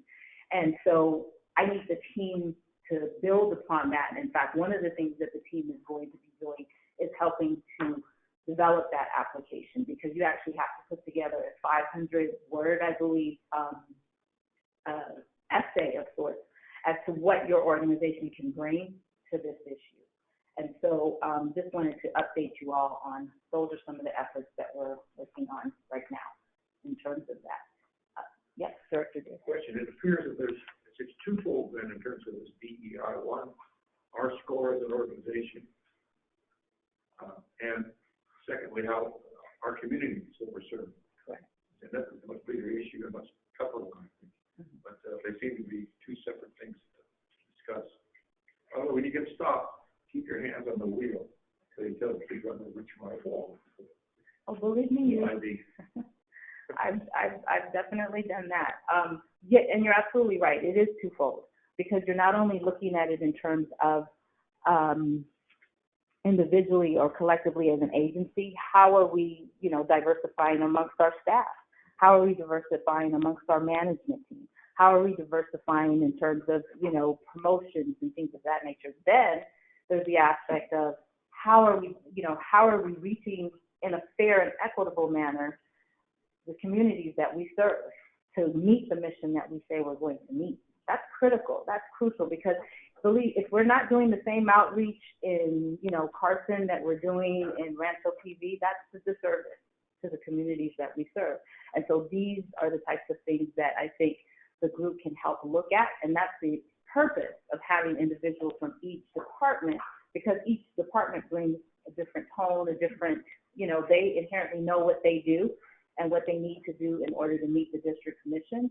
And so that's the purpose of bringing together a team of people. And believe me, that team will change over time because you don't want it to just be, because it could be just the younger staff. Sometimes you want to hear from the older staff. Sometimes you want to hear from, and it just needs to be diverse. And so it may change over time, but the point is for us to be consistent.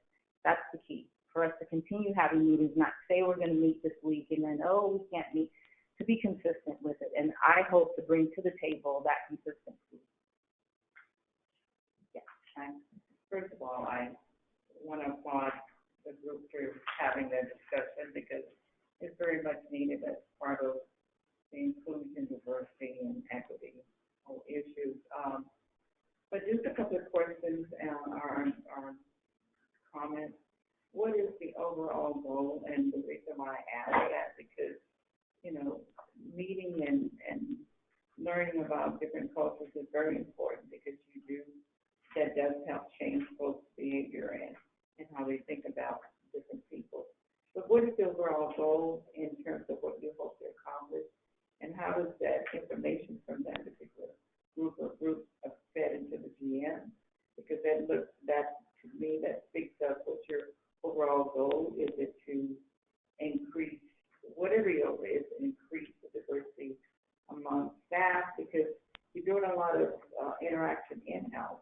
But how does it translate to the community picture? How does it translate to opportunity? How does it translate to bring different people into the organization? To me, that's how you change the culture because you have more cultures within that organization and people interact. So, and this is something we would think about, what's the overall goal? And how do you really, first, the goal, the plan, and all of that will be answered in the plan. But it's real to accomplish. And I think you touched on a lot of the things that we would hope to accomplish in that group, I believe, Director Gray, is to not necessarily change people's mindsets, but to change the way they do things. To consciously look at, wow, is this decision that I'm making, whether it's a hire that they're making, hiring a new person, whether it's, okay, this is how we're going to do this outreach, for this particular program, whatever it is, am I consciously making a decision here that's fair and equitable?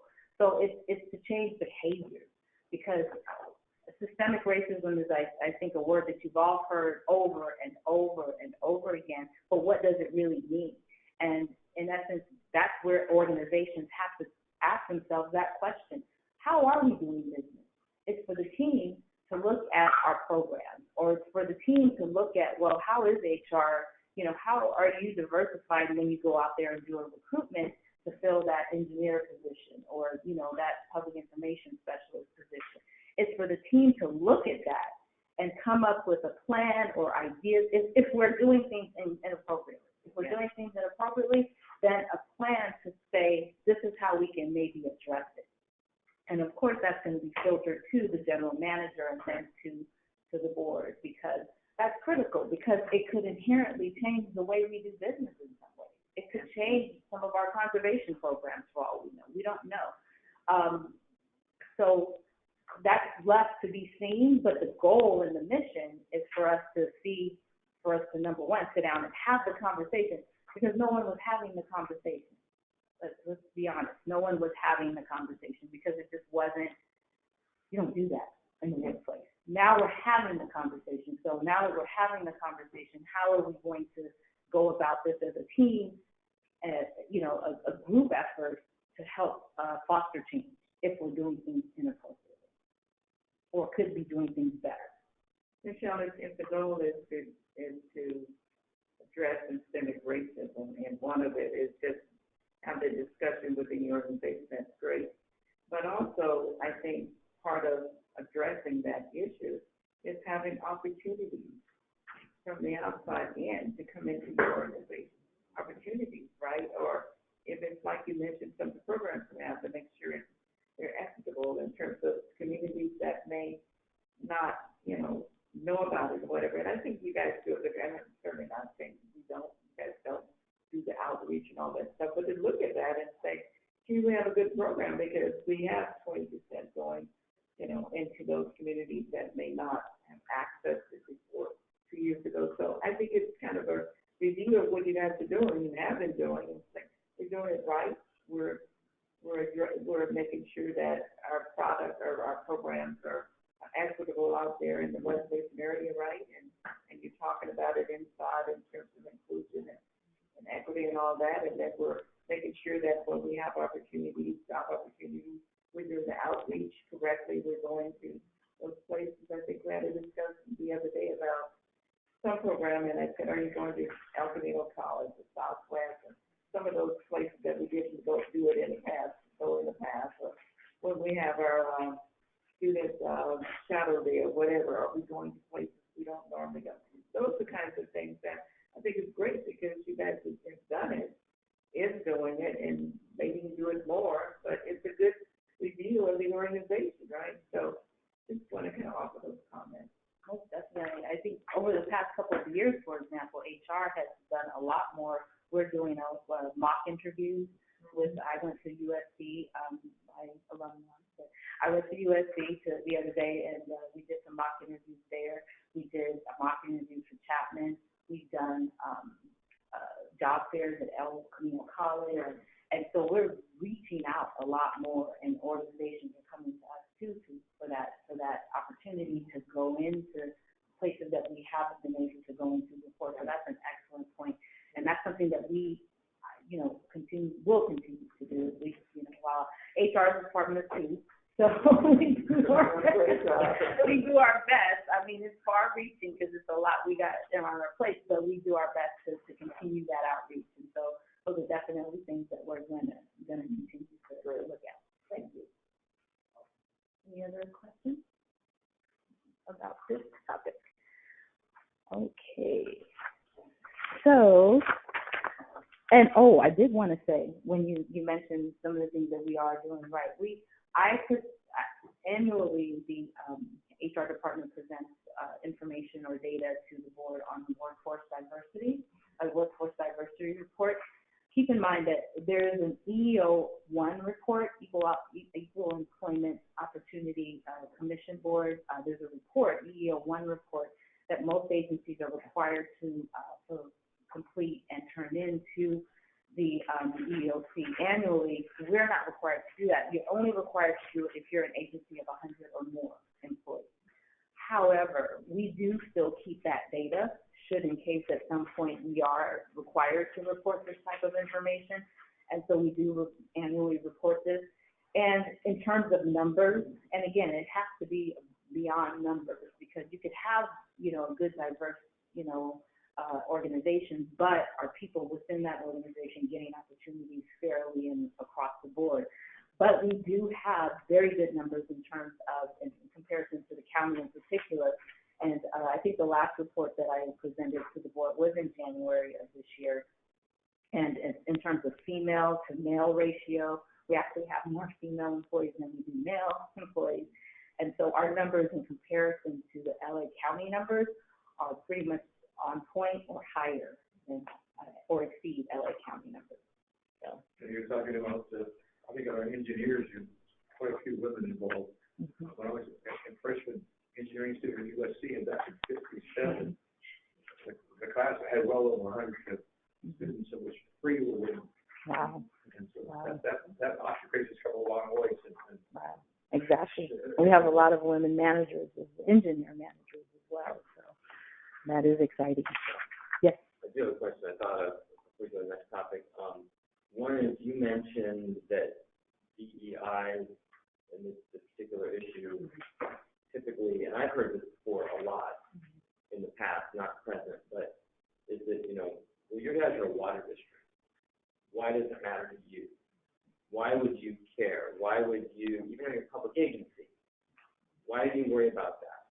That's for the city council, that's for a school district, that's for maybe a college district, but I would always be just like what you mentioned, if you're a public agency, a public entity, I think you have every obligation to include, concepts of, diversity, and that's a piece of what you are, what you represent. Okay. So I'm really glad to see that has come to the forefront in our society, because that's just what it is. And one thing that's wonderful about West Basin is it probably is really one of the most diverse water districts in the state of California, just by where we're located. Mm-hmm. And we have tremendous diversity, certainly economic in our district, but also all different races, cultures, everything. And so I think we're really fortunate to be here and represent and do that, all of us. So, and then it does go just from the board, on our as elected positions, but to staff, and then realizing again who are the communities we serve.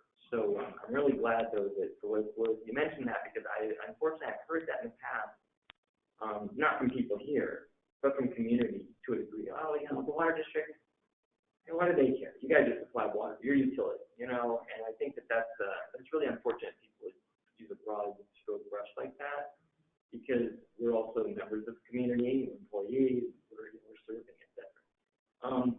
One last thing on the debrief,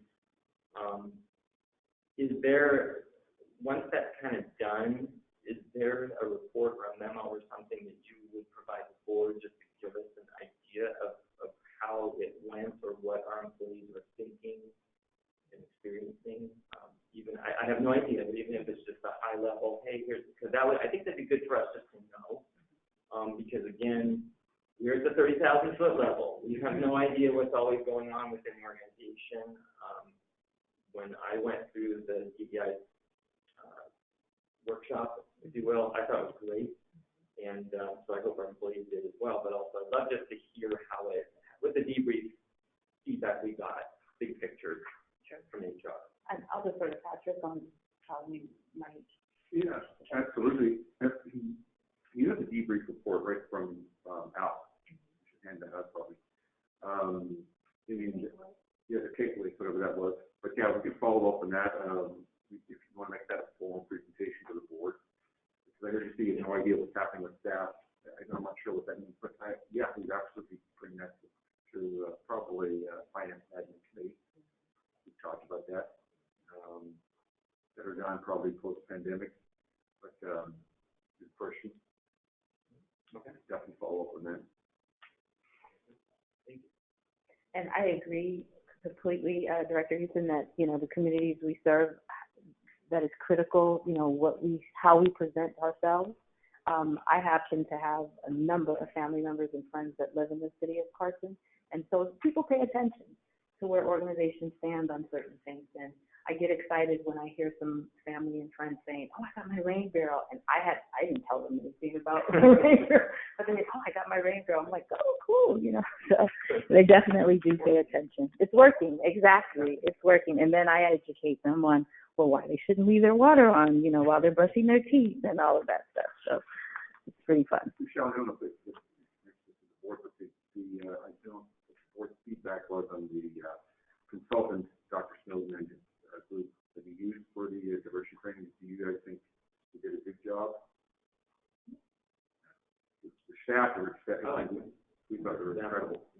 Yes, we did, and we did a staff, they put out a survey that they asked the staff to complete to determine how well they did, and the feedback was very good from the staff. Very good. So I think they did a good job, as much as I can remember. A while back. They did a good job. Right. Okay.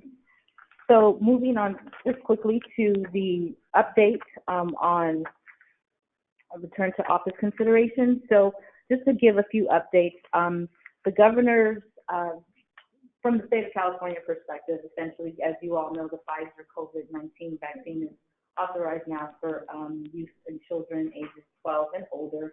Los Angeles County, and this is for, and I'm speaking only specifically to office and non-essential businesses.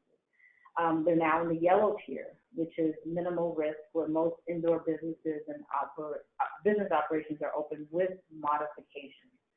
And so, and currently the governor's office is indicating that on June 15th of this year, California will fully reopen its economy across the state, and they do have some criteria that must be met in order for that to happen, and that is that there is enough vaccine supply for Californians 16 and older to be vaccinated, that hospitalization rates remain stable and low, especially among fully vaccinated Californians, that common sense health measures, including wearing masks, will continue.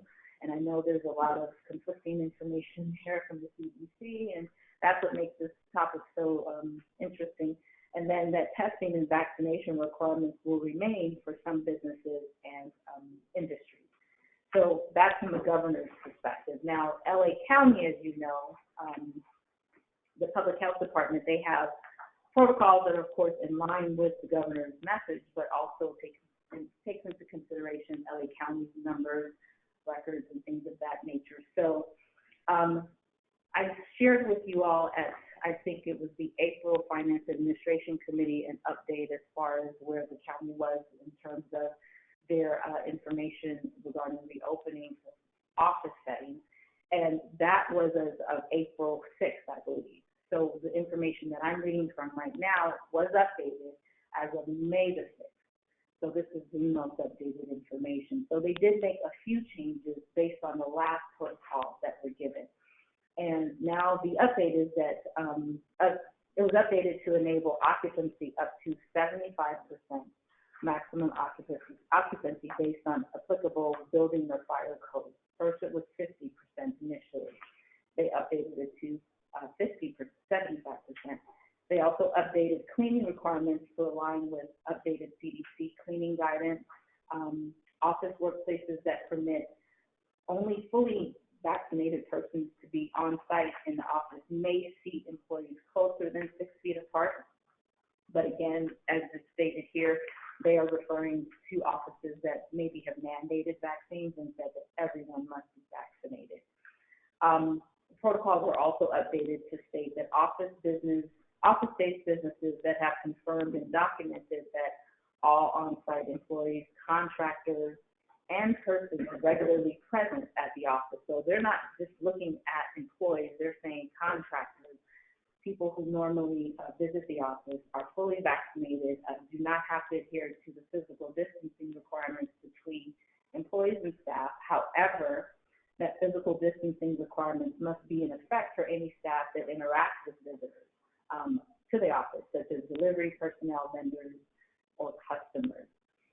Then it also was updated to indicate that employees in a fully vaccinated office must also continue to adhere to all other requirements in the protocol, including wearing face masks while on site and completing a daily symptom screening prior to entering the workplace or the work site. So as I mentioned at that update in April, we have already been doing those protocols here at West Basin from last summer and before that potentially, where we're doing the screening, where when individuals come into the office, anyone, it could be an employee, a board member, a vendor, anyone, that they're screened, their temperature is taken, and their health screening questions that they are being asked.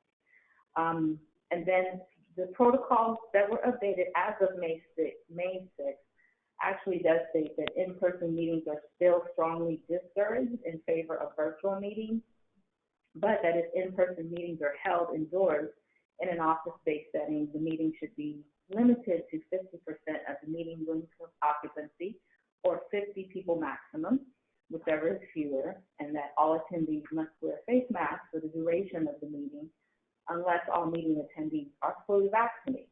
All meeting attendees must be able to easily maintain physical distancing of 6 feet or greater. So again, these are the protocols that were mentioned in the most updated Public Health Department guidelines. And then, as I shared with you all, I did a survey of other agencies on what they're doing. Other agencies, and some of our, Margaret helping with this, with some of our customer agencies on what they were doing in terms of reopening. The information that I presented in April hasn't changed much because most of those organizations, if they didn't respond, we didn't receive any additional responses, but it varied across the board. I do note that none of the organizations were mandating vaccines, but maybe some may have encouraged vaccines by giving out a letter similar to what we gave out to our staff. And so there are no real further updates beyond that some agencies are doing more of a phased or hybrid return over a period of time. So it's not like everyone is returning all at once. I haven't received a lot of information in terms of agencies that are asking employees. I do know that the city of Inglewood, actually, they are asking, I think there's a form or something that they're asking staff to fill out if they are vaccinated. I did mention I sit on the board of a labor relations council, and we had a meeting the other day where we had a roundtable. And so one of the things that I mentioned was that there's some law firms that say be careful in asking people for that information because it's still confidential medical information, and that when you ask, you have to have a legitimate business reason for asking the question. In essence, if you're mandating vaccines, for example. So I just kind of reminded them of that. And I do know that Suez, they have a form, their headquarters office, not the HR here, but their headquarters office has a form that people can fill out voluntarily, is what I was told, to let them know if they have been vaccinated. As far as West Basin, department managers are currently providing information to the general managers, Patrick, on how their staff can accommodate maybe a hybrid or phased re-entry into the office based on departmental operations and needs. And due to staff voluntarily giving this information, I can say that the vast majority of West Basin employees have been vaccinated or have at least gotten their first shot of the vaccine. And again, some have mentioned that the letter that we gave to staff that encouraged, or that, there was a letter, I think, that was attached to the board presentation I did last April, that did help them in terms of getting the vaccine. And we're also considering a hybrid of in-office and teleworking program. And I think that Dr. Wade can attest to this. HR professionals over the years have touted themselves on saying, oh, teleworking doesn't work, you can't do that, And now we have proven, due to a worldwide pandemic, that that's not necessarily the case. So it's very challenging. I'm hearing from a lot of my colleagues who work for cities and larger agencies that they're having a huge challenge of getting people back into the office because they're making the argument that they need an accommodation to continue working from home. So these are the types of challenges that HR professionals are having to deal with. It's harder in a smaller organization like this. When you're in a larger organization, it might be a little bit better or easier to navigate, but it is something that's a challenge for some organizations. We're also looking at a hybrid, something to consider is that a hybrid or a phased schedule must take into account potential staff accommodation requests based on childcare or disability. There are still some, in fact, I heard on the news the other day that while they allowed high school, USC allowed high school students to come back, only 8% of students actually returned to the school to the in-school setting. And so there are still, and then with the younger group, depending on what school districts they're in, there's still also some restrictions. So there are a lot of parents out there who are dealing with accommodation issues because they can't, they're having to pick their children up at noon or, some off, time, or their school is not open at all. So these are things that HR must, accommodate or we have to consider. And also individuals who might have a disability. There are people who may have an issue with regard to some medical issue or medical concern that actually cannot get the vaccine. So these are accommodations that we're going to have to consider. And then HR staff is continuing to work on developing a comprehensive return to office or COVID-19 response plan, which will incorporate protocols that we're already in place. I mean, it's pretty much written for us. It's just a matter of officially, documenting it and publishing it. So that is something HR staff continues to work on. That is my presentation. Actually, and then one last thing. Anytime you start talking about return to office and things of that nature, and I'm hearing this, like I said, across the board from other colleagues that I have in the HR world, from cities and counties, but there is fear that staff, some staff have of returning into the office, particularly all at one time. There's some people who are worried about their jobs if, they feel they need to ask for some type of accommodation, whether it's due to a disability or child care issue. And then there's just general fear for some people, for returning into the office despite being vaccinated.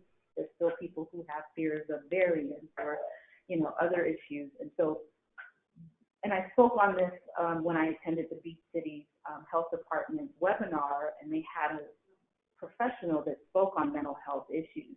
And he said that agencies have to consider those mental health issues because COVID as it was in general, and then you tie into it the racial disparity issues that happen, people's mindsets are just not the same. And so you have to take into account those types of things because despite what the fact that, of course, we all need to return, we're going to return at some point, you still have to take into account people's mindsets, and it will affect how productive that individual might be. HR has continuously over the last year given information to staff on mental health webinars or things that they could, tap into to help their mental psyche, but there are a lot of people right now who are having specific mental health issues tied to everything that's gone on in the last year or so. And as an HR professional, you have to, in some way, hear those people out and figure out how you are going to accommodate, their fears or their concerns. So, or at least give them ways of, in which to deal with it. That is my presentation. You want to tell me what I do? Thank you. You're welcome. Michelle, I have a comment. Yes, So sir. all of this is going to probably change again at the beginning of June. Potentially. 6 of every month, I have new numbers. It seems that way. Yeah. Well, because everything you said, from my understanding, at least my opinion, superseded by what the CDC said this week. You're saying from the public health protocols that I mentioned? So, and that could be, the case. That's why I say it's very contradictory. And, at the same time, I have to look at it from the perspective, Director Alvarez, from a safety standpoint. If Cal OSHA, for example, because there are Cal OSHA changes that have been made as a result of the whole pandemic issue. And so if Cal OSHA decides, okay, we want to inspect your organization and we want to see what you're doing, we need to ensure that we're following public health protocols. And so I do understand completely that it's very confusing for any individual, particularly for us HR folks, trying to navigate through all of this.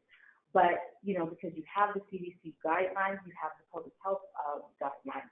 And so because we are in LA County, there's certain protocols that we just have to adhere to. to some degree, particularly if we're ever cited by OSHA or anything else like that. So again, it is very confusing and contradictory. Clarify one thing for me, man. When can we expect to, we're back to business as usual, and everybody in the office and for us to have our meetings fine?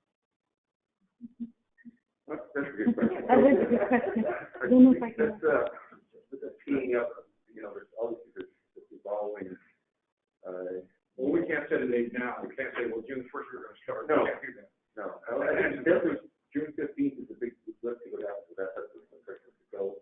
If you look at some of the stuff that's not the CDC on face masks and all of the people are abiding by it or disregarding it, but I think for us, I would have as a goal for our board meetings to come back in maybe July, but have the option to call in or not, be pushed or not. That's what we're working on that right now.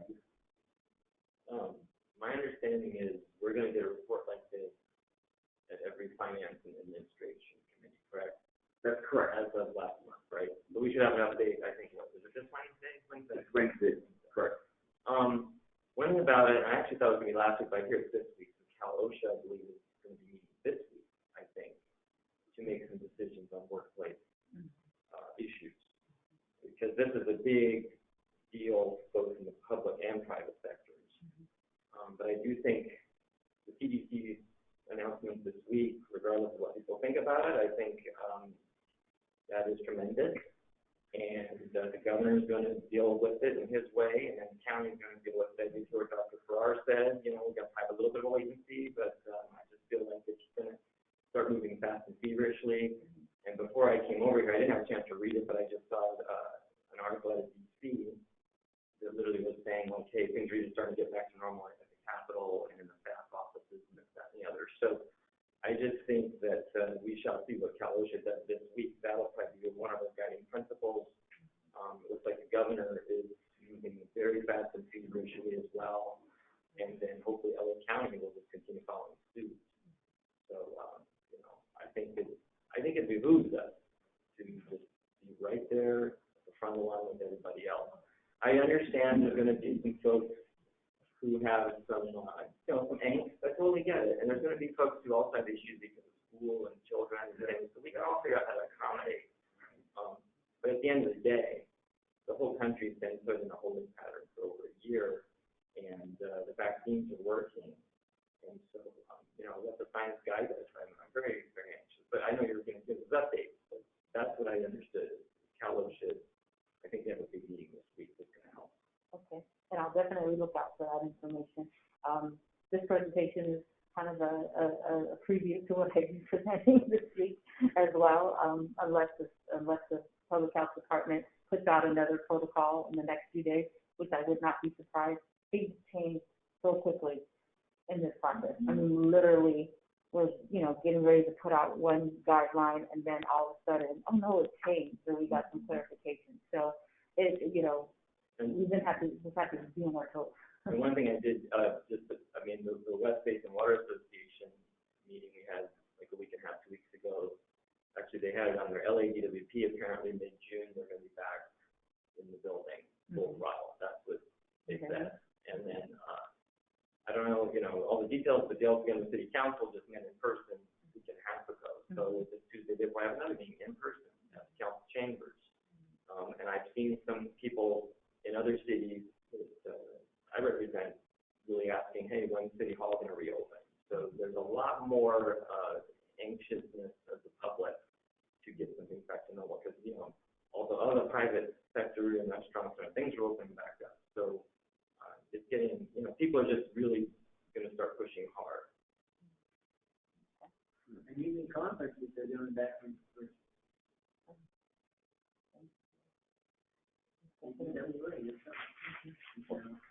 What I'm seeing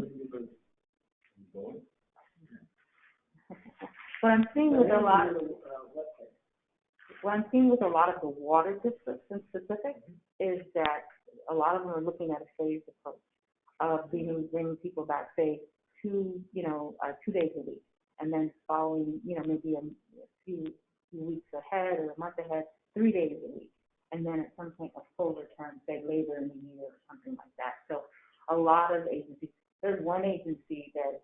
haven't even discussed it yet, they said, that they're taking it to their board this month, I think. And so it's a variant. And some agency cities, I found, there are a few small cities that had everything still working, small agencies, but it is all across the board. No, you know, that's what's unfortunate about this whole thing, because it's so across the board. And then the fact that, you know, but that also won't allow us, I don't think, in my opinion, to use, you know, to just say, well, these other ones are doing it that way. I think that when the law allows us to do certain things, we should be ready to go, and then maybe deal with some of the, you know, the ones that are need of the special accommodations, you know, but then the question is, how long do those accommodations go on, right? There comes a point where we just have to get back to normal. Had there not been a pandemic, we would not have gone through this. We would not have experienced it. We already used the 980 schedule for staff, right?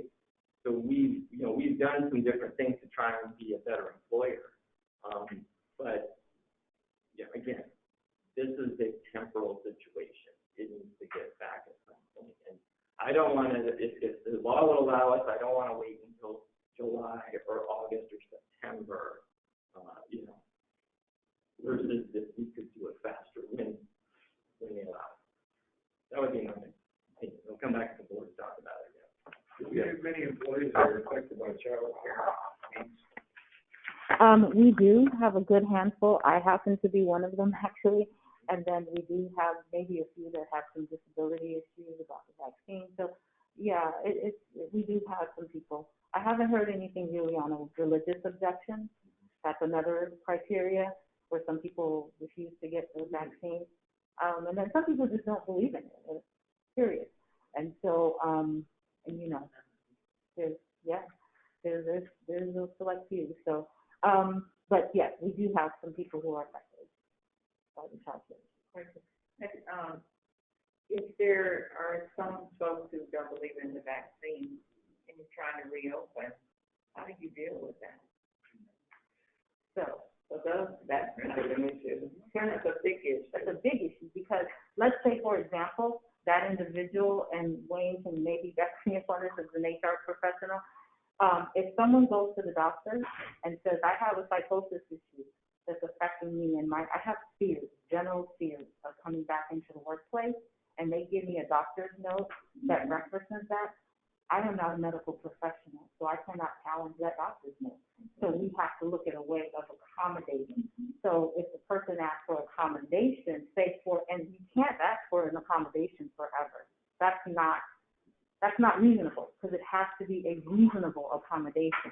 But if they ask for it for a period of, let's say, when this is completely over, you know, or a specific end date, then we have to accommodate that to some degree, because we cannot make the argument now that they can't work from home, because we've proven that people can work from home. So yes, you're right, it is challenging.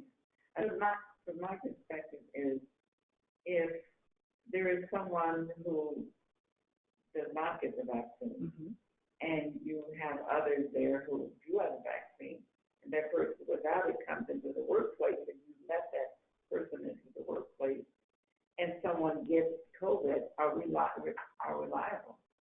So what can happen in that case is that the person who got COVID can say that they got COVID and they feel that and they got it, and this is where for HR professionals it's very tricky, because we have to show that they got that test within a certain time frame, and within that certain time frame, if they were in the workplace, then what the state of California workers' comp is saying, that's a legitimate workers' comp claim. And so they can't necessarily sue us. But here's the thing.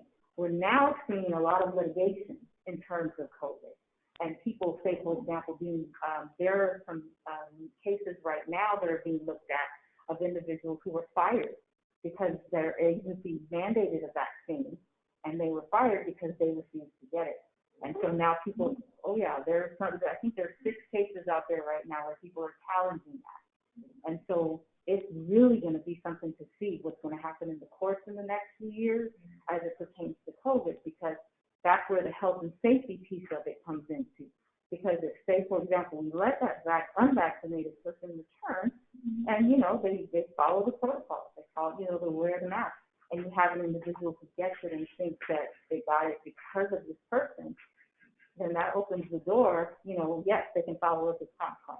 But if that person goes on to, say, for example, file a case against it, it's likely not to be, you know, it's likely not to win because you can get it pretty much anywhere. But at the same time, we don't know. Yeah, So that's right, now, because you really don't know what the courts are gonna do about it. You really don't know.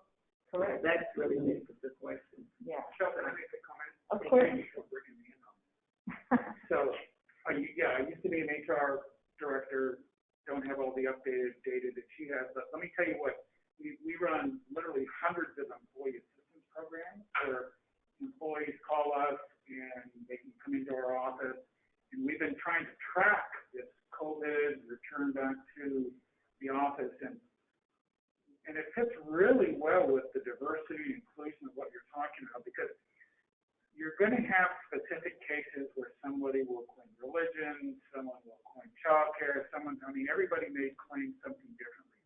But there's one other thing that we're finding that even supersedes a concern beyond that with the employees coming back. And it's actually quite simple. Yeah, I mean, you all know that the doctors that get sued in our country can be some of the finest physicians in the world, but their bedside manner is terrible. True. I mean, I work in hospitals. I work for at least a half a dozen hospitals right now, and the doctors that constantly get sued, they just don't know how to communicate. When my wife was diagnosed with cancer, I had a doctor, when my wife found out, she goes, well, what does that mean? And the first thing my wife ever heard after she had cancer was, you have 9 months to live. I mean, seriously, that's how you introduce it to somebody? Well, he was medically correct, and I lost her at that point. My point is that while you were in closed session, I had the opportunity to meet with these folks and your managers. They're amazing. I mean, we had our own kind of team building, mini retreat. In fact, the food was amazing. Thank you, Michelle. I mean, the homemade food was amazing. I didn't make it. But my thought for all of you is yes, get ready. Let's have people come back. However, the number one issue that you're going to face, and a lot of people don't know it, but this is what we're finding from our conversations with employees about their fears coming back: peer pressure, insensitivity, and managers and leaders who don't take the time to listen to the concern. The minute I have childcare issues and I'm struggling and I bring that to my boss, hey, this is what the board wanted, come on, you're going to have to deal with it. Those are the problematic employees that may not rise to the level of litigation or file a grievance, but they might later on. But they'll always remember how they were treated when they came back. And it may be a topic that might be appropriate for this new team, this team, to talk about how do our supervisors, not necessarily even department heads, but even our first line supervisors, integrate people back into the workforce who may have concerns. So I just bring that up. That's what we're finding, that the employees, it's a different generation. They're saying, hey, the way I've been treated has been really rude, because a lot of agencies, a lot of public agencies, they're back full time. They're just back. But at the same time, what we're hearing is the complaint is not that I have this medical condition or I need those people are going to do that anyway, perhaps, in some cases.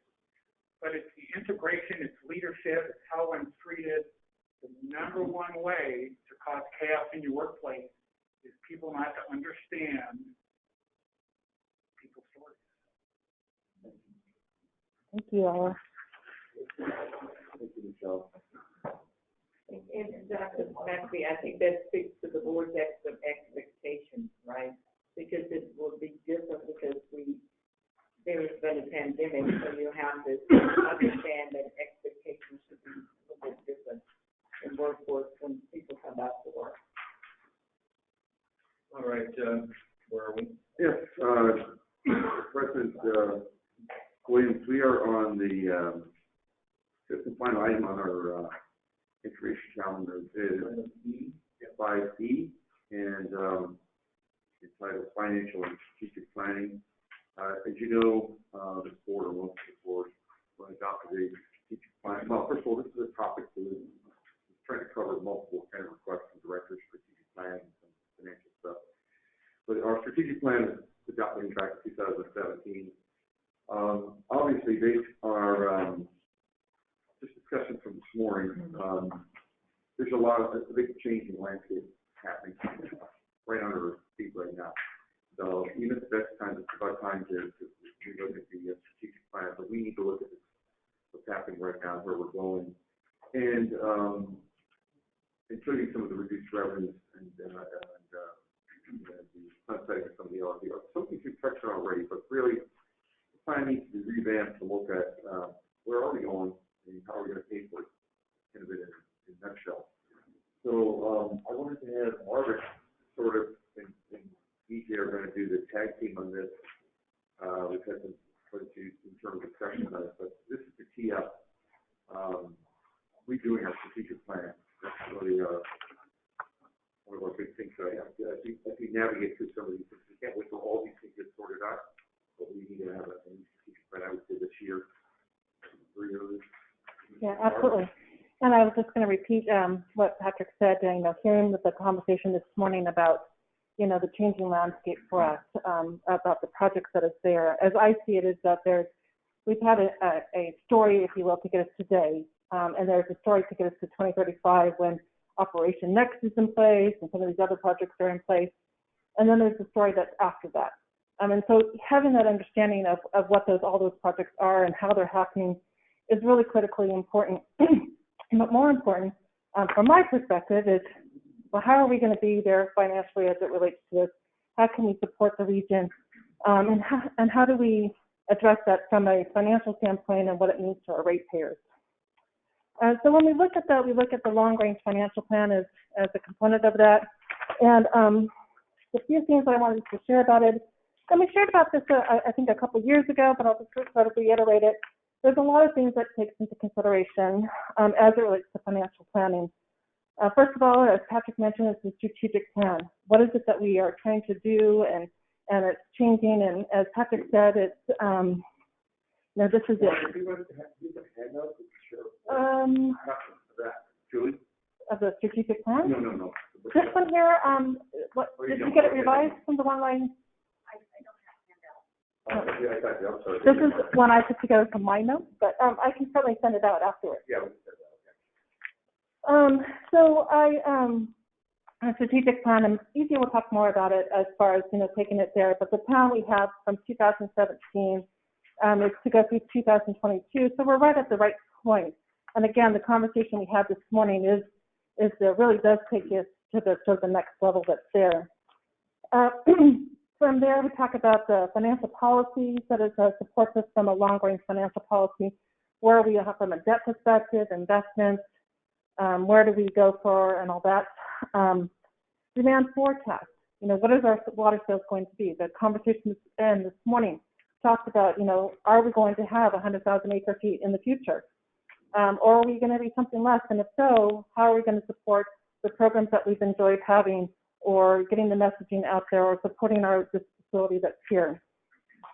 And again, the efforts by EJ and his team with the Urban Water Management Plan certainly gives us some information as it relates to sort of where do we think we'll be in the next 25 years. The capital program, you heard Mark had spoken about that this morning. You heard a little bit from the Recycle Water Master Plan. That certainly plays into the conversation too. And so, my job is to listen to all of these things here, kind of put it all together from a long-range financial plan that says, how can we afford that? We have opportunities. Next week you're going to hear from us on getting approval to move forward with a bond refinancing. And so that gives us some opportunities to really take advantage of the market and trying to figure out how do we able to have some savings, if you will, on our debt. And that helps us with our financial picture as well as in the future.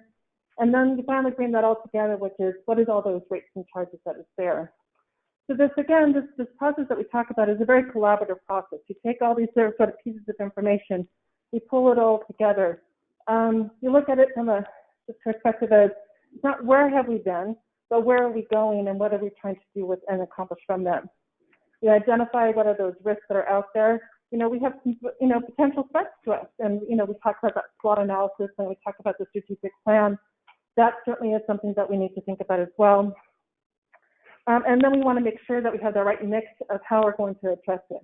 Is it all going to be on West Basin to do this? Hopefully not. Maybe we can get some federal and state funding, other customer support to help us in these efforts that's there. But ultimately, we want to make sure that we understand it from a different perspective. In the most conservative ways, in the most aggressive ways, where can we actually address those matters there? So, as we mentioned, the strategic business plan is an opportunity for us to really look at the supply that we have today, see where it's going to change, and not to also mention, and I heard you mention LRP. We no longer have, $6.5, $7 million that we've come to enjoy, if you will, for 25 years. The standby charge is, under threat, if you will, and so what does that mean at $10 million a year?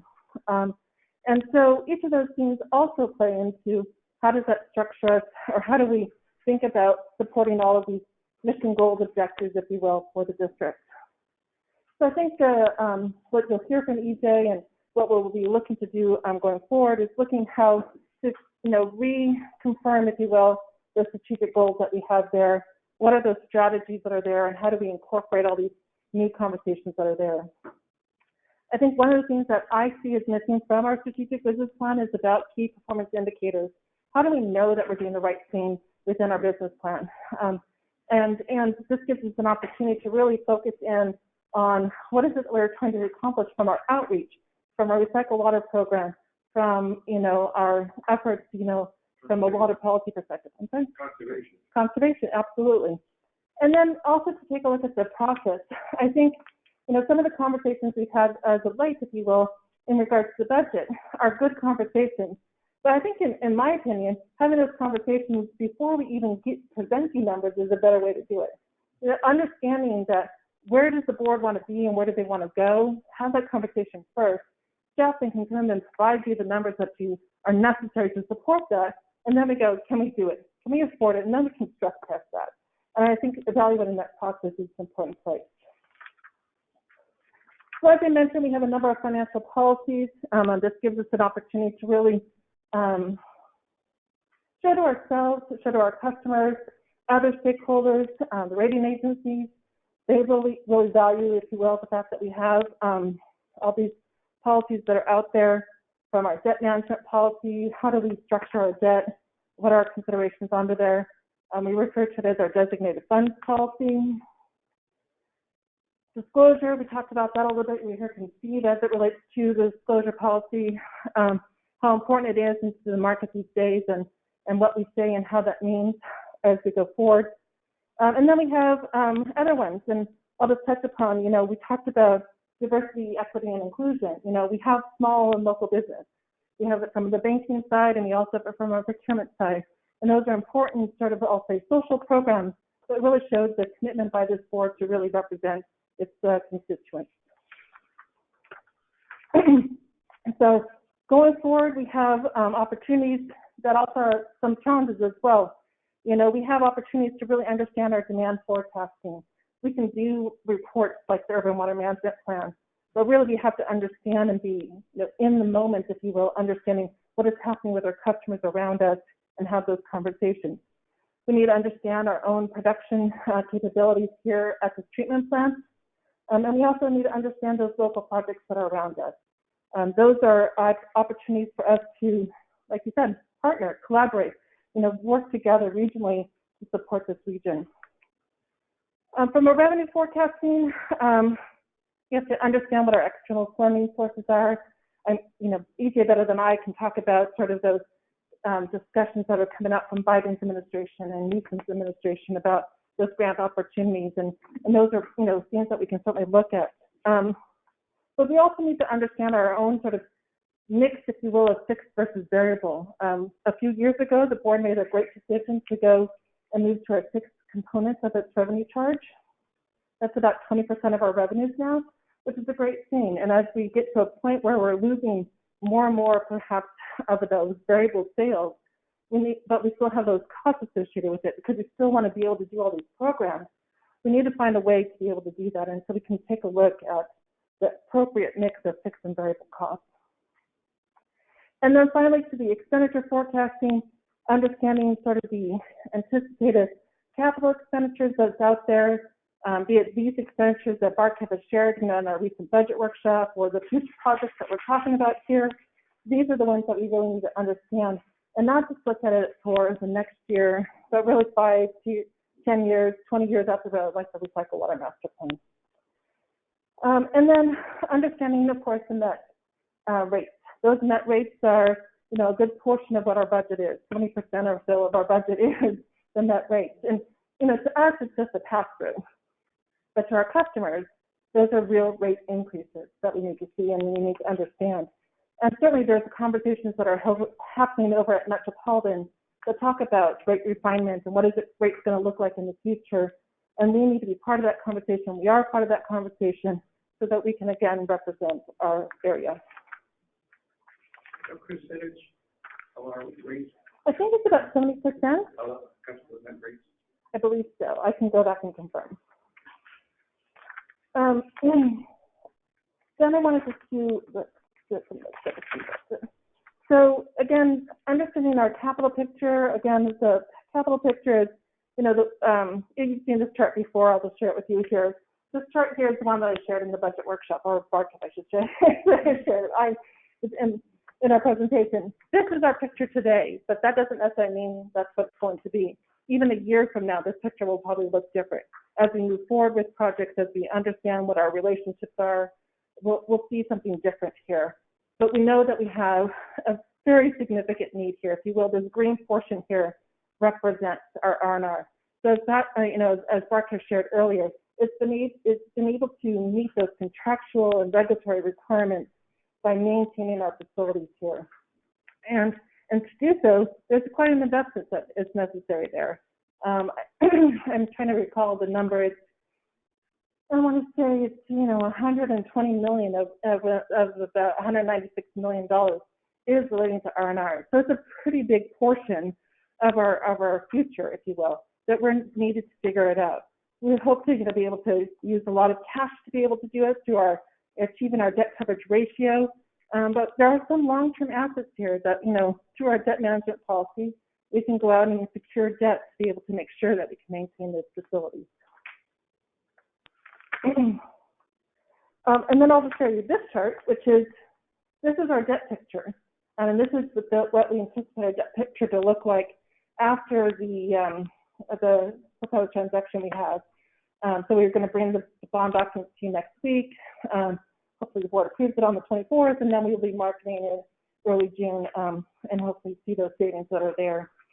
But you see that we have a fair amount of commitment still with the district. So regardless of what we decide to do, we still have about $230 million worth of debt outstanding that we need to worry about. Margaret, how far out is that going? So it will go out about 2041. So today, 2041? 41. So we have, some debt that's going to be out there for a little bit of time. And so we will want to make sure that we understand sort of that commitment that's there. So when I think about the budget, I don't think about it about a 1 year. I think about it as where are we today and making sure I understand this and understand those other revenue sources that can come support that. So these important refinery contracts that we have, we know that we have certain fixed payments, and we know that those dates are coming up, 23, 24, 25, 27. Understanding those dates are really important to us so that we, again, understand the financial impact. And in order to pay for that debt and to pay for those capital projects, we know that some of it comes from our annual operating budget. Again, we set that coverage ratio to not only meet certain financial metrics, but those funding that we get helps us to be able to pay for this capital infrastructure. So we don't have to go out and use debt to be able to do it. We can use our own funding for it. We can go out and get, public debt or municipal bonds, if you will. And of course, we would love to get, the support of our grants and customer support. And then we've had, some great success recently with both the PV lateral and the JMM phase 2 project. The other thing is that this only talks about sort of the 1 year, but again, as I showed you, we have multiple years that we need to pay for, out to 2041. So we need to be mindful of how do we set our rates, how do we set our revenues, how do our expenditures come about. When we talk about programming, my job is to advocate for everybody, advocate for the programs that are there, the outreach programs, the capital programs, just the programs that relate to just, our general operations, operations like our water sales. And so to make sure that we can afford all of that. But more importantly, because of the business that we're in is to really develop this local supply of water here, capital becomes a big driver for us. If we didn't have a capital program, if we didn't have this facility that we're getting in here today, it'd be a much different picture. But we have a very significant commitment here. As Patrick said, $750 million we have invested in all of our facilities, if you will. Now, not all of that has been done through debt. Some of it come from grants and contributions, but we've also invested our own funds associated with it. And so we have to be mindful of, we went down a path, we're here, we're looking at a new path possibly going forward, and what does that all mean?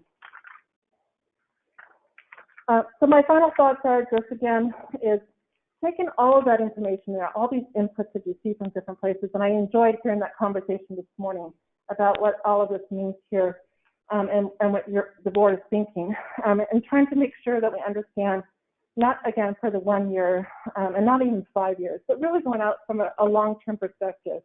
We have commitments up to 2041, but we have revenues that are dropping off in 2027. And even later for the standby charge, possibly in 2029.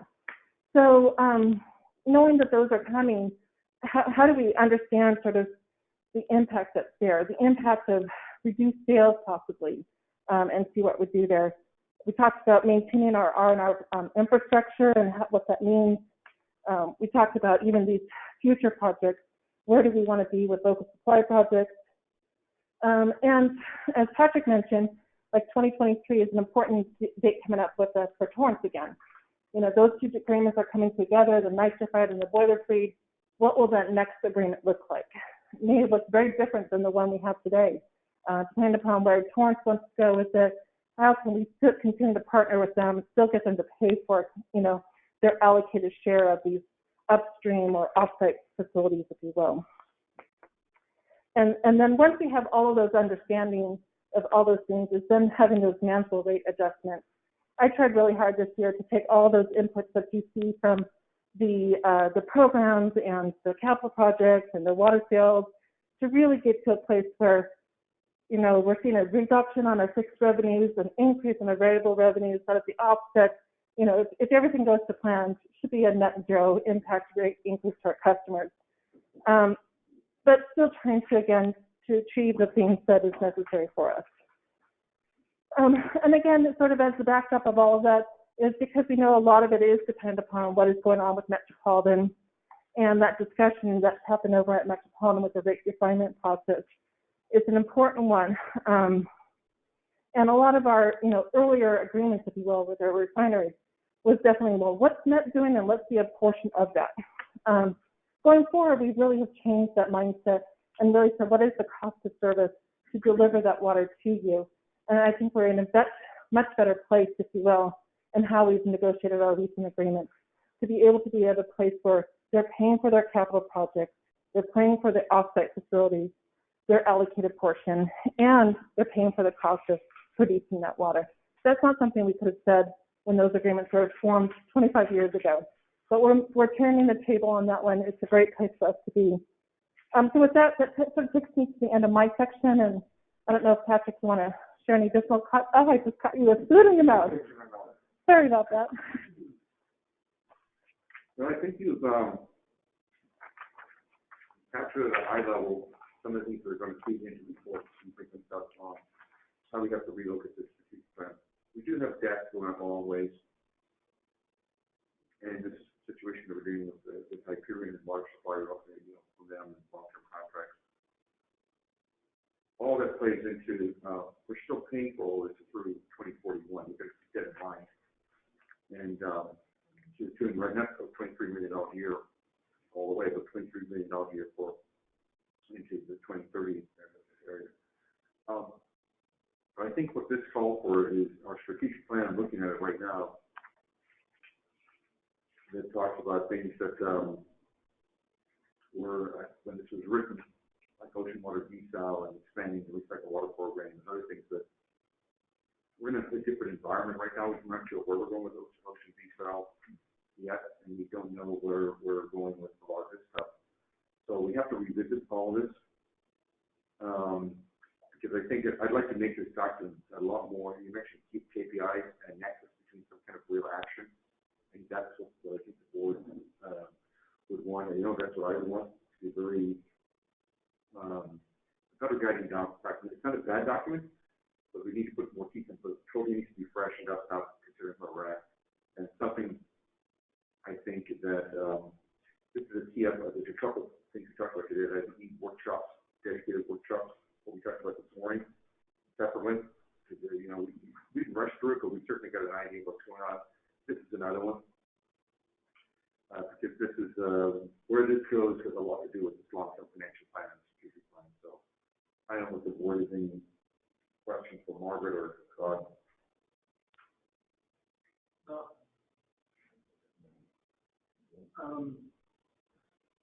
In terms of just the way we're financing the issue, you said we have $235 million worth of bonded indebted. Just for my education, in the capital it says $265 million.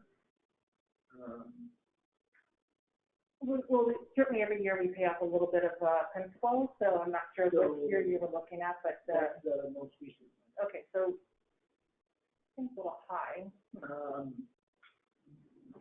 I can go back and look, but okay, well anyways. But nonetheless, yeah, about like 237. Capital said 265. Right. So that's pretty significant amount of debt. Then we exercised $10 million of the commercial paper. So maybe we should have this workshop before we go into the refinancing of the bonds here, so that we have a better understanding of what these things are and discuss it a little bit more. I think we have time today. But what's the intent on that commercial paper? Are we going to then roll that into the new bonds that we're going to be? Yeah, so I'll sort of take us back a little bit. So back in December, I did share what our 2021 sort of financing plan was, and it was to take a look at not only looking at refunding opportunities. So just like we can refinance our house, we can refinance our own debt here. But the difference is that we are limited on when we can refinance. We can only refinance when it reaches its callable date, and usually ours is 10 years after we issue the debt. So we're talking about the 2011 bonds that we issued. So we have some opportunities with refunding it in 2021. So we're planning on refunding all of our 2011 bonds. We have two series, and that's about $76 million. By the time you go out to market, there's premium associated with it, so you're going to see a higher number because of the premium associated with it. But ultimately, in the end, we do anticipate from that transaction, along with fixing out our commercial paper, which is actually at now $25 million, is that we would see about savings of about $18 million in net present value savings. That's right. $18 million, but still maintaining the same length.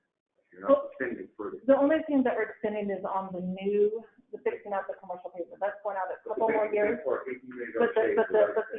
the original 2011 bonds, it's staying within the same time frame. So the intent is when we refinance the 2011 bonds is to refinance it for the value of the bonds plus include pay off the commercial paper. Right. As I put it on another credit card. You know, we're putting on the long-term credit card. Yeah. So we're going to do that, and then we also have, and that because of the lower interest rate, correct, effectively, if you know, net present assessment value, but pretty much it's gonna be a wash. So we can pay more, take out a bigger mortgage, lower financial, costs, because the interest rate goes down, and our payments are about the same. I get it. Okay, so then we're gonna be losing the, standby charge. Right. And that's $10 million. Assuming you had 103 acre feet of water sales, that's $97, that we would have to increase on our, readiness to serve charge. No, on the reliability. Or the reliability charge. So our water rate still has to go up quite a bit when we lose that $10 million, which is gonna happen relatively quick. And if I could just offer off of that, so we are losing standby charge over an 8-year period of time, according to the proposed settlement. And at the same time, we are also in 2030, debt will be dropping off. And then in 2033, more debt drops off. So from a long-term perspective, that's why when I look at things, I'm not looking just at a 1 year, I'm looking at the long time. We're losing revenues, but we're also dropping costs, so that those of them are coming down. Okay. So, this is kind of where I'm going, so thank you. What I want to see is, I want to see how we're going to balance all of these things. You know, I see us with quite a bit of bonded indebtedness. Then I see us financing a lot of projects that are not maybe capital projects, meaning that we're building new facilities, but we're doing basically maintenance projects. But we're not doing those out of incoming revenues, but we're borrowing money to fix things. And if I can- that model can potentially get you into problems which are not very well managed. It's a difficult situation to be in. You always have to borrow money to fix things. Sure. And if I could just offer on that, so what we're trying to do and what the budget workshop shared is that essentially, you know, we're first, of course, trying to get as much grant funding and external funding that we can.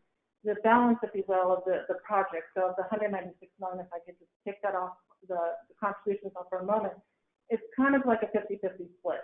So we're not putting it all on the bonds, and we're not putting it all on our rates, or to be able to do so. I just want to see really how that's being. Sure. Right now, I've read a lot of documents. I've read the budget. I've read the CAFA report. But I see a lot of, I can continue to ask a lot of questions. Sure, So and we can show you that, we can show you that longer term perspective. Put that stuff on the table, because I am concerned about the long-term, debt that the district has and the way that we're financing projects. And it's not like we're building a brand new project that you just go out there and you finance it, and you know it's going to have a 30-year life, and you're going to pay it off over the next 30 years.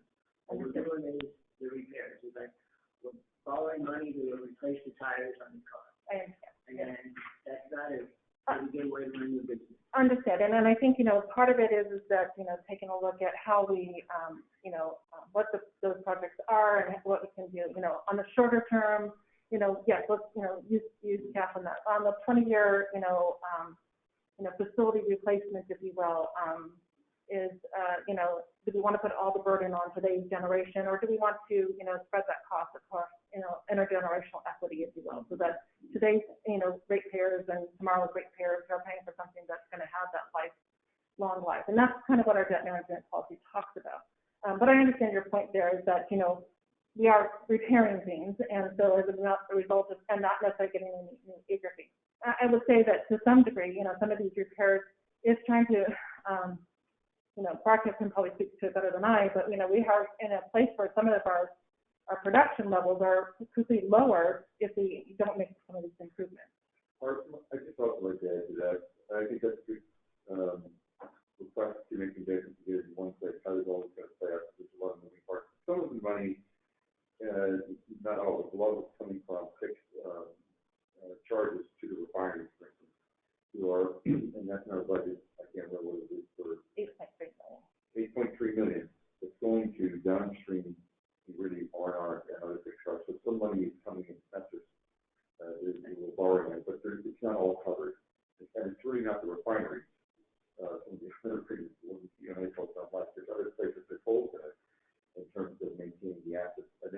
available Pipe 22, that are not, technically water, there is a component in there, although it's not really, that it does go to R&R, but I think what we can do in the workshop is, map that out more precisely. Where is the money coming from for what we're paying to banks, between borrowing, fixed costs, and any other sources of income in the town. Like, yeah, I would just say the analogy, Dr. Alvarez, the car, a lot of the R&R projects are more than replacing the engine, not necessarily the fire. Some of these projects, like phase 2, phase 3, and that's really necessary to maintain that barrier production and serving Chevron. So yeah, I mean, this past week we presented, the EFDs, how important components they are for the product-like compensation that serves all the distribution. So, yeah, that's absolutely right. There's a lot of R&R projects, and what we continue to do. We saw last year's budget. The 5-year picture was different, and we had a lot of expenditures coming out in 2 years consecutively. We had to take a second look at that to see, to really prioritize, really make sure to do the projects that are absolutely necessary for us in this next couple of years. And we'll continue to do that. So for budgeting purposes, it would be nice to have, if training up projects, that each project is fully identified, fully funded, and showing how that's going to get used. We do have commitments. We have some of the refineries and paying for the projects, and they expect those projects to be built and they're paying. But I would like to see better definitions in the budget of exactly how that is happening. Because right now, some of that, at least from me reading that, it's fuzzy to me. I have to really kind of go in for that, and now I get it. So I think it's got to be much more direct. I like to see a much more, or a process where the funds are appropriated for each project, and we know how that project's going to get financed and it's going to get built, etc. And it's not, well, we're going to go out and just issue commercial, borrow against our commercial line to fund it, and then that gets rolled up into the future debt. I think when you say appropriate, we had a discussion of a few weeks ago. Let's say it's a 5-year, $15 million project. You want the money? I'd like to see that money up front. Where it's going to come from. Just like, sort of like, I plan to go get debt, or I plan to get custom funding. Okay, gotcha.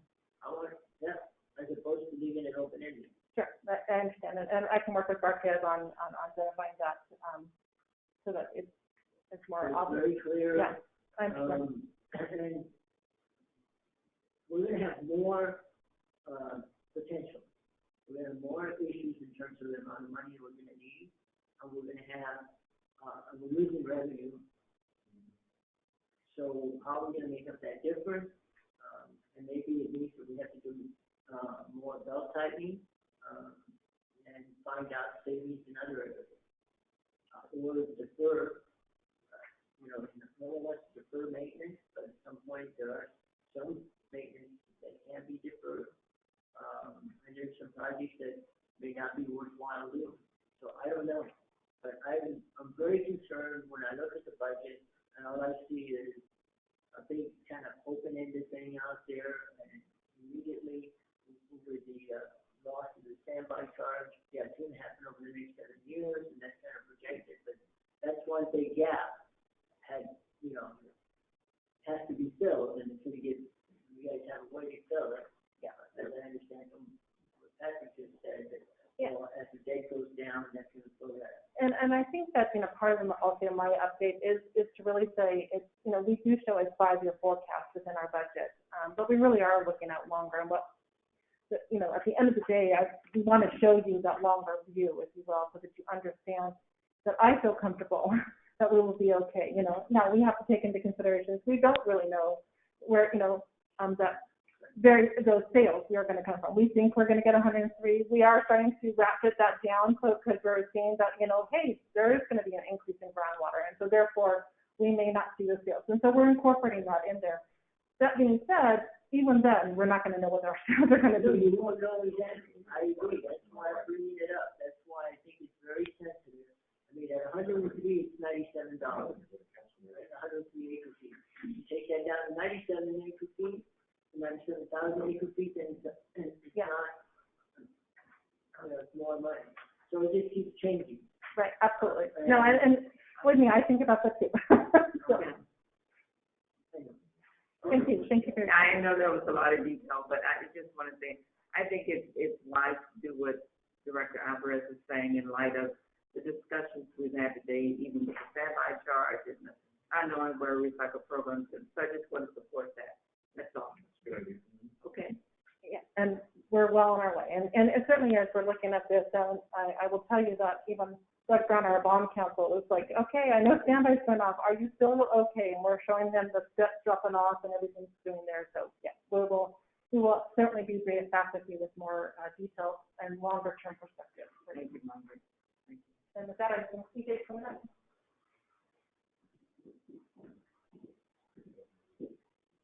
And thank you very much, President Williams and all of the board, General Manager Patrick Shields. And I've been asked to cover a couple of different items today. A little bit about the West Basin Strategic Plan. And I'm going to try to maybe even curve the discussion to put it in perspective to the previous discussion. Talk a little bit about finance as far as opportunities for West Basin Municipal Water District, state, federal, and then get a little bit into a small and very short discussion on rates. And I'm going to take Metropolitan Water District's rate refinement discussion and maybe even put it in perspective for West Basin Municipal Water District. So currently, we right now have Brian Thomas slated to facilitate a new strategic plan or an update to the strategic plan. As Margaret pointed out, our last one was done, I believe, in August of 2017. We typically do them every 5 years, and so you might plan that out and say, oh, it's not quite yet ready. But I'll tell you a little bit of why it might be ready for us to discuss that. First and foremost, there's been tremendous change in the water industry. And I looked at our strategic plan, and goal number one was to diversify the water portfolio, which sounds like a great idea. Everybody can agree. I know Craig can agree. Water recycling, conservation, all of that, it all sounds great. But when you look at the frameworks that we're working with within the state of California, things have drastically changed since 2017. Our most significant drought was back in 2007, 2009, and it got the legislature pulling some levers and saying, we need to act now. West Basin was a leader as far as the development of SB 7X7, which was that 20% by 2020 immediate reduction. We were wanting to make sure that we protected our service area, and a lot of the language that West Basin produced was inserted in that language. We were successful, and we have met that goal, 20% by 2020, partially due to the Eversea Little Water Recycling Facility because of the water that we produced here. But here we are at 2020, and the framework for water use efficiency is completely 100% changed. So while we can pat ourselves on the back, we can now see that just a few years ago, AB 1668 by Assemblywoman Laura Friedman and I believe it is SB 606 by Senator Hertzberg changed that concept. And what he said was 20% by 2020 is great, but what I want to see is each individual retailer shall meet an urban retailer target, a water use efficiency target. He's going to do it very simply. It's going to be residential, indoor and outdoor, CII, or commercial, industrial, institutional, and water loss. And once you get that, there's going to be a little answer in the box, and that's what you have to hit, each of our retailers. So when I look at goal number one, water diversification, I look at that water use efficiency and it says meet those standards. And those standards aren't on us any longer. We met the old one, but we have a new one. And so my question to the board would be, what is our goal? What is our strategic objective? And if it is to ensure that all of our retailers meet their water use efficiency targets, then West Basin needs to look at water use efficiency in a totally different manner. We need to design programs that help each of our retailers achieve that objective. And all of our retailers are different. So we need to have different strategies for each of them. And I look at that, and that's a significant development. We talked a little bit about water recycling today, and I wanted to highlight that because even though the water recycling landscape has been completely changed since 2016 and 2017. I think you all know that West Basin was instrumental in the development of AB 574, which was legislation that actually required the State Water Resources Control Board to develop recycled water standards for raw water augmentation. We wrote that legislation in-house. We shopped it to water reuse, passed it to the legislature, it was enacted, and the State Water Resources Control Board is now in the development. They've actually completed the draft framework for CPR, and they're now receiving feedback back. And that is going to drastically change, and I think that we've already seen that change. You've seen Metropolitan Water District and LADWP see this raw water augmentation framework, and they're saying, hey, it's not that far off. The law requires them to adopt water recycling standards by 2023. And so what are they doing? They're preparing their project to do exactly what we created the opportunity for. And that's going to change what West Basin does. You could say that there's a potential negative impact. There is now that when you talk about treated wastewater, that is of high value now. LADWP sees that. So what West Basin does, and we've done it for years, is we've pursued IPR, indirect potable reuse. And we do that through groundwater augmentation, which, as we all know, is already legal. And that's part of a strategic plan as well. But when I look at that, I see opportunity for West Basin because that is our bread and butter. That's what we've done. But if you look at goal, I think it's 1.3, it talks about promoting groundwater. But the strategic plan doesn't say how we do that. And quite frankly, I've been at West Basin for 16 years. West Basin has not really done a good job of promoting groundwater, with the exception when we're in drought. We always want to make sure that we go up. But now you're going to see that because IPR and groundwater, WRD has their recycled water master plan. There is an opportunity for West Basin to do that, and to work with the regional partners within the West Coast Basin. We need more water from LA. And LA is a primary player in the West Basin Water Association. They know that they need that water. And if you look, and we'll be providing this data to you, and I know Director Alvarez is well aware of it, but if you look at groundwater pumping in the West Coast Basin, especially within our customers, it's just been going down and down and down. We're almost at all-time lows. So there's opportunity there to assist them as far as increasing that groundwater pumping and diversify our water portfolio through there.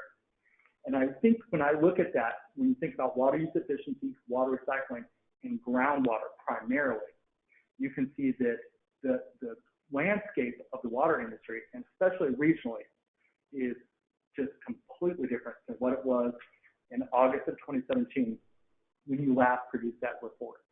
So there's a great opportunity for us to reopen that.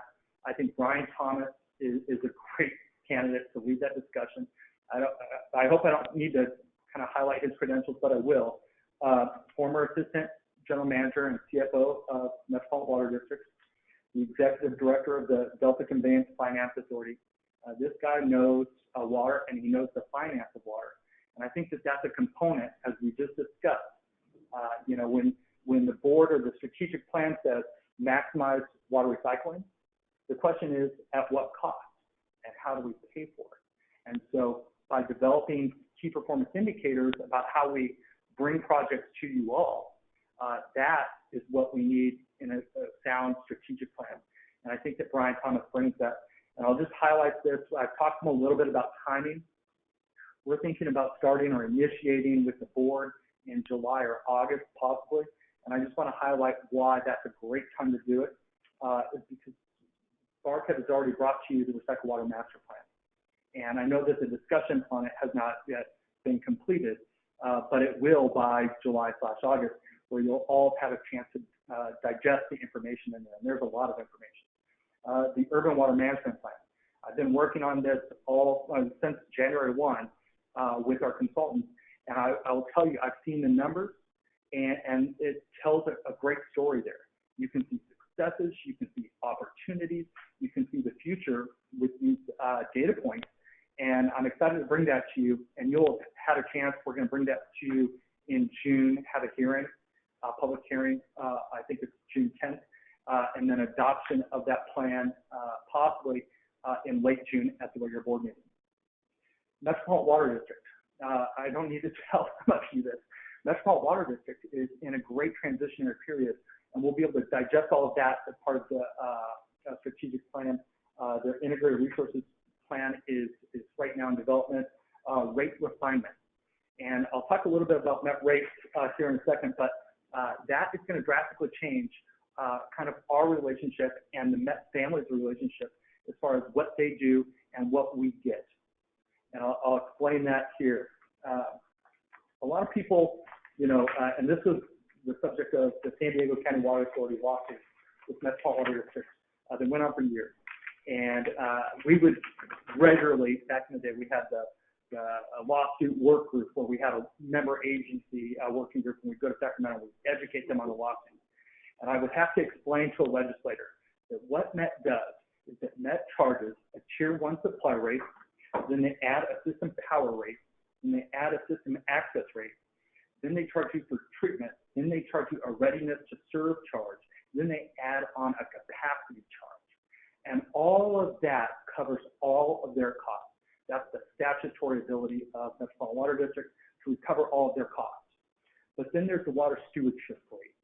And that was the one area where San Diego County Water Authority had a little bit of success on there. And that is also a cost recovery tool, but it's a little bit, it's a feel-good charge, because what they're doing is they're going to pay and invest to reduce the need for imported water. And member agencies like West Basin Municipal Water District have done a great job of that. We go out and we get LRP.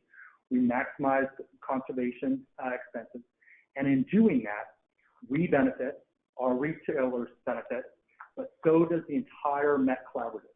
And I've spent 15 years at West Basin dedicated to that premise that what we do here benefits the entire collective. I can talk to Los Virgenes, I can talk to San Diego County Water Authority, I can talk to anybody about the benefits of the projects that we do here. But that has now been called into question. And the rate refinement process is, well, how much of that benefit goes to the region and how much of that benefit goes to the individual retailer? And how much should we have to pay for that? And how much should the beneficiary pay for that? And West Basin does the same thing. West Basin has our pass-through charge, which includes the water stewardship rate. It's temporarily on hold, but we charge for reliability service charge. And reliability service will mean something different to each and every one of our retailers.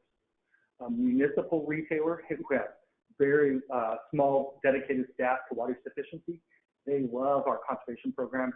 They call Gus and Jennifer every day. They want help, and we provide that to them.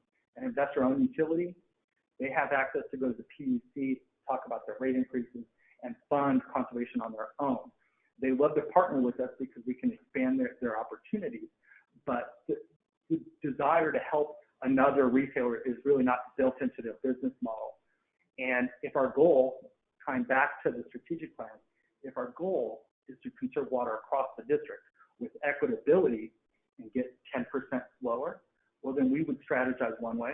But if it's to get each of our retailers in compliance with state law, we would design our programs completely different.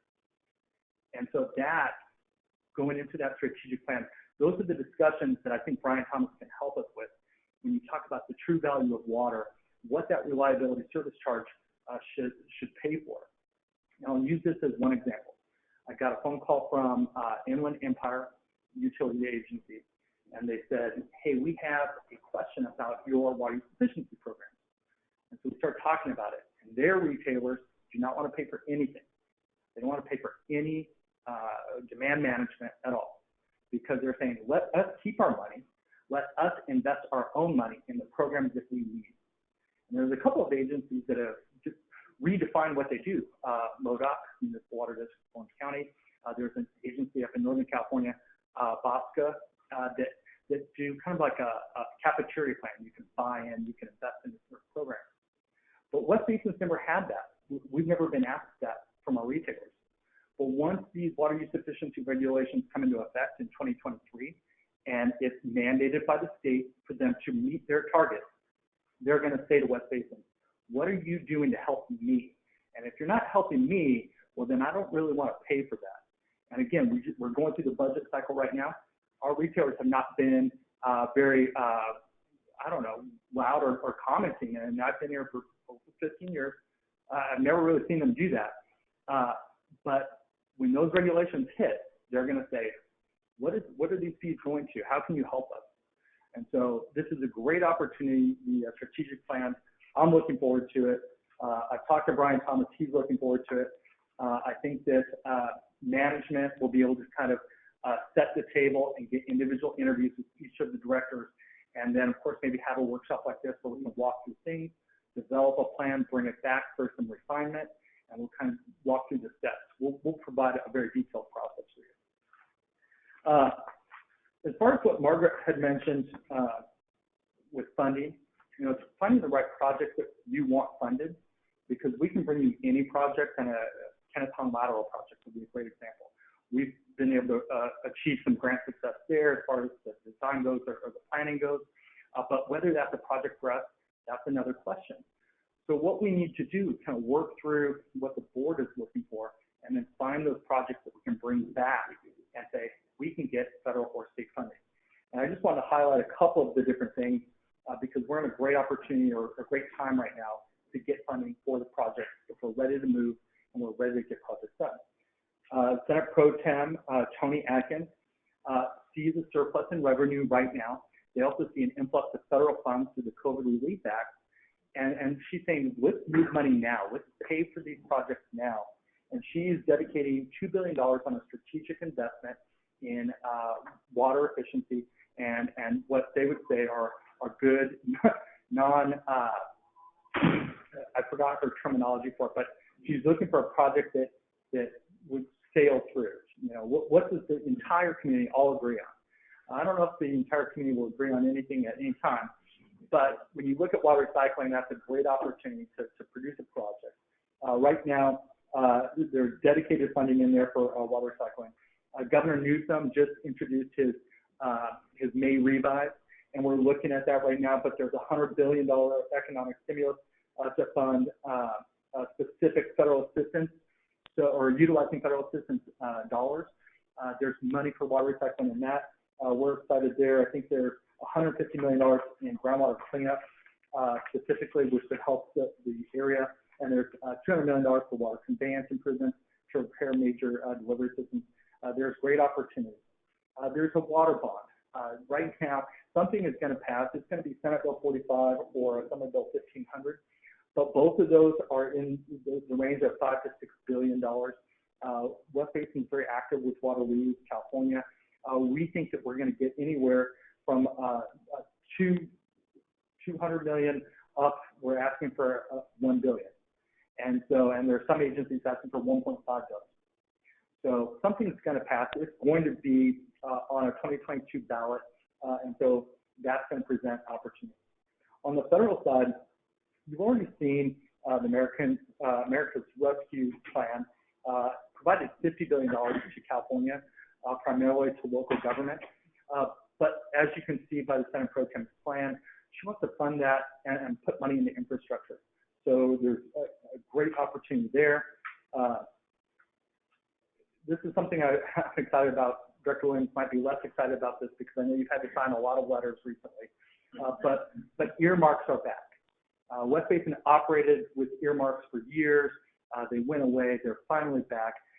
And when they pulled that trigger, West Basin jumped on it. We were given 1 week. On the Senate side, we were given 2 weeks. And we put in requests for 3 specific projects: the North Gardena Lateral, a $2.7 million request; Mills Memorial Park, a $2.1 million request; and the Palos Verdes Recycled Water Pipeline, which is a $1.5 million request. And so we were able to get those into their respective members so that they had ownership of that. We were able to meet with their specific staff. Now they're meeting with a lot of people. We were able to get on Representative Maxine Waters' list. They need to come up with a list of 10 priorities for themselves. We were able to get that one through. Unfortunately, with Congresswoman Barragan and Congressman Liu, both of them pursued projects that were in line with kind of their area of focus. Using Ted Liu as an example, it was Veterans Affairs, homelessness, and health and human services. No infrastructure. But we were able to get on one. We submitted the other two that didn't get submitted. We were able to submit both of those to both Senator Feinstein and Senator Padilla. So now we're in line for their request. So again, it's a great opportunity. We do have a $35 million authorization through the U.S. Army Corps of Engineers. So we're pursuing those projects every year, as you know. But this earmark process will now allow or afford us a new opportunity. If I could answer your question. Yeah. The other two that didn't get through, they were in Barrett and Lou's district. Correct. That's why they were not on Maxine's list. That's correct. It would. And they I won't say. Yeah, I wouldn't say that it's never happened, but typically a member, they're only given 10 projects. Yeah, they want it in their division. And the other two legislators did not agree because it's not part of their. It was just, they didn't pursue environmental infrastructure. Okay. And I can't fault them for that. Everybody's asking for money. I can tell you that for all three of these projects, we competed with county sanitation, LADWP. We were pursuing these projects with a lot of significant stakeholders in the area, Water Replenishment District. We got one of our three so far. And so we feel pretty good about that, and we're going to continue to go after the other two. And then I'll try to be very brief. Understood you. Like, which projects did we actually get from this? We got the North Gardena lateral, which is in Congresswoman Maxine Waters' division. Congressman Ted Liu, we submitted the PV lateral, so taking it up there, and there was a nexus there with. But that's it, that is not it. No, it did not make the top 10 list. So just one project is going to get so far. So far, yes, because we submitted the other two to both senators, and I will tell you, there's no guarantee. Once you submit your 10, now you have to get it through the budget process, and if you get it through the budget process, both houses of Congress need to ratify that budget, and then the president needs to sign it. As we saw through President Obama's administration, the budget never passed really. They always did continuing resolutions, and if they do that, the earmarks won't be included in there. So it's an ongoing effort, but we're excited about where we're at. And then, of course, I'll just walk through very quickly. There's a flood of legislation, federal legislation to fund water infrastructure. You have Dianne Feinstein's Stream Act. That's going to be coming out in another month. You have the Water Recycling Investment Improvement Act. That was HR 1015. Obviously, West Basin took a support position on that. That's by Representative Napolitano. You have the Climate Leadership and Environmental Action for the nation. It's called the Clean Future Act, and that's $4.8 billion. You have Senate Bill 914, the Drinking Water and Wastewater Infrastructure Act of 2021. You have the Water Quality Protection and Job Creation Act of 2021. All of these bills are out there, and typically what you see is kind of you take parts of one, you take parts of another, put them together, and it becomes a bill that ultimately gets passed. So we're kind of actively advocating for all of them, hoping that water recycling and water use efficiency will ultimately be in that final bill that reaches the goal line. So there's a ton of opportunity there. I think that right now it's just a matter of us working together, wrapping up the Recycle Water Master Plan, taking a look at that Urban Water Management Plan, and then taking direction from the board through that strategic plan to really put things in motion and go out there and get money for our service area because it's there. So I don't have anything further, but I'm happy to answer any questions. Questions? Any questions? Thank you, I'm listening. I just want to say, don't worry about me signing the letter. No, thank you very much. I'll ask a quick question, but it's funny, I wrote it down, and I think you sort of answered it, because what I noted here was, you're right, a lot of the retailers haven't really expressed, or maybe this is the question at first would be, have the retailers come asking us for help on some of their programs or not? Because seem like maybe they haven't. And of course, it's going to be different from municipal versus the, the private company. But then you noted that this law comes into effect 2023, and that might really change the dynamic. So why don't we just step back over from that? I mean, I really haven't seen the retailers coming to us much saying, hey, I need help or so on and so forth, which would then allow us to craft the program. So give me that perspective. There's a couple of reasons why that is. Credit to the executive management. For the entire time I've been at West Basin, we are far more proactive about going to our retailers, holding workshops, meeting with them one-on-one. And when we have a program, like the great example, Malibu Topanga Smart, we come up with this concept and we then go to LA County Waterworks 29 and we say, hey, why don't we partner on this? They say yes, and we bring in the city of Malibu and we have a program. When we have our fire escaping classes, and we're going to hold them up in PV. It's the first one. What did we do? We contacted Cal Water. They didn't actually contribute that much as far as funding goes for it. We paid for it through Metropolitan Water District, a program that they offer. But we brought them in. Now we have everybody working together to promote it. They love that. You see them here at the water harvest every year. Almost all of our retailers are here promoting their stuff, and we're working together. You don't see that at every wholesaler. But the one thing that they haven't done, and I'm going to expect that they will do more in the future, is that we hold quarterly water use efficiency workers meetings where they all participate, some more than others, and then we get some of our other municipalities. The city of Hermosa would be a good example of a city that's very proactive. So we have a workshop. Now we're going to be looking at, well, how do I meet my target? And I can look at all of our retailers, and I can probably guess which ones are going to easily make their water use efficiency target, and which ones probably are going to struggle. And so the question is if they want to be in compliance, they're going to say, what are we paying for, and what are we getting? Because that program doesn't help us much, and that program doesn't really do it for us. We need programs to meet our needs because we need to reduce that.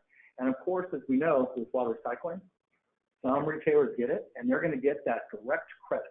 They get it for landscape irrigation, so they get that evapotranspiration reduction off of their target. And then, of course, if you're getting groundwater that's derived from IPR, you're going to get that additional credit, it's about 15%. But if you don't overlie the basin, Cal Water, Palos Verdes, LA County Waterworks 29, you're not getting the benefit of that investment. You're saying, hey, that program is great, but how am I going to meet my target? And so we're going to need to design programs that might be a little bit different from what we've done in the past, which is more equitable. We're trying to do different things and make sure that everybody has access to it. Now we're going to try to meet the needs of all of our individual retailers, and they may be different. Yeah, because that's what I could foresee happening, especially the city, because they're so on their own.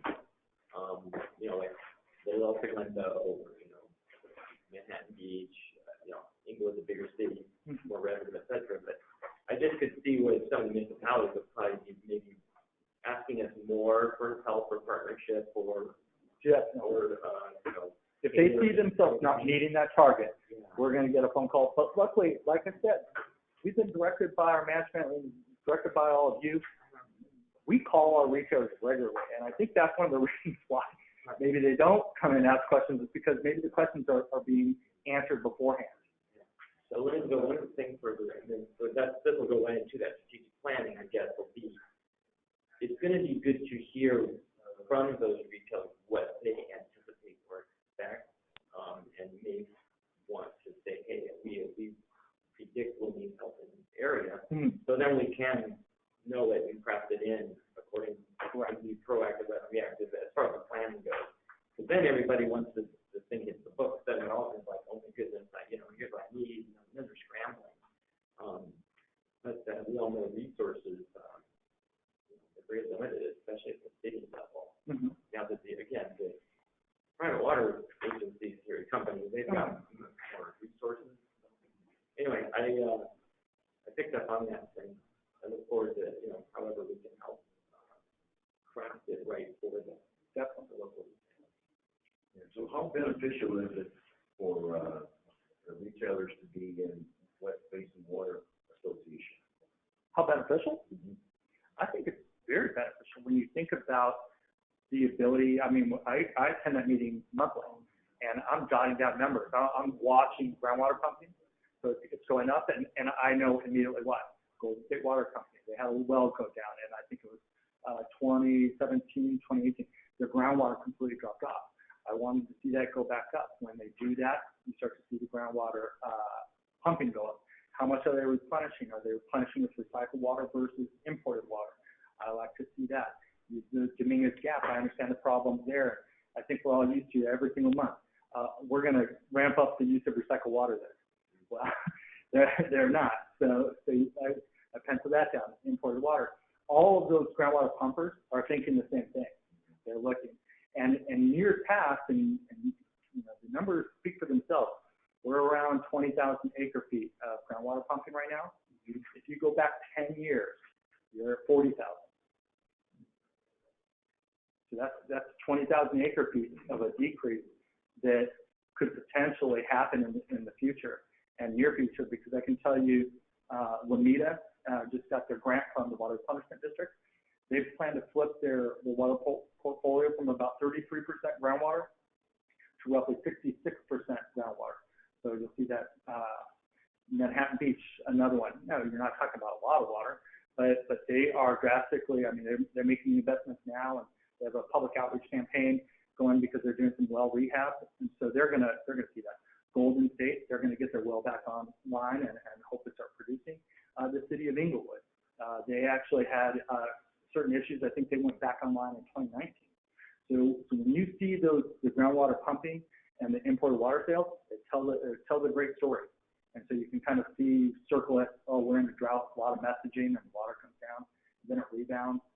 So we'll walk you through all of that for the urban water management plan. Yeah, you said 40, but you go back even further. But one time it was about 54,000. Correct.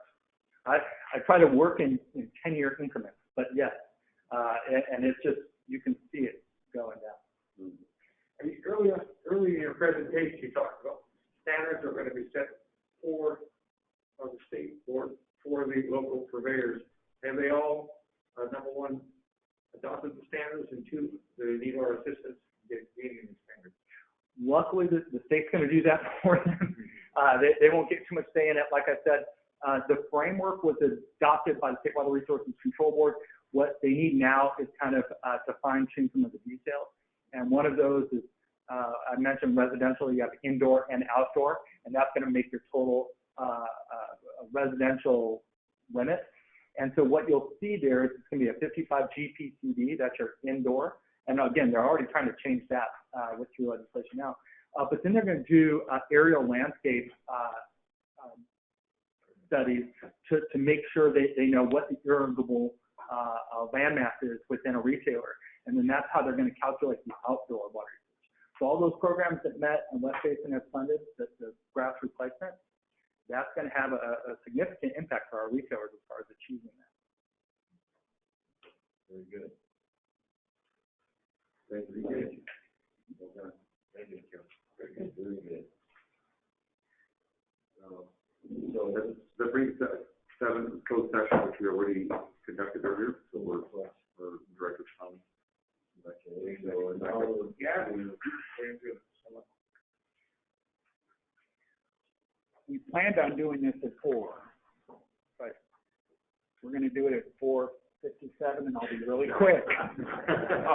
It's Saturday, 360. We started off talking about interpersonal relationships, board relationships, value of board relationships. This was kind of a unique blend of tactical discussions and financial discussions, and the human relations piece of it, which is I think is critical to all of these decisions you're making, working well together, being productive. The deliverables today, and I would request that if the general manager has some time for me either after this or even over the weekend or next week, to list out those deliverables, because one of the things that we want to capture is the board request of things that you were looking for. And I wrote down a lot of them. I mean, and I know you did too. There's just a lot of great discussions. So I want to just do this really quickly, but I think it's important. It was not only a pleasure to see the staff here, 'cause I think that was a great move, thank you. But the guy to my left, I mean, the 49er fan was here, and so I'm actually going to start with him. So I would like your, excuse me? Oh, he's a Ram fan, you're right, thank you. Okay. So closing thought, closing comment, I heard a lot about collaboration with the region, collaboration with a lot of other agencies that maybe heretofore we don't have the best relationships with, or maybe non-existent, or maybe we do, we just can make it better. And then the collaboration in the team here, and making sure that the great listening, the great questions, the validation of just some brilliant discussion today. So I was really impressed after, a year and a half or a year and 3 months, whatever it's been since you've gotten together. And so I was really impressed. So what I'd like to do is your closing thought, your closing comment, and include in that your desire to work as a team. And I think Margaret kind of mentioned in terms of like the measure, or what are those key indicators? How do we know that the relationship piece, what are those indicators that you're starting to work better together? So thank you for being here. Closing thought, closing comments. You don't have to answer the other questions, but just your thought about being here. Sure, just a few things. Yes, please. Number one, of course, it's great to see everybody again. It's been so long, and I think it's been very helpful just being face to face. It's been so long, and we're all sick of the Zoom meetings. Just one of my observations, I'm happy everybody was so honest today, and frankly, Harold, when you talked about being inspired by Scott, I thought that was a great acknowledgement on your part that we can learn from each other, and I certainly have through this board over the years, but I was really happy to see that, and we also, I think, it was good that we looked at our project and the district projects. The district itself has projects from a higher level than just being at a board meeting and looking at a line item on an agenda.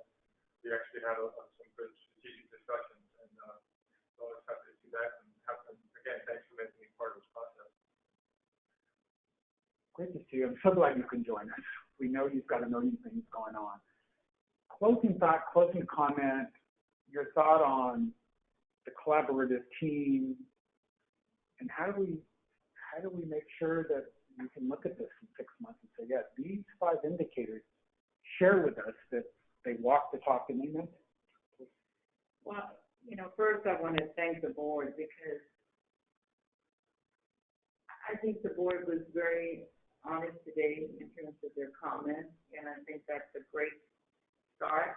It's a start, because, there is still work to be done, but I think there was a lot of things that were shared by all of the board members that we were candid with each other, and we had not had an opportunity to do this for over a year. I mean, close to a week, right? And we just normally just attend board meetings. So I thought this was a great success, because it was a great beginning. I want to thank staff, because all of you continue to support the fact that I think you do a great job, and the fact that you were here and you saw the interaction with the board. I hope that you can see that this was a great start to bring us together as more of a team. And when I say team, it's the board and the staff and the general manager. Thank you, general manager, for what you do, because we're all a team. I mean, the board members are a team, but you're all part of that team. And so I think that was a good thing to do, was to bring staff in to see that we have started the process of kind of healing, if you will, in terms of some of the issues that we may have. And I like the fact that I think it was Harold that said, I have not let go of everything that was candid, but the fact he recognized that, I think it's a good beginning. And I think that's what one of the key takeaways is, that we have to let go of past issues, because we have to always move. I believe in moving forward. It's like when you get a divorce, you let go of all the bad, you let go of that so you can move forward, right, with new beginnings and new blessings and so forth. So I think we really need to work on letting stuff go and moving forward with that. And I think we have great talent around this table, and we all have our own perspectives, but we can be respectful And I think there's certain things that we should agree on. Respect is one. When we do express ourselves in the way by which I think you said something about, the way that people present themselves and the way they treat each other. And we're talking about COVID and coming back to work. But the way you treat each other is so important. I think it makes a big difference. But I'll stop with that. But I think it was very successful. Yes. Thank you. I'm asking to be next because I've got to go. My ride's going to be. Yes, sir. Closing thought, closing comment. Very brief. Please. I'm going to say I really appreciate the opportunity to learn more about where my colleagues are coming from, particularly the newer members of the board. I have been very educational for me and very beneficial. And I think that it also shows the advantage of meeting in person. And how much more interested I am in encouraging we want to get together as a board on a regular basis at the headquarters for our board meetings. That's all I have. Thank you very much. Director Gear, thank you so much, and we'll see you tomorrow morning. 8 o'clock, I think, is when we start again. So thank you. Me too. I have an 9 o'clock meeting tomorrow. Oh, okay. Beat me too. Darn, you guys. Thank you, sir. Thank you. The strategic planning piece got to be music to your ears. You're thinking, yes, it's time to update it. The follow through that's going to happen. Your thoughts about commitment to team, commitment to collaboration, and what is the metric to say, look, you're starting to move in that direction, and it's always a pleasure to see you. Oh, sure. Well, a couple things really quickly, and that is I want to say thank you to staff and to the board and manager. I'm glad legal counsel is here. I thought that was pretty beneficial that he's here to give a whole day's worth of discussion. But and also Dr. McCaffrey, right? McCaffrey. Sorry. But I want to thank you, Wayne, too, for being here and helping facilitate. I thought it was really good. It was good to be back in person. The big takeaway that was already noted was the collaboration. And I think that it allows us all to, again, remember what we're here for, which is, we are here as servants of the public. And then the staff are as well servants of the public. And so it kind of gives us, again, one more time, that reality check of what our bigger mission and purpose is at the district. And so that's why it helps drive this conversation of where are we going. I love the idea it was brought up the professional discourse, and I think that this really helps the positivity community to that. We can agree to disagree. We can put out our opinion about the issue or the item, and yet be very respectful. And sometimes we're just going to disagree on something, but at least we can have a conversation about it, take the vote, and let things move forward. And that's the biggest thing that we need to just do. Learning from each other. I think you just mentioned that. Someone just mentioned learning from each other. Oh, it was Steve. But I think that that's tremendous. And so, and I learn every day, not just from our staff, of course, but my colleagues. We all bring different things to the table. I didn't want to miss this stuff. Oh. And right on hold. There you go. My pearls of wisdom. And one of the last thing I wrote down here was again, seeing that we are united on the big picture issue. We've had a lot of good talks. So we talked about strategic planning and some of the issues. We had a good dialogue on that. It's going to keep going for the rest of the year. And it's great to see. On that note, we're definitely united. And I saw that in the conversations today, that we understand the road that we're on at this moment. And we do need to make some key decisions in the next handful of months and years to, where the agency been going to be in that 5 years and 10 years and beyond. No matter who all is still around, we've got work to do. So anyway, I appreciate that, and it was a good day. I think, and it helps us to be back together. Back to normal. Yes, come back.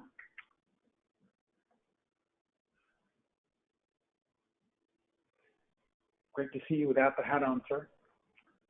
It's great to be in here without that. we had all these other things planned, but your ability to dialogue and conversate just kind of kept us beyond the point of doing some other things. But there is a star of the game, since we have some sports analogies, and you brought it up about your comments to Director Houston about being inspiring for you. And I think in addition to that, you mentioned about Director Alvarez, that he actually kind of helped facilitate you to be in this chair. Do I hear correctly? Yes. So you can blame him. So amazing, yeah, star of the game, and here it goes. It goes to him. If you don't mind, he gets it. Sorry, he gets the star of the game. So, Mr. President, closing thought, closing comment. Do you want to say anything to anybody? And what about this collaboration? And because Director Gray said, yeah, you helped start this off by, I'm not there yet. And I don't expect that, a few hours later you may be fully there, but I'd love to hear your closing thoughts. Well, I'm very, very hopeful. And I do believe that there is alignment with the mission, our mission, and our values. I heard it from everyone. Yeah. And the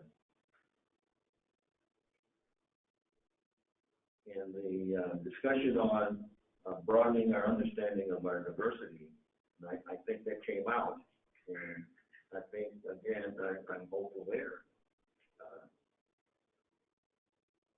And I do believe that we all are committed to public service.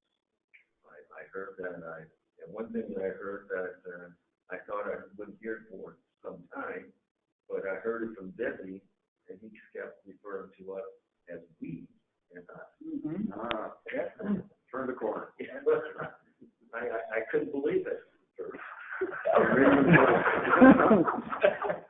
I can say that. I know you can get away with that, sir. I can't. Go ahead. So, I think we're on the right track, and I believe that the West Bay Municipal Water District has a great team here. That's building. It's only going to get better and better, and we have some outstanding things to work on within our strategic plan, because we do need to revisit that, because things have changed tremendously from the time that I came on the board, and just a few years.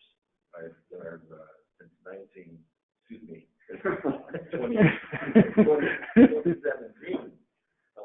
My goodness, it's really like it's not the same landscape we had back then.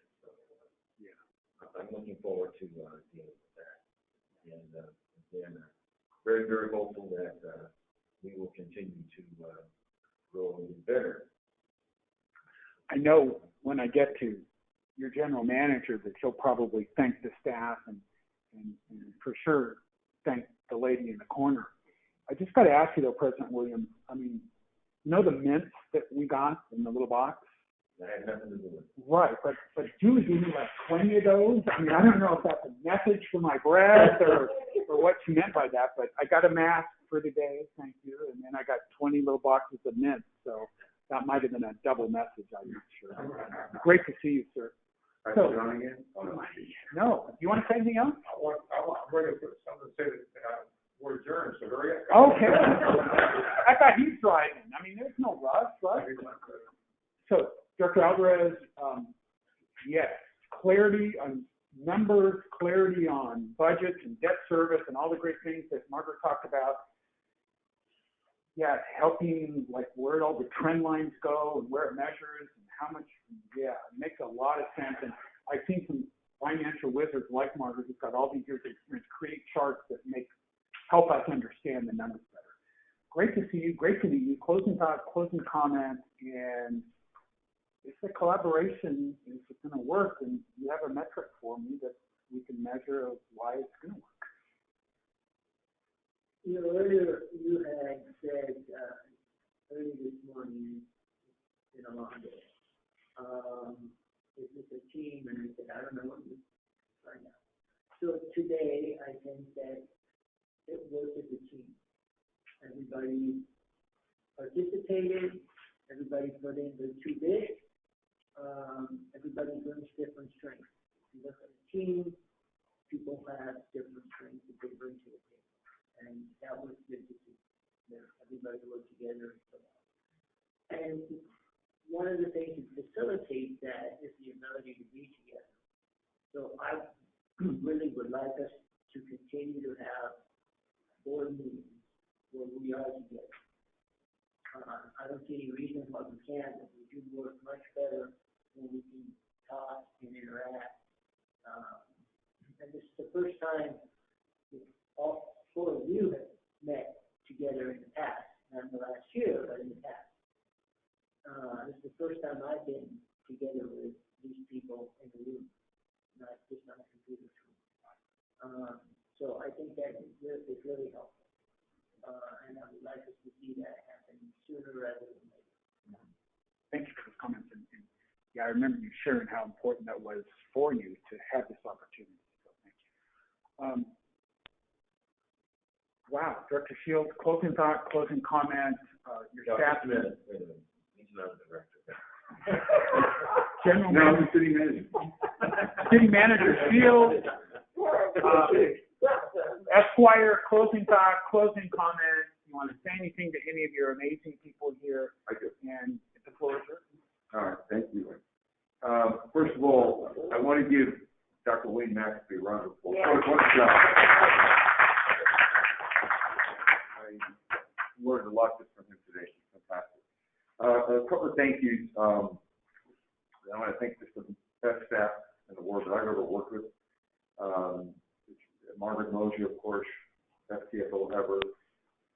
Our chief engineer, Barkev, Michelle, amazing, EJ, amazing, and all of them that aren't here today are amazing. But most amazing, the lady in the corner there has put all this together. She was in here last night working on this. The straw that started the drink, make it all happen, and a little round of much staff.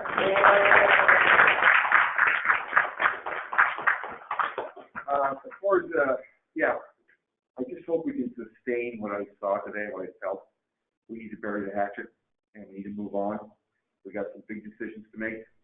That's what we got clear today. There's work to be done. I'm excited about that. I'm up for a challenge. I'm a change agent, not in the same way maybe, but I understand that way of looking at things. I do think, I feel encouraged. I feel a little bit relieved. I feel a little bit less of a cloud. I don't know how that comes across to you as a GM. But I do feel more clarity. It's been a tough year for a number of reasons. A lot of it is down to the pandemic. You're right, Director Alvarez, and everything, not being in the same places. We function very well. Very proud of how we've done in the pandemic. It's stressful, but it was good to be in the same room here today. There's just different energy in and the food, of course, is good. But I think, I can feel that if we keep this up, if we keep this momentum up, there was courteous discourse today, some good sidebars. I really enjoyed the sidebar. There was Debbie talking about technical stuff around lunchtime. All the things I heard, though, were positive. The honesty, and I think we just can't let it die here. Well, it should be sustained. These things have kind of a magical kumbaya effect on the day out. But we're West Basin, goddammit. This is some kind of agency.